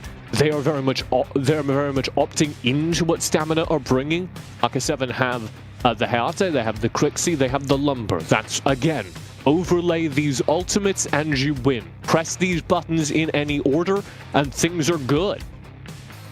Yeah, that's a ton of AoE teamfight damage, but we now see the final ban locked in. It's going to be Scud. Goodbye to our hero. Scud. You know, Scud could use a Bane skin. Just an idea there. I think he had one. Maybe I'm crazy. I'll look into that after game because that'd be sick. We've got the Caffany skin there with Harley Quinn. I completely spaced on Caffany's name for like a half second. And she hasn't been played very much. I know. I'm still sad. Oh, this would make me very happy. I used to be a Kilgroth one. Are we doing this again? Hang on. See, the reason I do that is because I don't want to talk about it until it gets locked in. Kilgroth would have made a lot of sense into Omen. It's a pretty solid Omen counter because he can ignore the death sentence, he can ignore the pull, and he can lifesteal in melee range in a similar way. I'm not sure Eta does the same. I'm not sure Eta has the same anti-Omen power, so I would have preferred the Kilgroth, frankly. But maybe that's my Valor series old school bias coming in. It's definitely my bias. I'm just like, an old hero. Let's see that one. It's a little fishy boy. Speaking of old heroes, it's Murad, baby. I thought we were speaking about fishy boys. Yeah, old heroes. Murad coming out here, Elsu coming out here. The Elsu is one of the only Dragon Lane carries you can play with a composition like this because the Elsu will sit a mile behind the team fight and still contribute to it. Not going to be in danger, is going to be able to do damage. Murad combos with the Lorien Baldum Dream. The Lorien Baldum Dream is we're going to get into the front lines and we're going to do a ton of damage by pressing our ultimate buttons in order. Murad can drop the Temporal Turbulence and just shred the entire team fight while they're suspended in Lorien's Starry Night or whilst they're emerging from Baldum's Wild Prison. So that's the dream there for Murad. That's the dream for Stamina. Land those key abilities from the Lorien, from the Baldum, from the Murad in order, in any order really, and win the team fight before it begins. I'm worried if they pick this Kilgroth because we've already talked about that Stamina are going fishing. I feel like that's a hard counter right there. Alright, but I am happy they locked in the Kilgroth because the Kilgroth is going to counter Omen in lane. The Kilgroth is going to give them something that can operate on the opposite side of the map, that can operate against the Omen and win those trades. I'm excited to see Kilgroth once again, you know. Just a really fun carry to watch, really fun to watch him slapping away at people. Coming into Omen, though, like you said, he's going to be able to get out of that ultimate, but I do want to see how he's going to get off the ground in this composition. Does he follow up on that same team fight power? Because I've always felt like he's better in 1-versus-1 situations, no? Kilgroth? Yeah. Yeah, he's for the side lane. He's to counter the Omen here. You're just putting the Kilgroth in the side lane and letting him go full melee lifesteal mode. And he and Omen can have these wonderful fights where they stand on top of each other and both basic attack each other and nobody wins. And that's the dream. He's also got that CC immunity, so it's hard for the Omen to combo him in the same way. So the classic just noodle. It's almost the wet noodle fight, but not quite because each of them are snacking. Doing damage. They're just getting better really quickly. Yeah. They're just drip feeding like health packs and stuff. Yeah. I think Kilgroth does win the just raw melee fight if it comes down to that, especially in the late game. Omen is really good versus every other character, though, in a way that Kilgroth isn't. Kilgroth is just kind of a little wet boy. He's kind of oily. And that's about it. Whereas Omen has tools to pull people in, to lock them down, to guarantee they get fights that Kilgroth doesn't. So Omen will be better on the map. Kilgroth will win the 1v1s, I think. A little out of meta. How are we feeling about the team fight strength from the other side of the map, though? I mean, we've already talked about that 1v1 potential from Omen, and they've got the potential to lock down that Crixie, of course, but it feels like they have a much less heavy team fight focus. Yeah, I think Crixie is the main person to watch here, because Crixie can be an entire team fight, will do more damage than the Lorien, will do more damage than anyone else. But if the Crixie gets picked off, gets caught in the key ultimates, then it won't matter. All right, we've gotten here into game number 2 of this series, remember? Yes! I remember what happens in game number 2. What's that, TJ?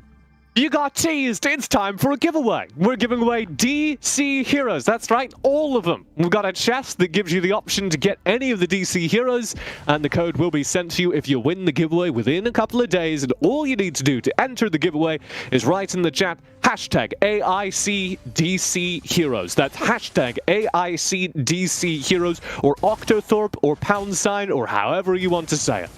There we go. Thank you for the Octothorpe representation, TJ. I'm here for it. It's often ignored. Knight versus Lulu. This is an interesting side lane matchup. Yeah, Knight's just being tanky. Knight is ostensibly the roaming support, but it never hurts to give Knight a little bit of extra farm. See, you've got to answer something for me here, TJ, as we see the gank onto Knight not go too well.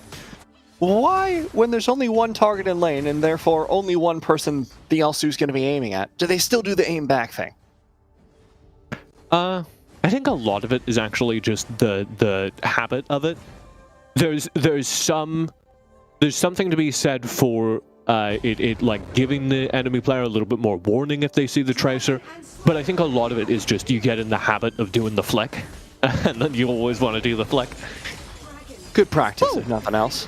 Back will pretty instantly pick up that dragon. That was a ton of damage. Of course, it is traded for the Slayer on the side of Haka. Look at the Dark Orb there, working away. So Knight, this is actually the first time we've seen it in this tournament, but this is a long and proud tradition of playing bruisers as the Abyssal lane carries, which has been meta for a while, and it functions kind of as a second roaming support. That's especially why you put a Knight on this hero in specific, because they have the CC tools with their little hook to pull people around to interrupt combos. It's interesting watching the junglers here. They're just trading camps cross-map, taking each other's camps. Now, Stamina looking to punish this. Have found the knockback there onto Sleater, but it's going to be turned around. That's going to be Mac going down. Gwen may shortly follow. Sleater, oh, beautiful ultimate there from the Ada, and there goes Gwen. Double kill for Sleater. Yeah, it was a good bottom scoop from Gwen, but he didn't consider where Mac was in the formation of his team. So Mac just ends up without the cooldowns necessary to operate, without the farm, the energy necessary to fight properly in the team fight, in melee range of Clyde, who's just CC chaining him, who's just stun chaining him. And so Mac just gets called out, left out to dry by a good catch from his teammate.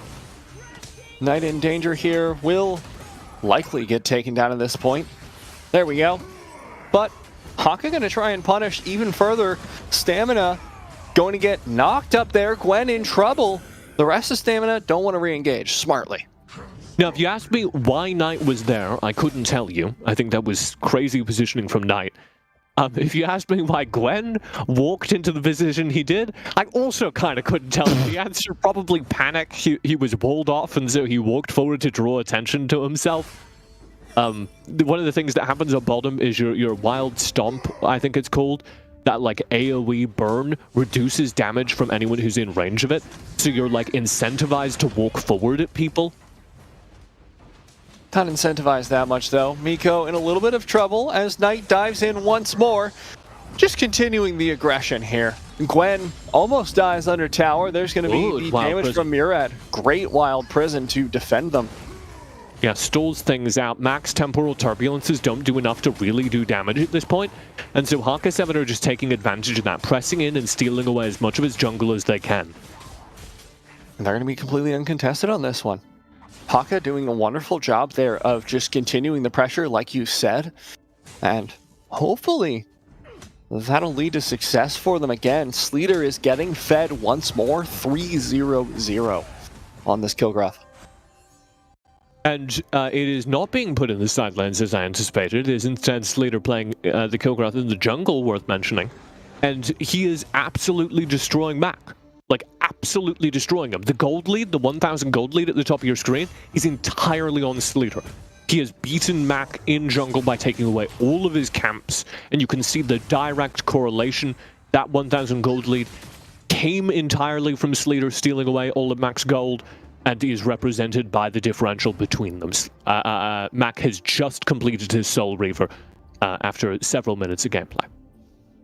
Now Stamina are going to try and set up around this Holy Dragon once more, but it's looking like they may be getting contested. The ultimate from Lumber going to find a knock-up, but will not be followed up immediately by Hengs. Means some safety. Wild Prison lands onto the Crixie. Miko looks for follow-up, but instead that tower goes down. The dive in from Lorien is enough to find the kill. Hengs is down, but Miko saves himself with the jump. Miko. Incredible movement, and Max trying to buy space with the temporal turbulence. Mac looking for safety here. Knight's going to find the CC. Mac does not have... Oh my god, yes he does have a way out. Stamina playing out of their minds. Hook, line, and sinker. They bought the bait twice. They chased Miko all the way across the middle of the map while he left his orb behind. Mac, exactly the same thing.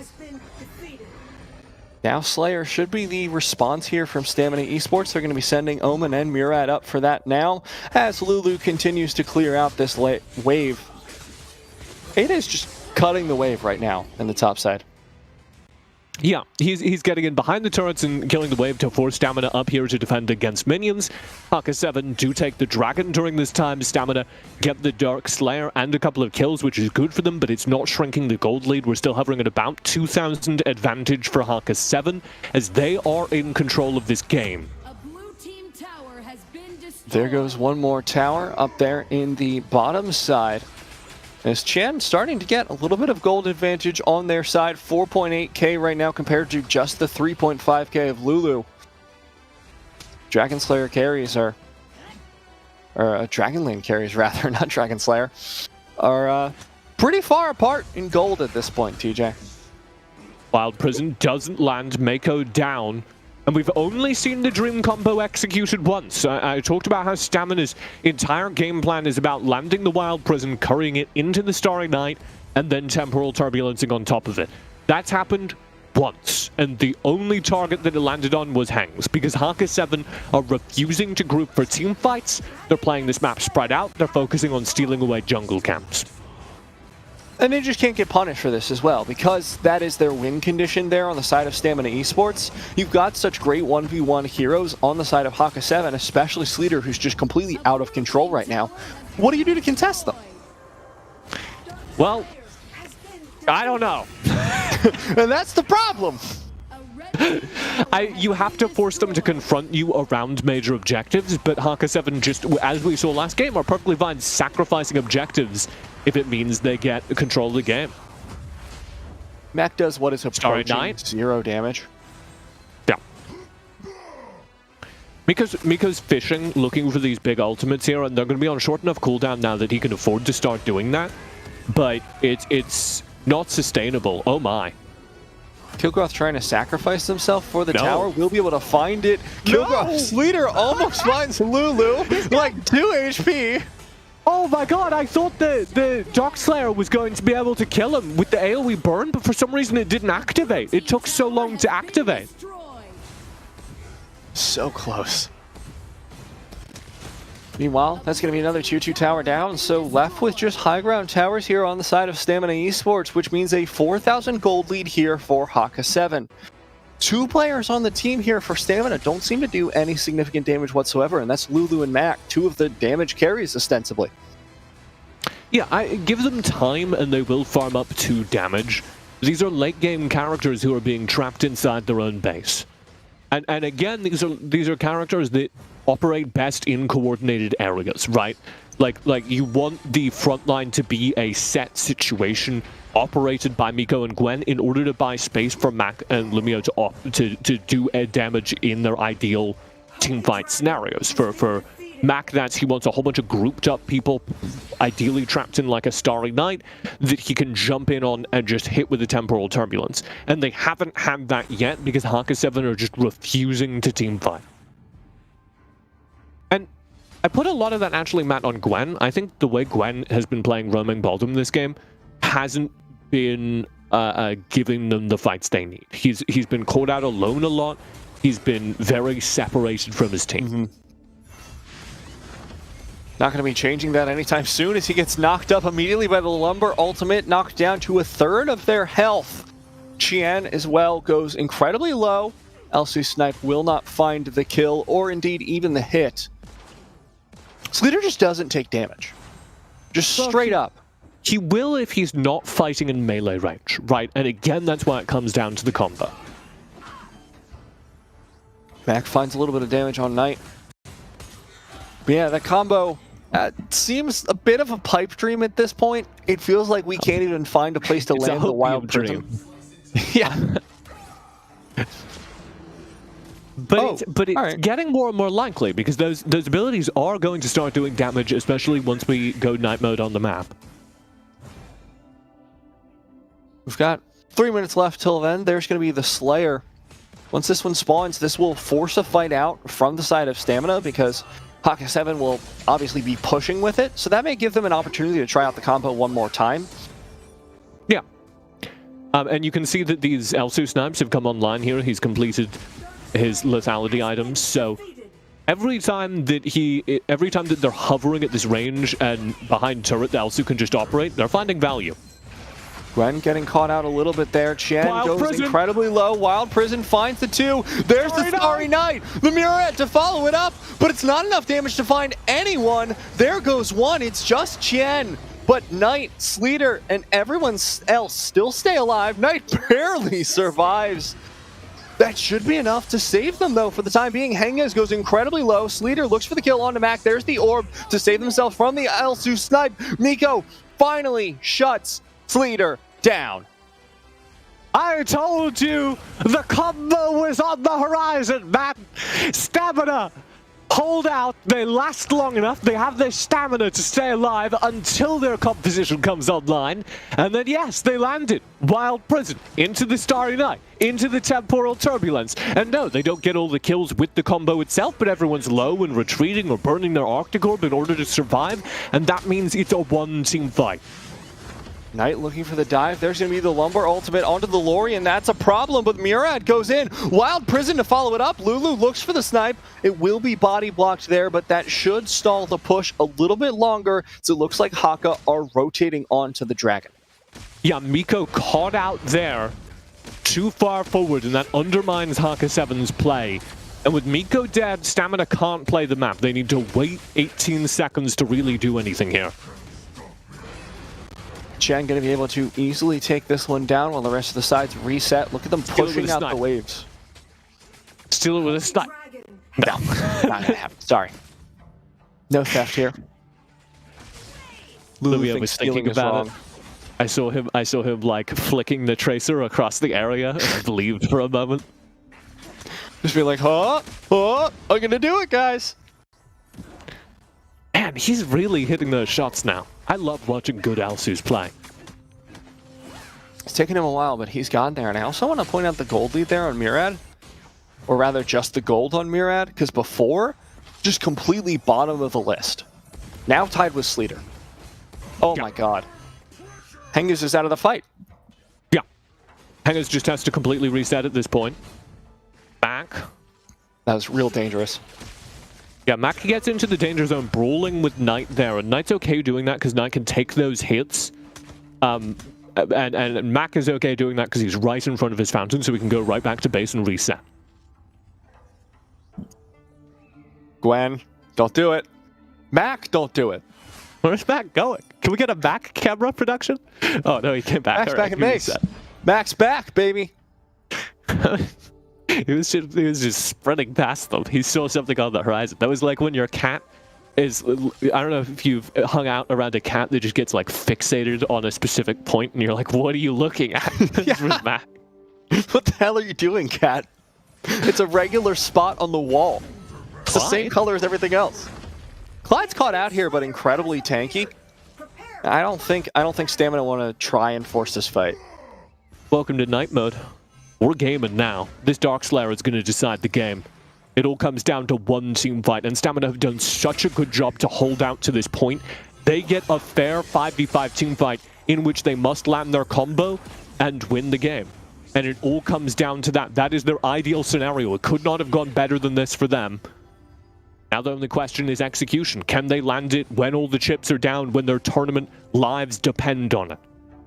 I do want to point out how much more important it is than you may think at home. Murad has most of the gold here. 3005 forced to flicker away. But there's the Ada ult to save them. Orb is popped. Ultimate not going to come out just yet from the Lorien. Not going to be able to find the position for it even now. Gwen has to sprint away. Sleater coming in from the side. Good disengage so far. There's the CC knockup from Knight. Knight looking for more. Gwen low.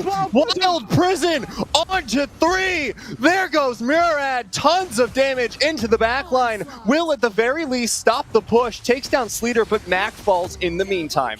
What a play from Gwen! And that keeps this game going. They can't do the Darkslayer now, Matt. So the pick they found onto 3005 is completely cancelled. What a play from Gwen. Sure, they lost their carry. They lost Mac. 25 seconds till that comes back. But the two carries that you need to be most scared of, Knight with the engage, Sleater with the damage, just got taken off the field. They have bought themselves more time. And the winner of this series, the winner of this match, goes to next weekend, goes to the playoff stage. Haka 7 are one core break away from booking their ticket to next weekend, to the playoffs. Stamina, everything, their entire tournament, their entire AIC dreams rests on a single team fight, and they have bought themselves another chance at it. They have bought themselves another swing at this pitch. Here we go for the Darkslayer. One more time. Max just getting in there, getting a few cheeky autos. Gwen potentially could be getting caught out here. Looks for the flank engage. Good snipe on a Hengas. Honestly, if Lulu can just keep doing this uncontested, that gets stamina to the Slayer. Yes, there's a timer here. If the snipes are good enough, then Haka 7 will eventually have to back away. They have split the team though. They know 3005 is on the opposite side. Not going to be able to find the damage there. 20,000 left on that Slayer. There goes the Starry Knight. Not going to be able to find a kill just yet. 300. It will be secured by Haka. Now, Sleater looking for the disengage, and it looks like Stamina don't want to follow up with the fight. Yeah, they know if they chase here, their odds are worse. They very much wanted the kill onto Sleater, but they got tricked out of the Darkslayer because 3005 had to answer the split push on the opposite side of the map. Knight took away the wave, and so they lose that, and they say, okay, we'll take the disadvantaged fight around our turret. 3005 looking for an engage. Beautiful lumber ultimate there from Clyde, but Clyde is stuck with the death sentence. And that will be one kill secured. Very good movement by Stamina. They managed to get themselves a player advantage in this next fight. Now Gwen looking for a little bit of damage there onto Sleater. Sleater has the damage to be able to just chase this down though, so they need to be damn careful. But they burn Sleater's ult there, so that's also going to be down. That's also going to buy them more time. Kind of wondering if Hengas just has like a magnet in their pocket, because these Elsu snipes just keep boom right in the side. Yeah, well, Hengas is the ideal target. You know, this Crixie needs to be focused down, so really good play by Lulu. The Slayer needs to go down before it can get to the tower. If it gets to that high ground tower, they can just straight up end the game with Sleater. Yeah, so they're pushing forward and landing those auto attacks, taking advantage of the player advantage they have while Clyde is dead. And they can neutralize this Slayer. There it is. That means we get to do it all over again, Matt. That means we get one more swing at things, one more swing at that game-ending team fight. Yet again, Stamina Esports trying to put together. Oh, Sleater is so low. Trying to put together a ticket to the next weekend.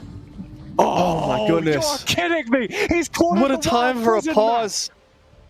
He's caught in the wild prison, Matt. Sleater's in the wild prison when we come back from pause. But he pushed so far forward to land that wild prison. Gwen's all alone. There's no follow-up. And we're in a pause. I feel like if you get Sleater here, if there's any way whatsoever that you find Sleater off of this, Gwen's sacrifice is so much more than worth it. Sleater is the scariest member on that team still. The Crixie is scaling up. Sure, she is incredibly terrifying, but Sleater is the way they're getting these fights through. Sleater is the way they're getting these advantages. Gwen cannot die. They need to bail out Gwen and they need to kill Sleater. And if they just bail out Gwen, that's okay. But the dream is that you manage to kill Sleater and they have him in the wild prison, which makes it so easy to do that.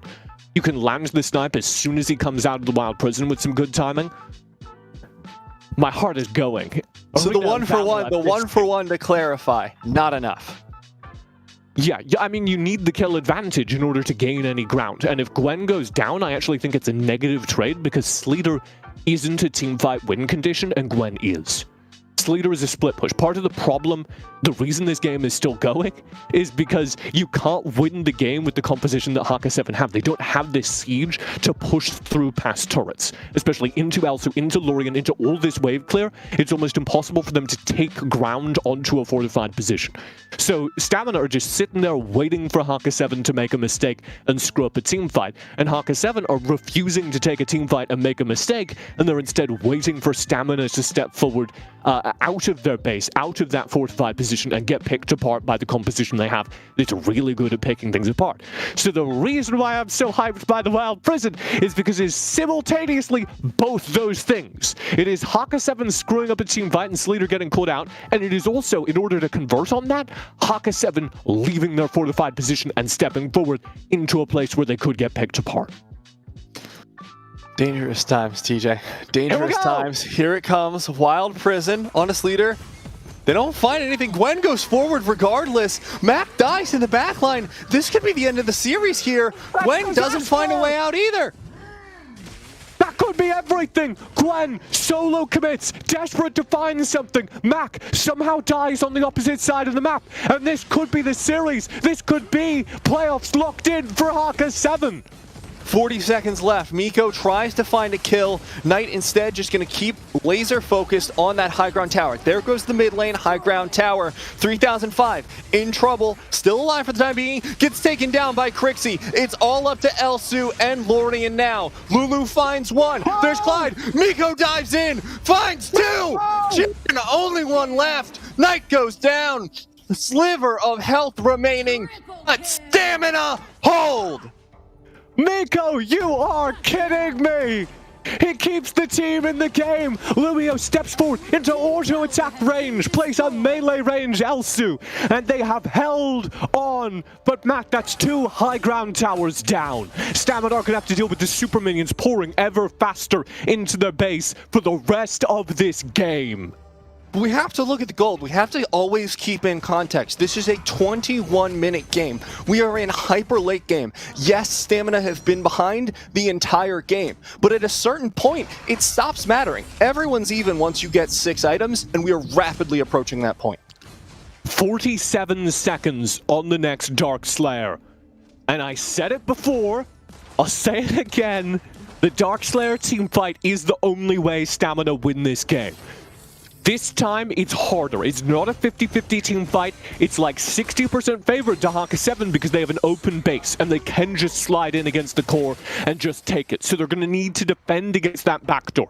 Haka 7 are also trying the same strategy that got them the last Dark Slayer. They've sent Knight to push in the Abyssal Dragon lane, force a response. That's what 3005's doing. He's going to go down there and catch the wave. Once Haka 7 see that, they should start looking for a fight. Slayer has spawned.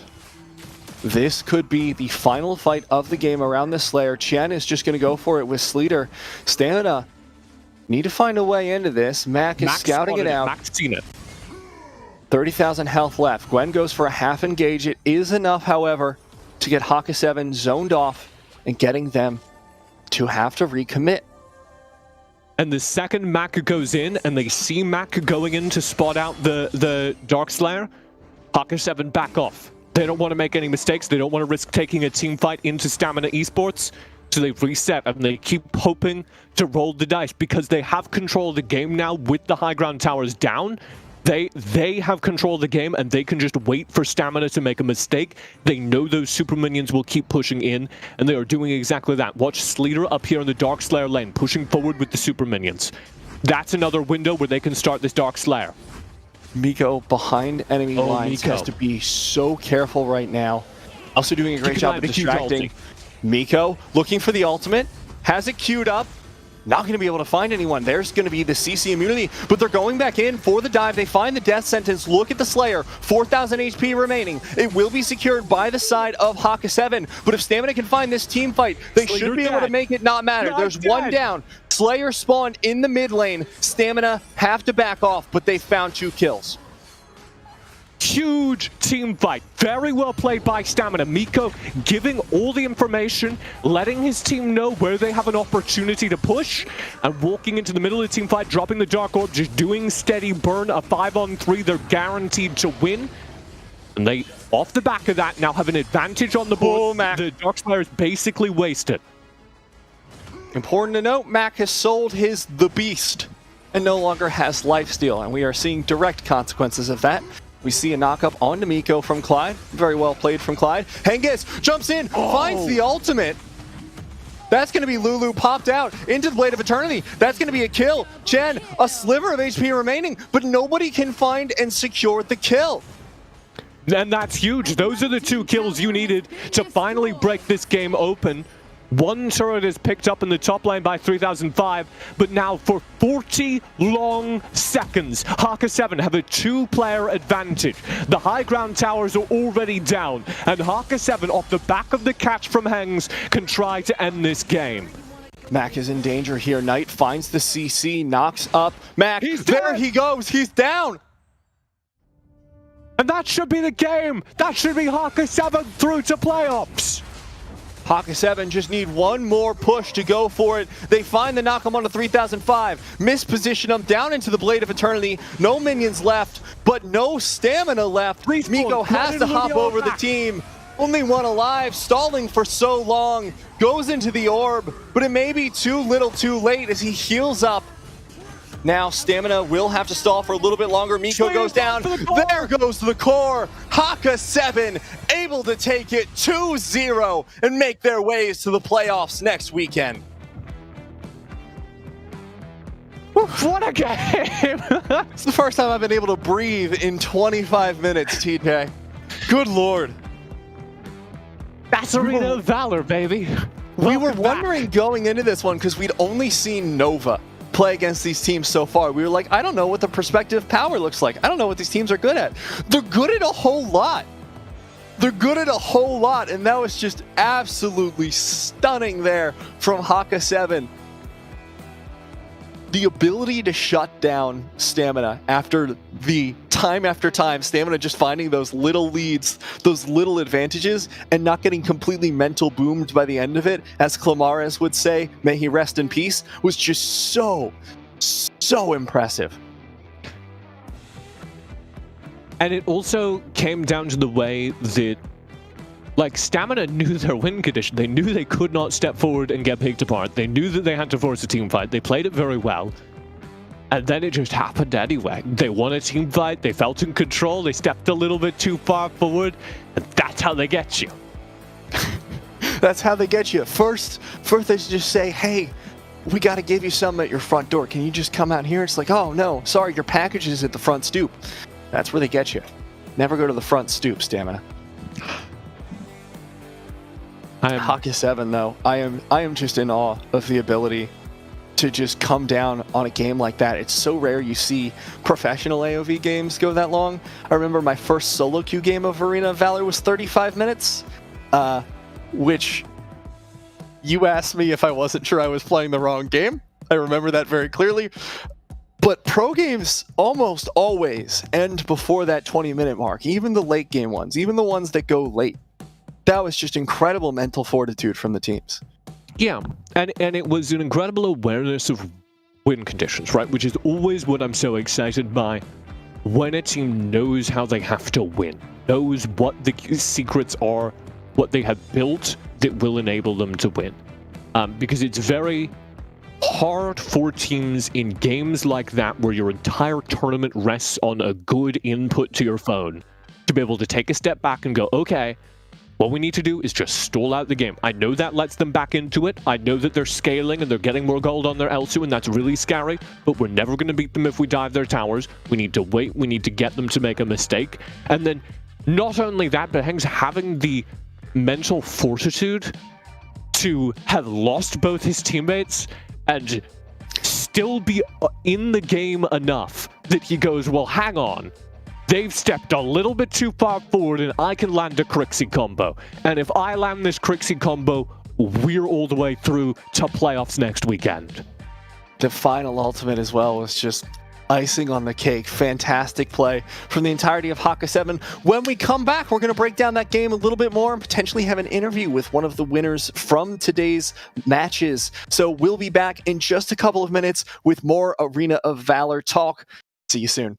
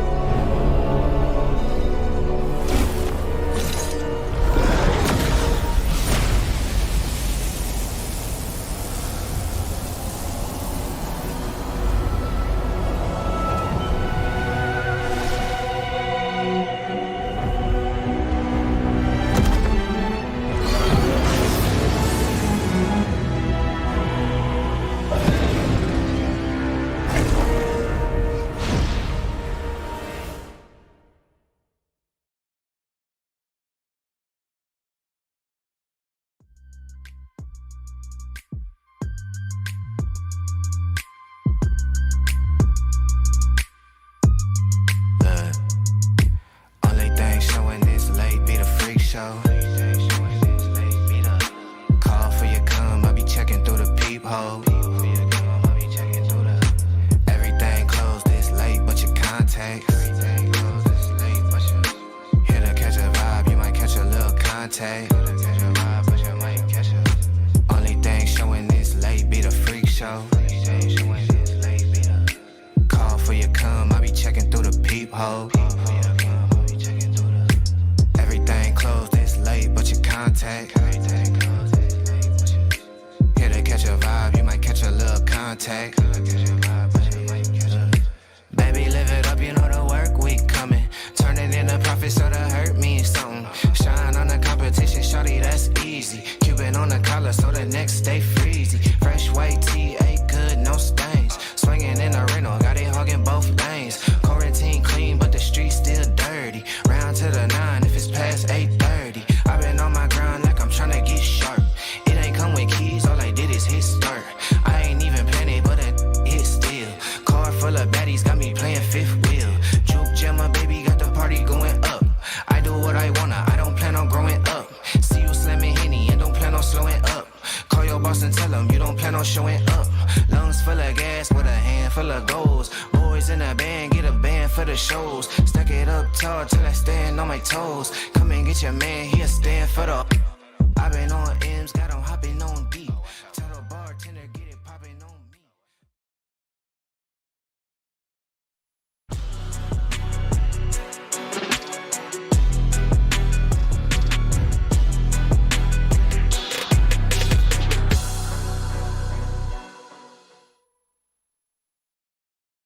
Welcome back, everyone, to the AIC European Qualifiers and to our final part of the day.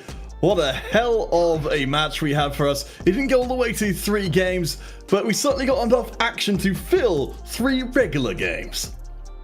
I started not knowing where I was. I know where I am now. European Arena of Valor. I'm having such a good time. We've missed you. We've missed you, European Arena of Valor. It's so funny though, because I think the total game time between those 2 games is more than the 2 series before it. Because that second game went to 26 minutes. Game is more than every series before. Yes, it is. The last game of that series was more than each individual series before it, but I'm wondering if you just sum the game time for that series, if it's more than both. We'll have to look at the VODs, I think. It's too much math for us on air.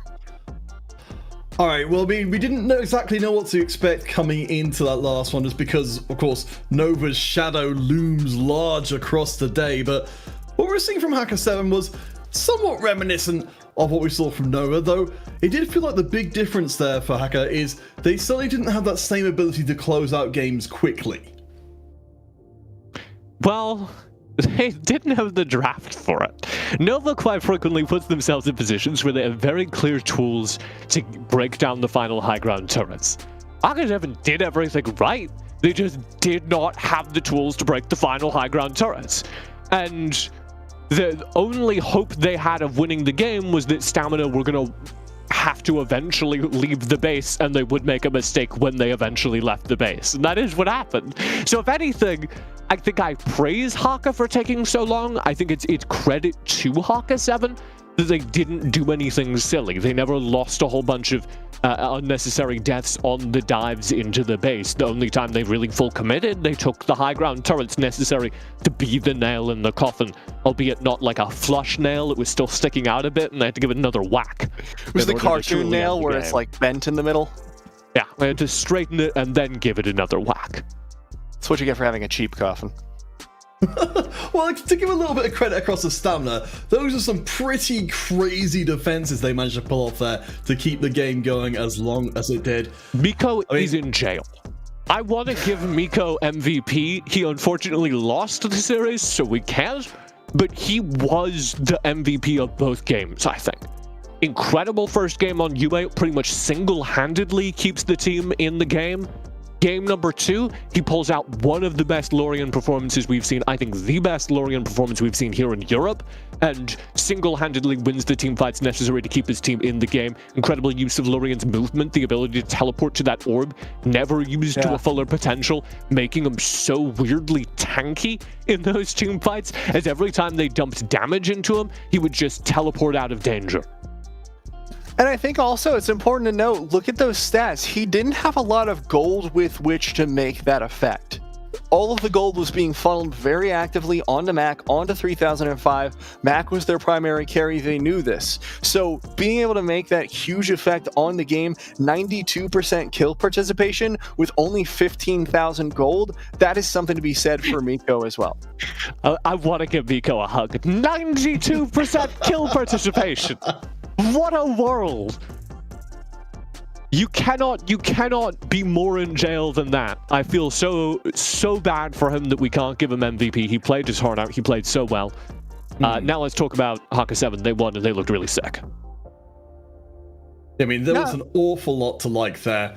I know we didn't necessarily talk a huge amount, I suppose, because of the objectives not sort of mattering so much later on, but certainly when you compare the two, I mean, you know, Haka 7 were able to lock down nearly every Slayer and Dragon across the game.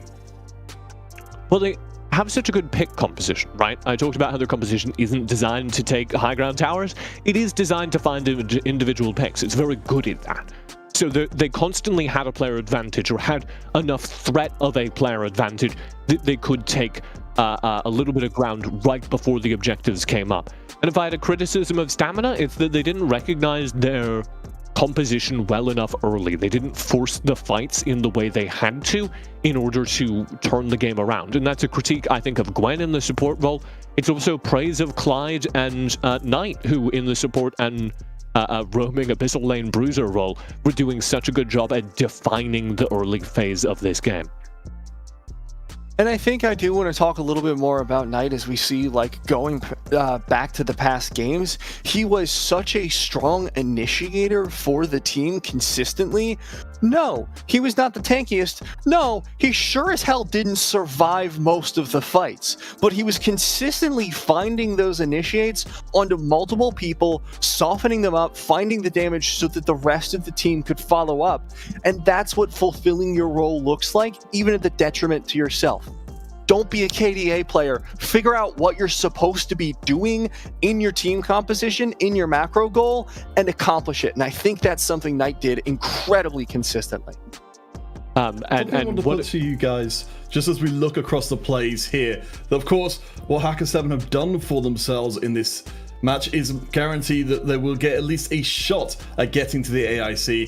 Do you think the way they're playing means they're a team who could potentially take it all? This is not enough to beat Nova Esports, but we knew that because we saw them play Nova Esports.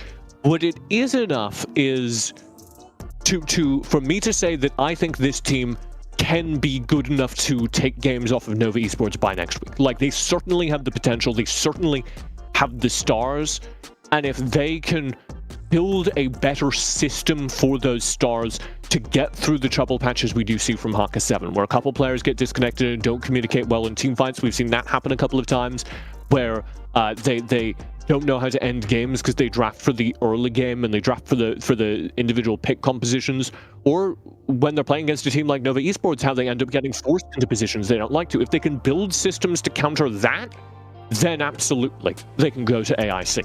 Now, that is the hard part. That is saying, now, if they can just be a better team, then absolutely. But it is also the hard part that you can work on very easily as a team. That's a coach problem. And that's a coach problem that can be solved by sitting down, working through the tape, and taking the games that you've just played against the best teams in Europe and learning from them. I think also I'd like to see a little bit of a change in the draft. I think that's one of the things that caused problems consistently against Nova across the day, was just saying, okay, we're going to play our game. Fantastic. We're going to do this. We're going to do this. We're going to do this. And then everyone got rolled over by Nova in the early game. Especially for teams, it seems like Haka 7 felt pretty comfortable with that mid-late game macro. For teams that don't want to play for those early game wins, I've seen consistently across games, across MOBAs, anything that has character action games, anything that uses skills, you want to play towards your strengths, and you don't want to sacrifice those strengths in order to do something you're less comfortable with. But it's okay to get a little bit of an early game bridge in there. Toss in some early game heroes just so you can survive long enough to do what you're good at. And that's something I really would have liked to see from both teams that went up against Nova today. Well, we've got one more brain to add to the mix here. Clamaris, we're coming back to join us because we need to know what they think about everything that just happened. So Clamaris, you were sitting on the sidelines. I'm sure you must have a lot to say about this last match as well. I was about to say I came back from death. Resurrected. I can't touch him. I can't touch him. It's just my hand disappears when I try. He built Blade of Eternity, Matt. He resurrected. I'm so jealous of you both guys. You were able to catch those games. And they were so intense. Was kind of super different of what I casted today. I think that the big difference was that they weren't able to finish the game as fast as the Nova did.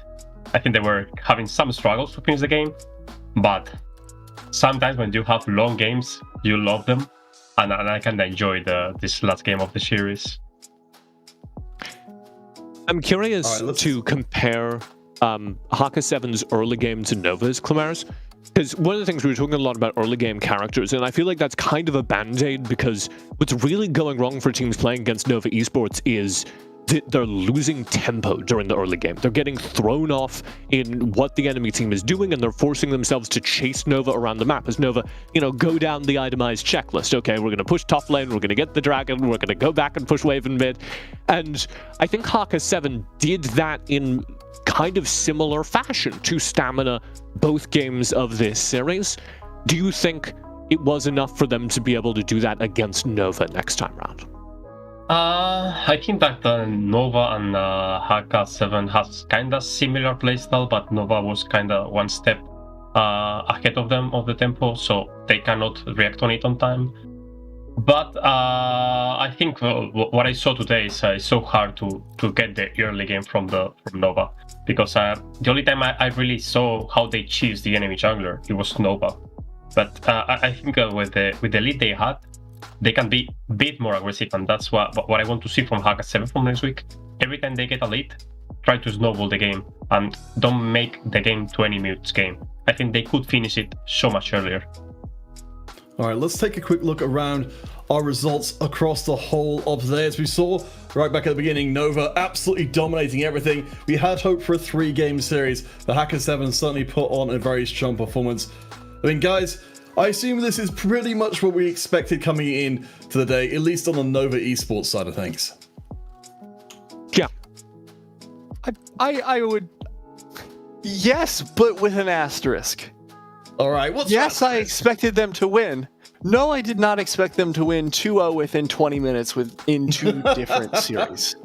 I feel like that's a fair set of expectations for me to not have. It's a fair prediction for me to miss. No. I get it.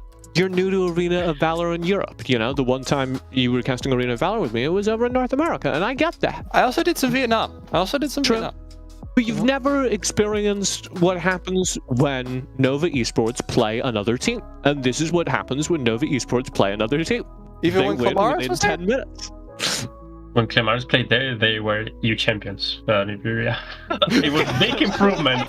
Big improvement. Right, let's take a look at those groups. So we've got our results from the entirety of the group stage. CDAX, of course, making it through as number 1 seed. Clash at second, and Team Fish saying goodbye. Now, Stamina have said goodbye as well, with Nova getting through as first seed from Group B. And, of course, Haka 7 getting through as second seed. So, we discussed this before, of course. First seeds from each group will be facing off against the second seeds in the first round of the playoffs. So, today, we have got ourselves a pretty clear picture of what playoffs are going to look like next week. I think Haka 7 have a better chance versus CDAX than they did Nova. I think CDAX played a little bit more slowly. Yes, they had that sort of, like, very much choke them out of their own jungle style, but it took them a hell of a lot longer, I gotta say. So I think Haka 7 could be able to make it into those later stages of the game. I will go further. I think Haka 7 will destroy CDAX based on what we've seen. I'm fully bought into the group of death, Group B, group of death situation.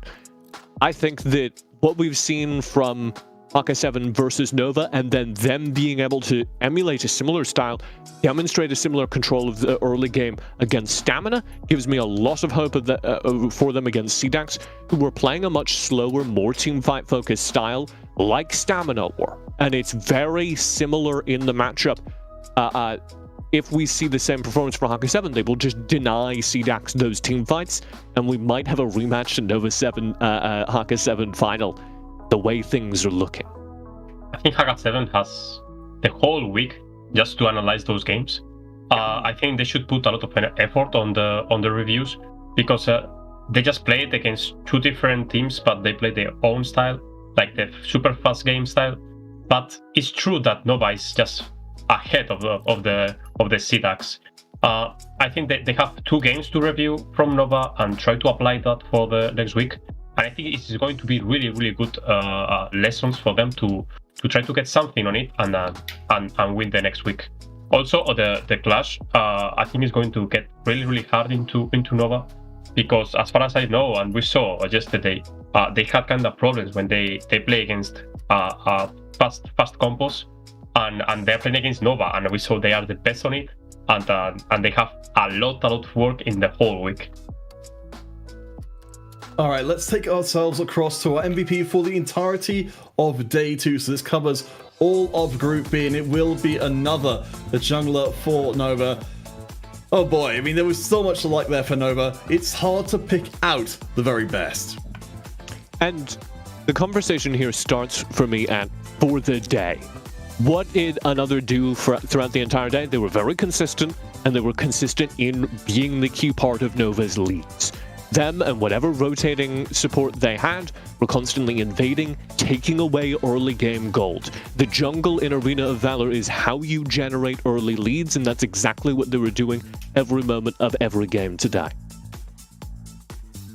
I was really impressed by Nova overall, but another I think was very good at consistently following up on all of the plays. I think especially in the latter games where another was just kind of stuck in this weird like Abyssal Dragon position and then just having to fill in random spots in the team, did an incredible job throughout that and really utilized that kit from Owie to maximize how fast they could move across the map, and used every tool at their disposal to help Nova push through for those incredibly, insanely fast wins. All right, guys, I do believe that we've got a couple of interviews to close out the group stages. I believe Hey, the mid laner from Nova, is on the line, hopefully, to join us. Hey, how are you feeling? That was quite a day. Hello, I'm feeling really good. Was this at all, how confident did you come into today? Were you expecting today to go this well?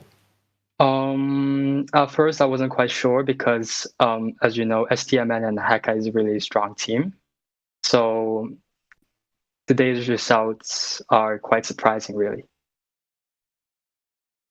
What do you make of the performance that we had after you guys went off stream? Because we followed it up, I don't know if you were watching, we had an incredibly long game 2, an incredibly tight series. Which of those teams do you think is going to come out when we get to playoffs? Are you worried about Haka 7 coming through in a week and facing Nova again? Do you think they're going to be scarier the next time round?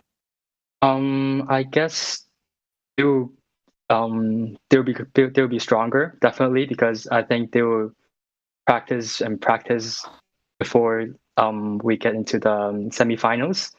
And I think, I watched the match they had just now, and then I think it's quite a close call. Both teams played very well, and their performance really impressed me as well. Going into next week, we already know who you're going to be facing against. It's going to be Team Clash, of course, another organization who's had their roots in AOV for it feels like ages.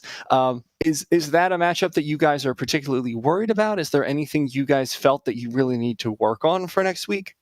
I would say Clash is also a really strong team, and I think Team Nova, we should practice more and more, because I think there are some areas that we can improve and we can perform better. And then I think the game with Team Clash will be a tough one. Yes. Hello, hey, congratulations. Hello. I want you to ask you about your new coach. Someone told me you have a new coach. Does he help you a lot with your new playstyle, or you had that before and he's just trying to teach you something else? I would say team Coach Hong. He's a really good coach, I would say. And I think instead of teaching us how to play the game, he's kind of like a guidance to us. He will make some suggestion maybe where we can improve. And then he really helped us a lot in terms of band picking and then team composition. I think he's a really, really strong coach. I think one of the reasons why we played well is because he made good decisions on band pick, and it really affects the game a lot, because if we have good band picks and good picks, and then our game becomes more easier, I would say. And then with his help and guidance, I believe Team Nova is much stronger with him. Yes. Definitely agree. As a player, I would say when the players has not the job to draft or think more than playing, teams are going better. Yeah. All right, hey, thank you so much for joining us. Hopefully we'll get a chance to talk to you again next weekend if everything goes according to plan. But guys, we do have one more interview before we end out things today. But just any reflections for you guys on what Hey was saying before we get to our next interview? First of all, he's incredible. Second of all, I loved those very thoughtful answers and very thoughtful confidence. He's aware that these other teams are good. He was a little bit concerned about maybe one of these teams could put things together. But there's a quiet confidence to that man, and the knowledge that they are the best team in Europe right now. I think it is very clear from that interview. It is very clear from their games today. Nova are the team to beat in Europe. Yeah, I was gonna say I really love doing interviews with players because you can always glean a little bit from how they frame the answers, how they're feeling on the day. And Hey was like, yeah, they're a really strong team, we're gonna have to work hard, but it's just like you can hear the confidence behind it. Not even hear, but the way you choose the words, it's just like, yeah, they're strong, I guess, but they just won 4 maps in like 40 minutes. Yeah, for good reason. It seems obviously. like he lost. It seems like he didn't even win a game.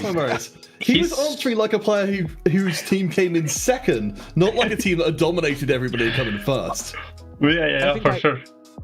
I think I can drill to the bottom of this. It's because these aren't the real games for Nova Esports yet.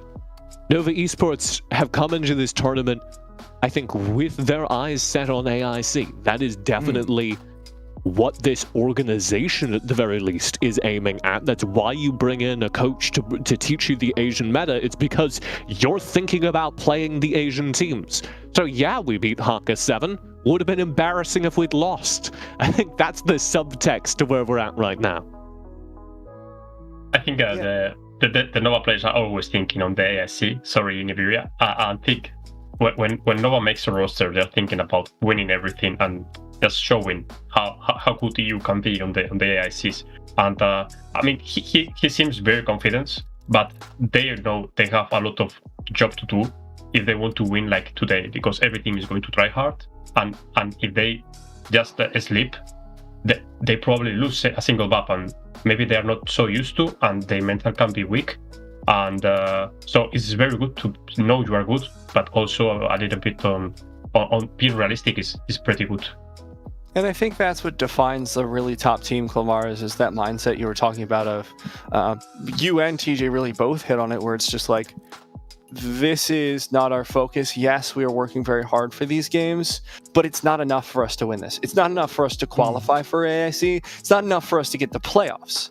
It's only enough for us when we're at AIC and we're doing well there. Then we can celebrate. Then we can be happy. Until then, it's all work, it's all preparation, and it's all looking forward to the next set of improvement. What do we need to work on? And I am not going to say surprised, but I would be curious if they start playing a little bit next week for a more late game style, just so they can get practice with it.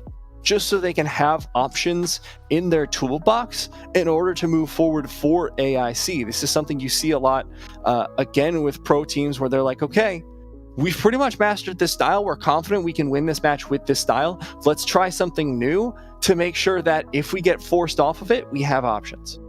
Plamaris, I forget, did you ever do any interviews for us when you were flying? Probably, yeah. What's it I'm like? glad they were memorable. I think I did it when I was Dead Rabbits on the Season 2 Valor series. For Dead Rabbits, I think I did it because I was back then team captain, and I think I do maybe even twice when we finished the 2 weekends. I think we finished like 2-0, 2-0, and I was called to do the interview because I wasn't the MVP because I was not MVP never, but I was the one who was called to do the interviews. Nobody wanted. But yeah, so I was going to ask that. I always, whenever we're doing interviews on the caster side, we always hear from like players, oh, well, none of the players want to do the interview. Why is that? What's going on? I don't know. Maybe they are so shy to appear on the camera. Sometimes nobody even knows your face when you're playing. So maybe they are so shy they don't want to like.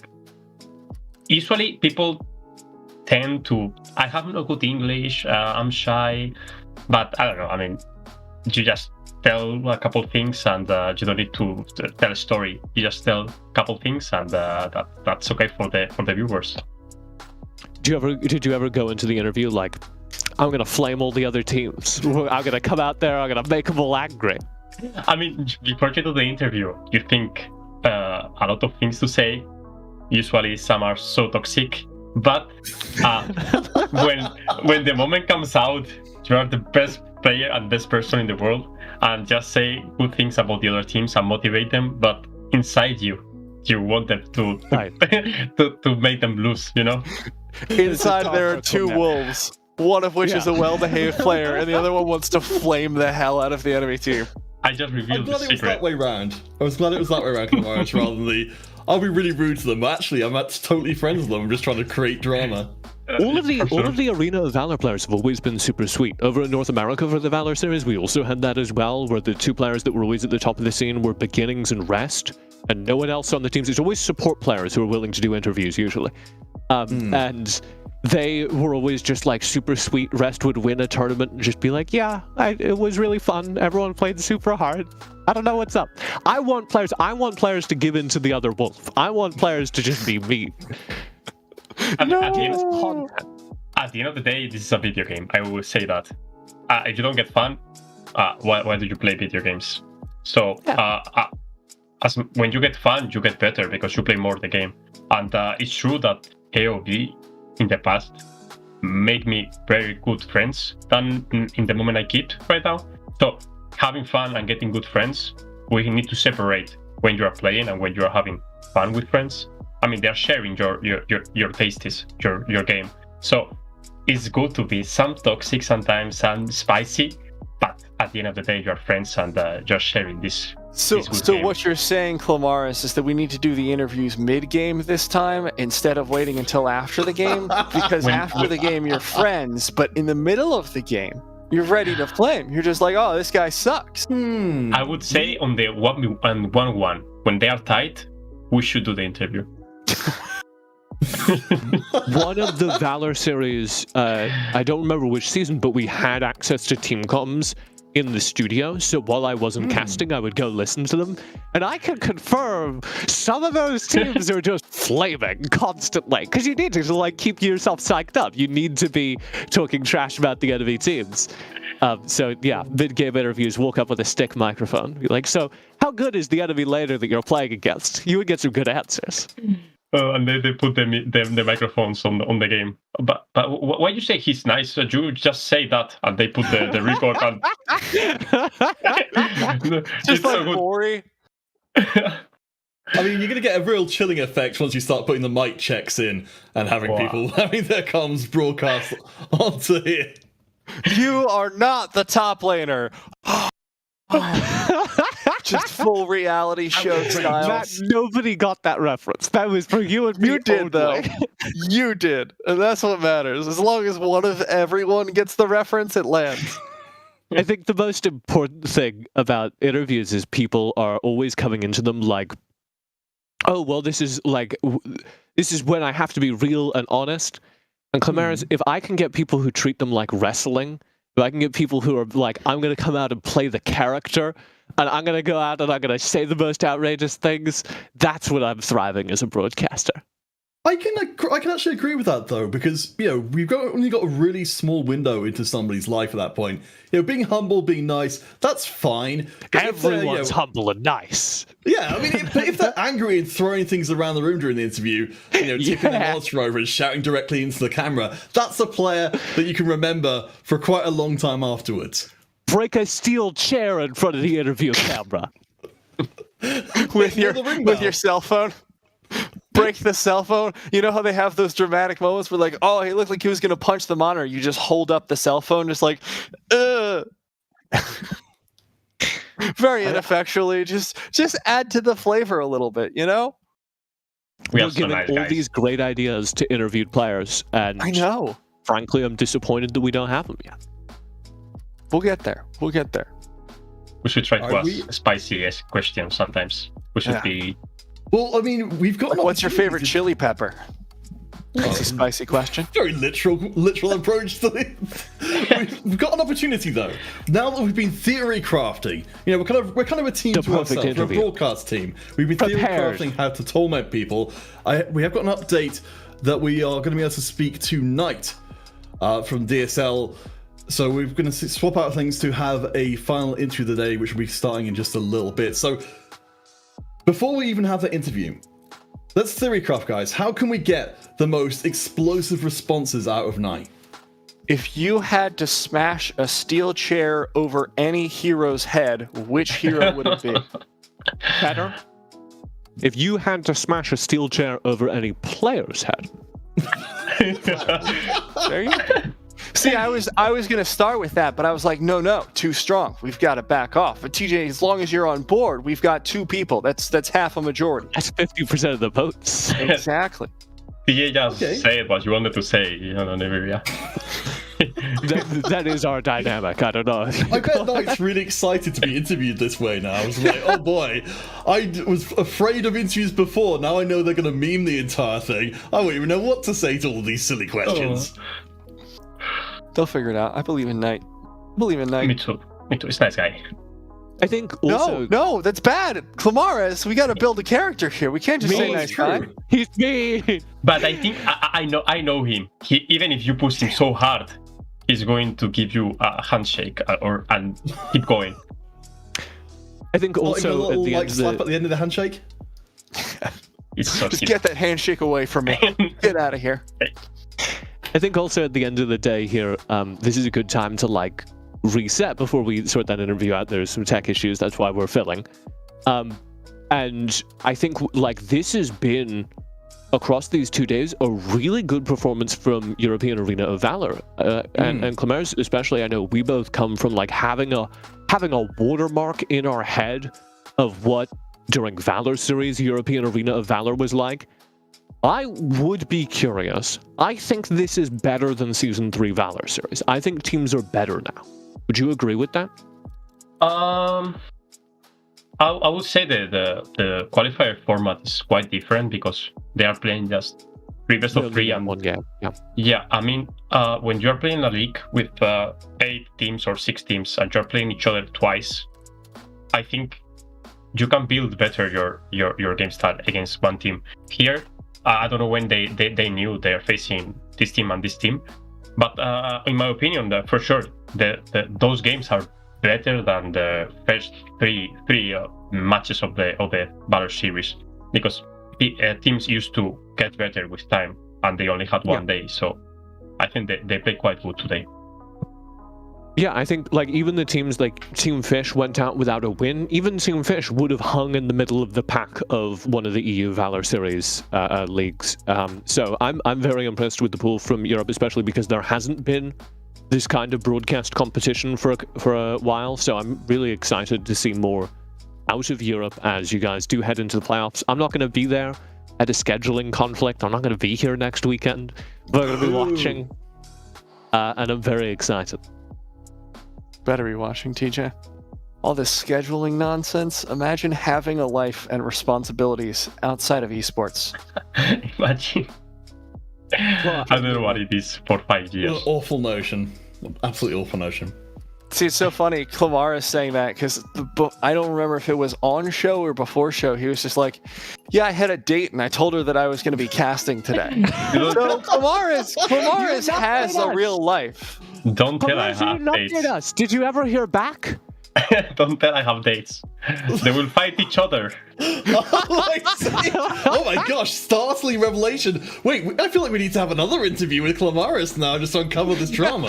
No, it's not worth it. I interviewed him during the Valor series. Doesn't give a good interview. There's nothing good there. Oh boy.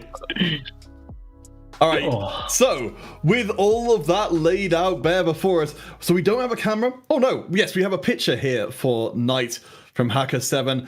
Knight, I mean, this has been quite a long day for you guys to come up from that first match to go into the second and take that quite so convincingly towards the end.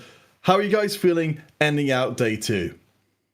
Hello. Yeah, we feel better. Like, we're not sad or mad or anything. Like, we tried our best, but we couldn't really make it.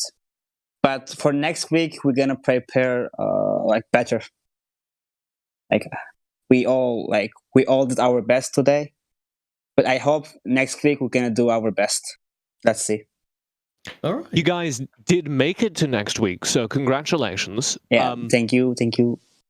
And I want to talk about that last game where you guys were stuck in the perpetual siege, where you didn't quite have the tools to break those high ground towers. And we saw, I think, 3 different Dark Slayer fights. Yeah. How do you keep your team... What's going on in the team in those moments? How do you keep your team focused? It was like 6 minutes. Like, we were all like, guys, we're tired. Come on, let's finish. Like, we're always keeping the game like so long. And then we just say, let's do one fight. Like, who cares? Let's do it. Like, let's do it. Like, nobody cares. Like, let's do it and then let's finish. And yeah, we did one fight and it's all finished. I've got to say, so watching that entire thing was just sort of... I screamed my throat out, so my voice is going to be very hoarse tomorrow because it was such an intense game. I'm wondering, what do the calls look like in those team fights? Because I know most of those games we saw from you guys today, it was you who was running up the front of those fights, going in for those initiates and kind of, sacrificing yourself for the good of the team. How do those fights get called between you guys? Like, the first game, when they pick a room, like I said, guys, I will just suicide. I will just bait his ult. Just gone. Kill me. I don't care. Let me die. Very dramatic. I love it. Yes, like, let me die and do the job. And we did like that. We baited our own ults, and then we get the towers, and we get the game. The second game is also the same a bit with Arta. I was like, let me engage. Let me do everything. Just don't die, please. And then you guys live, I'll be the one to die, and then nobody else has to.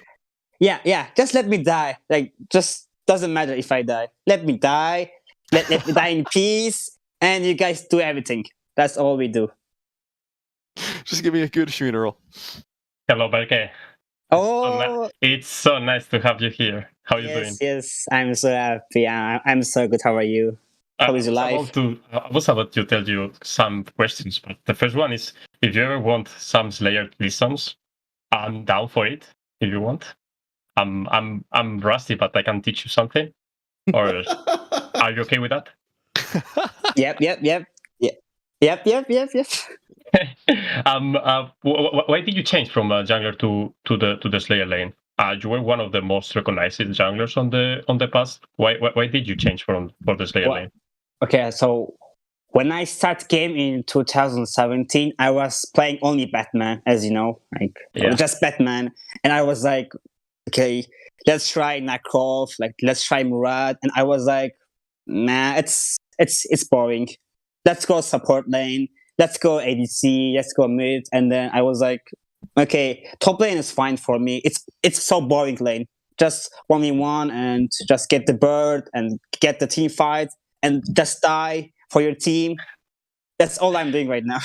Yeah, it's so good when you can die and you have an excuse. I did it for my team, guys. Don't worry. Yep. yeah, and you can do it like 8 times and nothing matters. Yeah, exactly.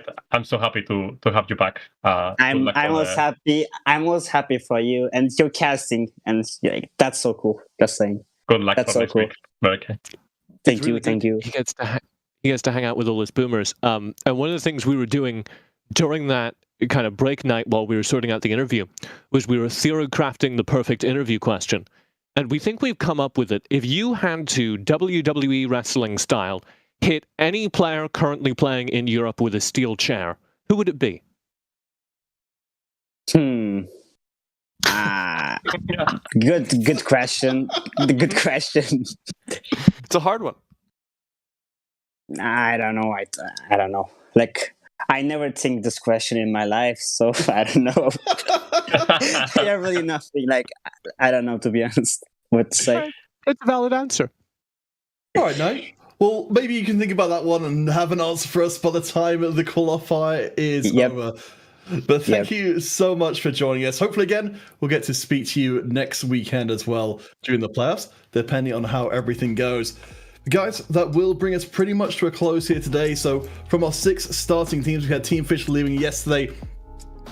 Haka 7 managing to get the win there to bring us down to 4 as well. So CDAX taking the first seed from Group A will face Haka 7 from Group B. From Nova Esports, we're facing off against Clash in the first round as well. You can see the bracket laid out there before us. There will be a chance, of course, to fight for the 3rd place. But it's only the teams that get through and get all those wins that will get a chance to represent Europe on the world stage at the AIC. With former glories fighting to be reclaimed, new sagas yet to be written.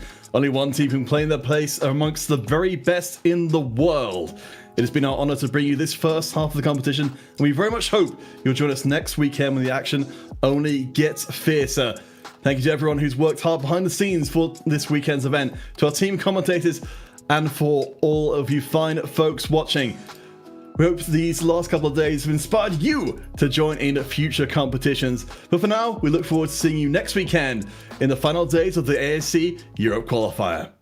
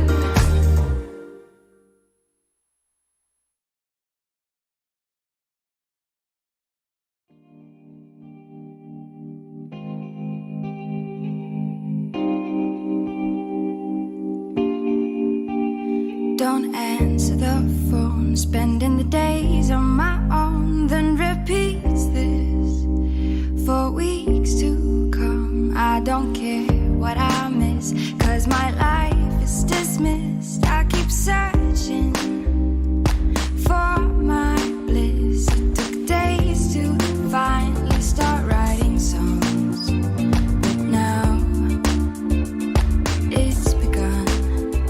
I go oh, oh, oh, oh, oh, oh, oh. I go oh, oh, oh, oh, oh. I sing along. I keep pushing myself now, dig deeper. I knew sound more than ever before. Keeps repeating my phrases to see if it changes rules I've gone before, like I couldn't get over, couldn't get over, couldn't get over you.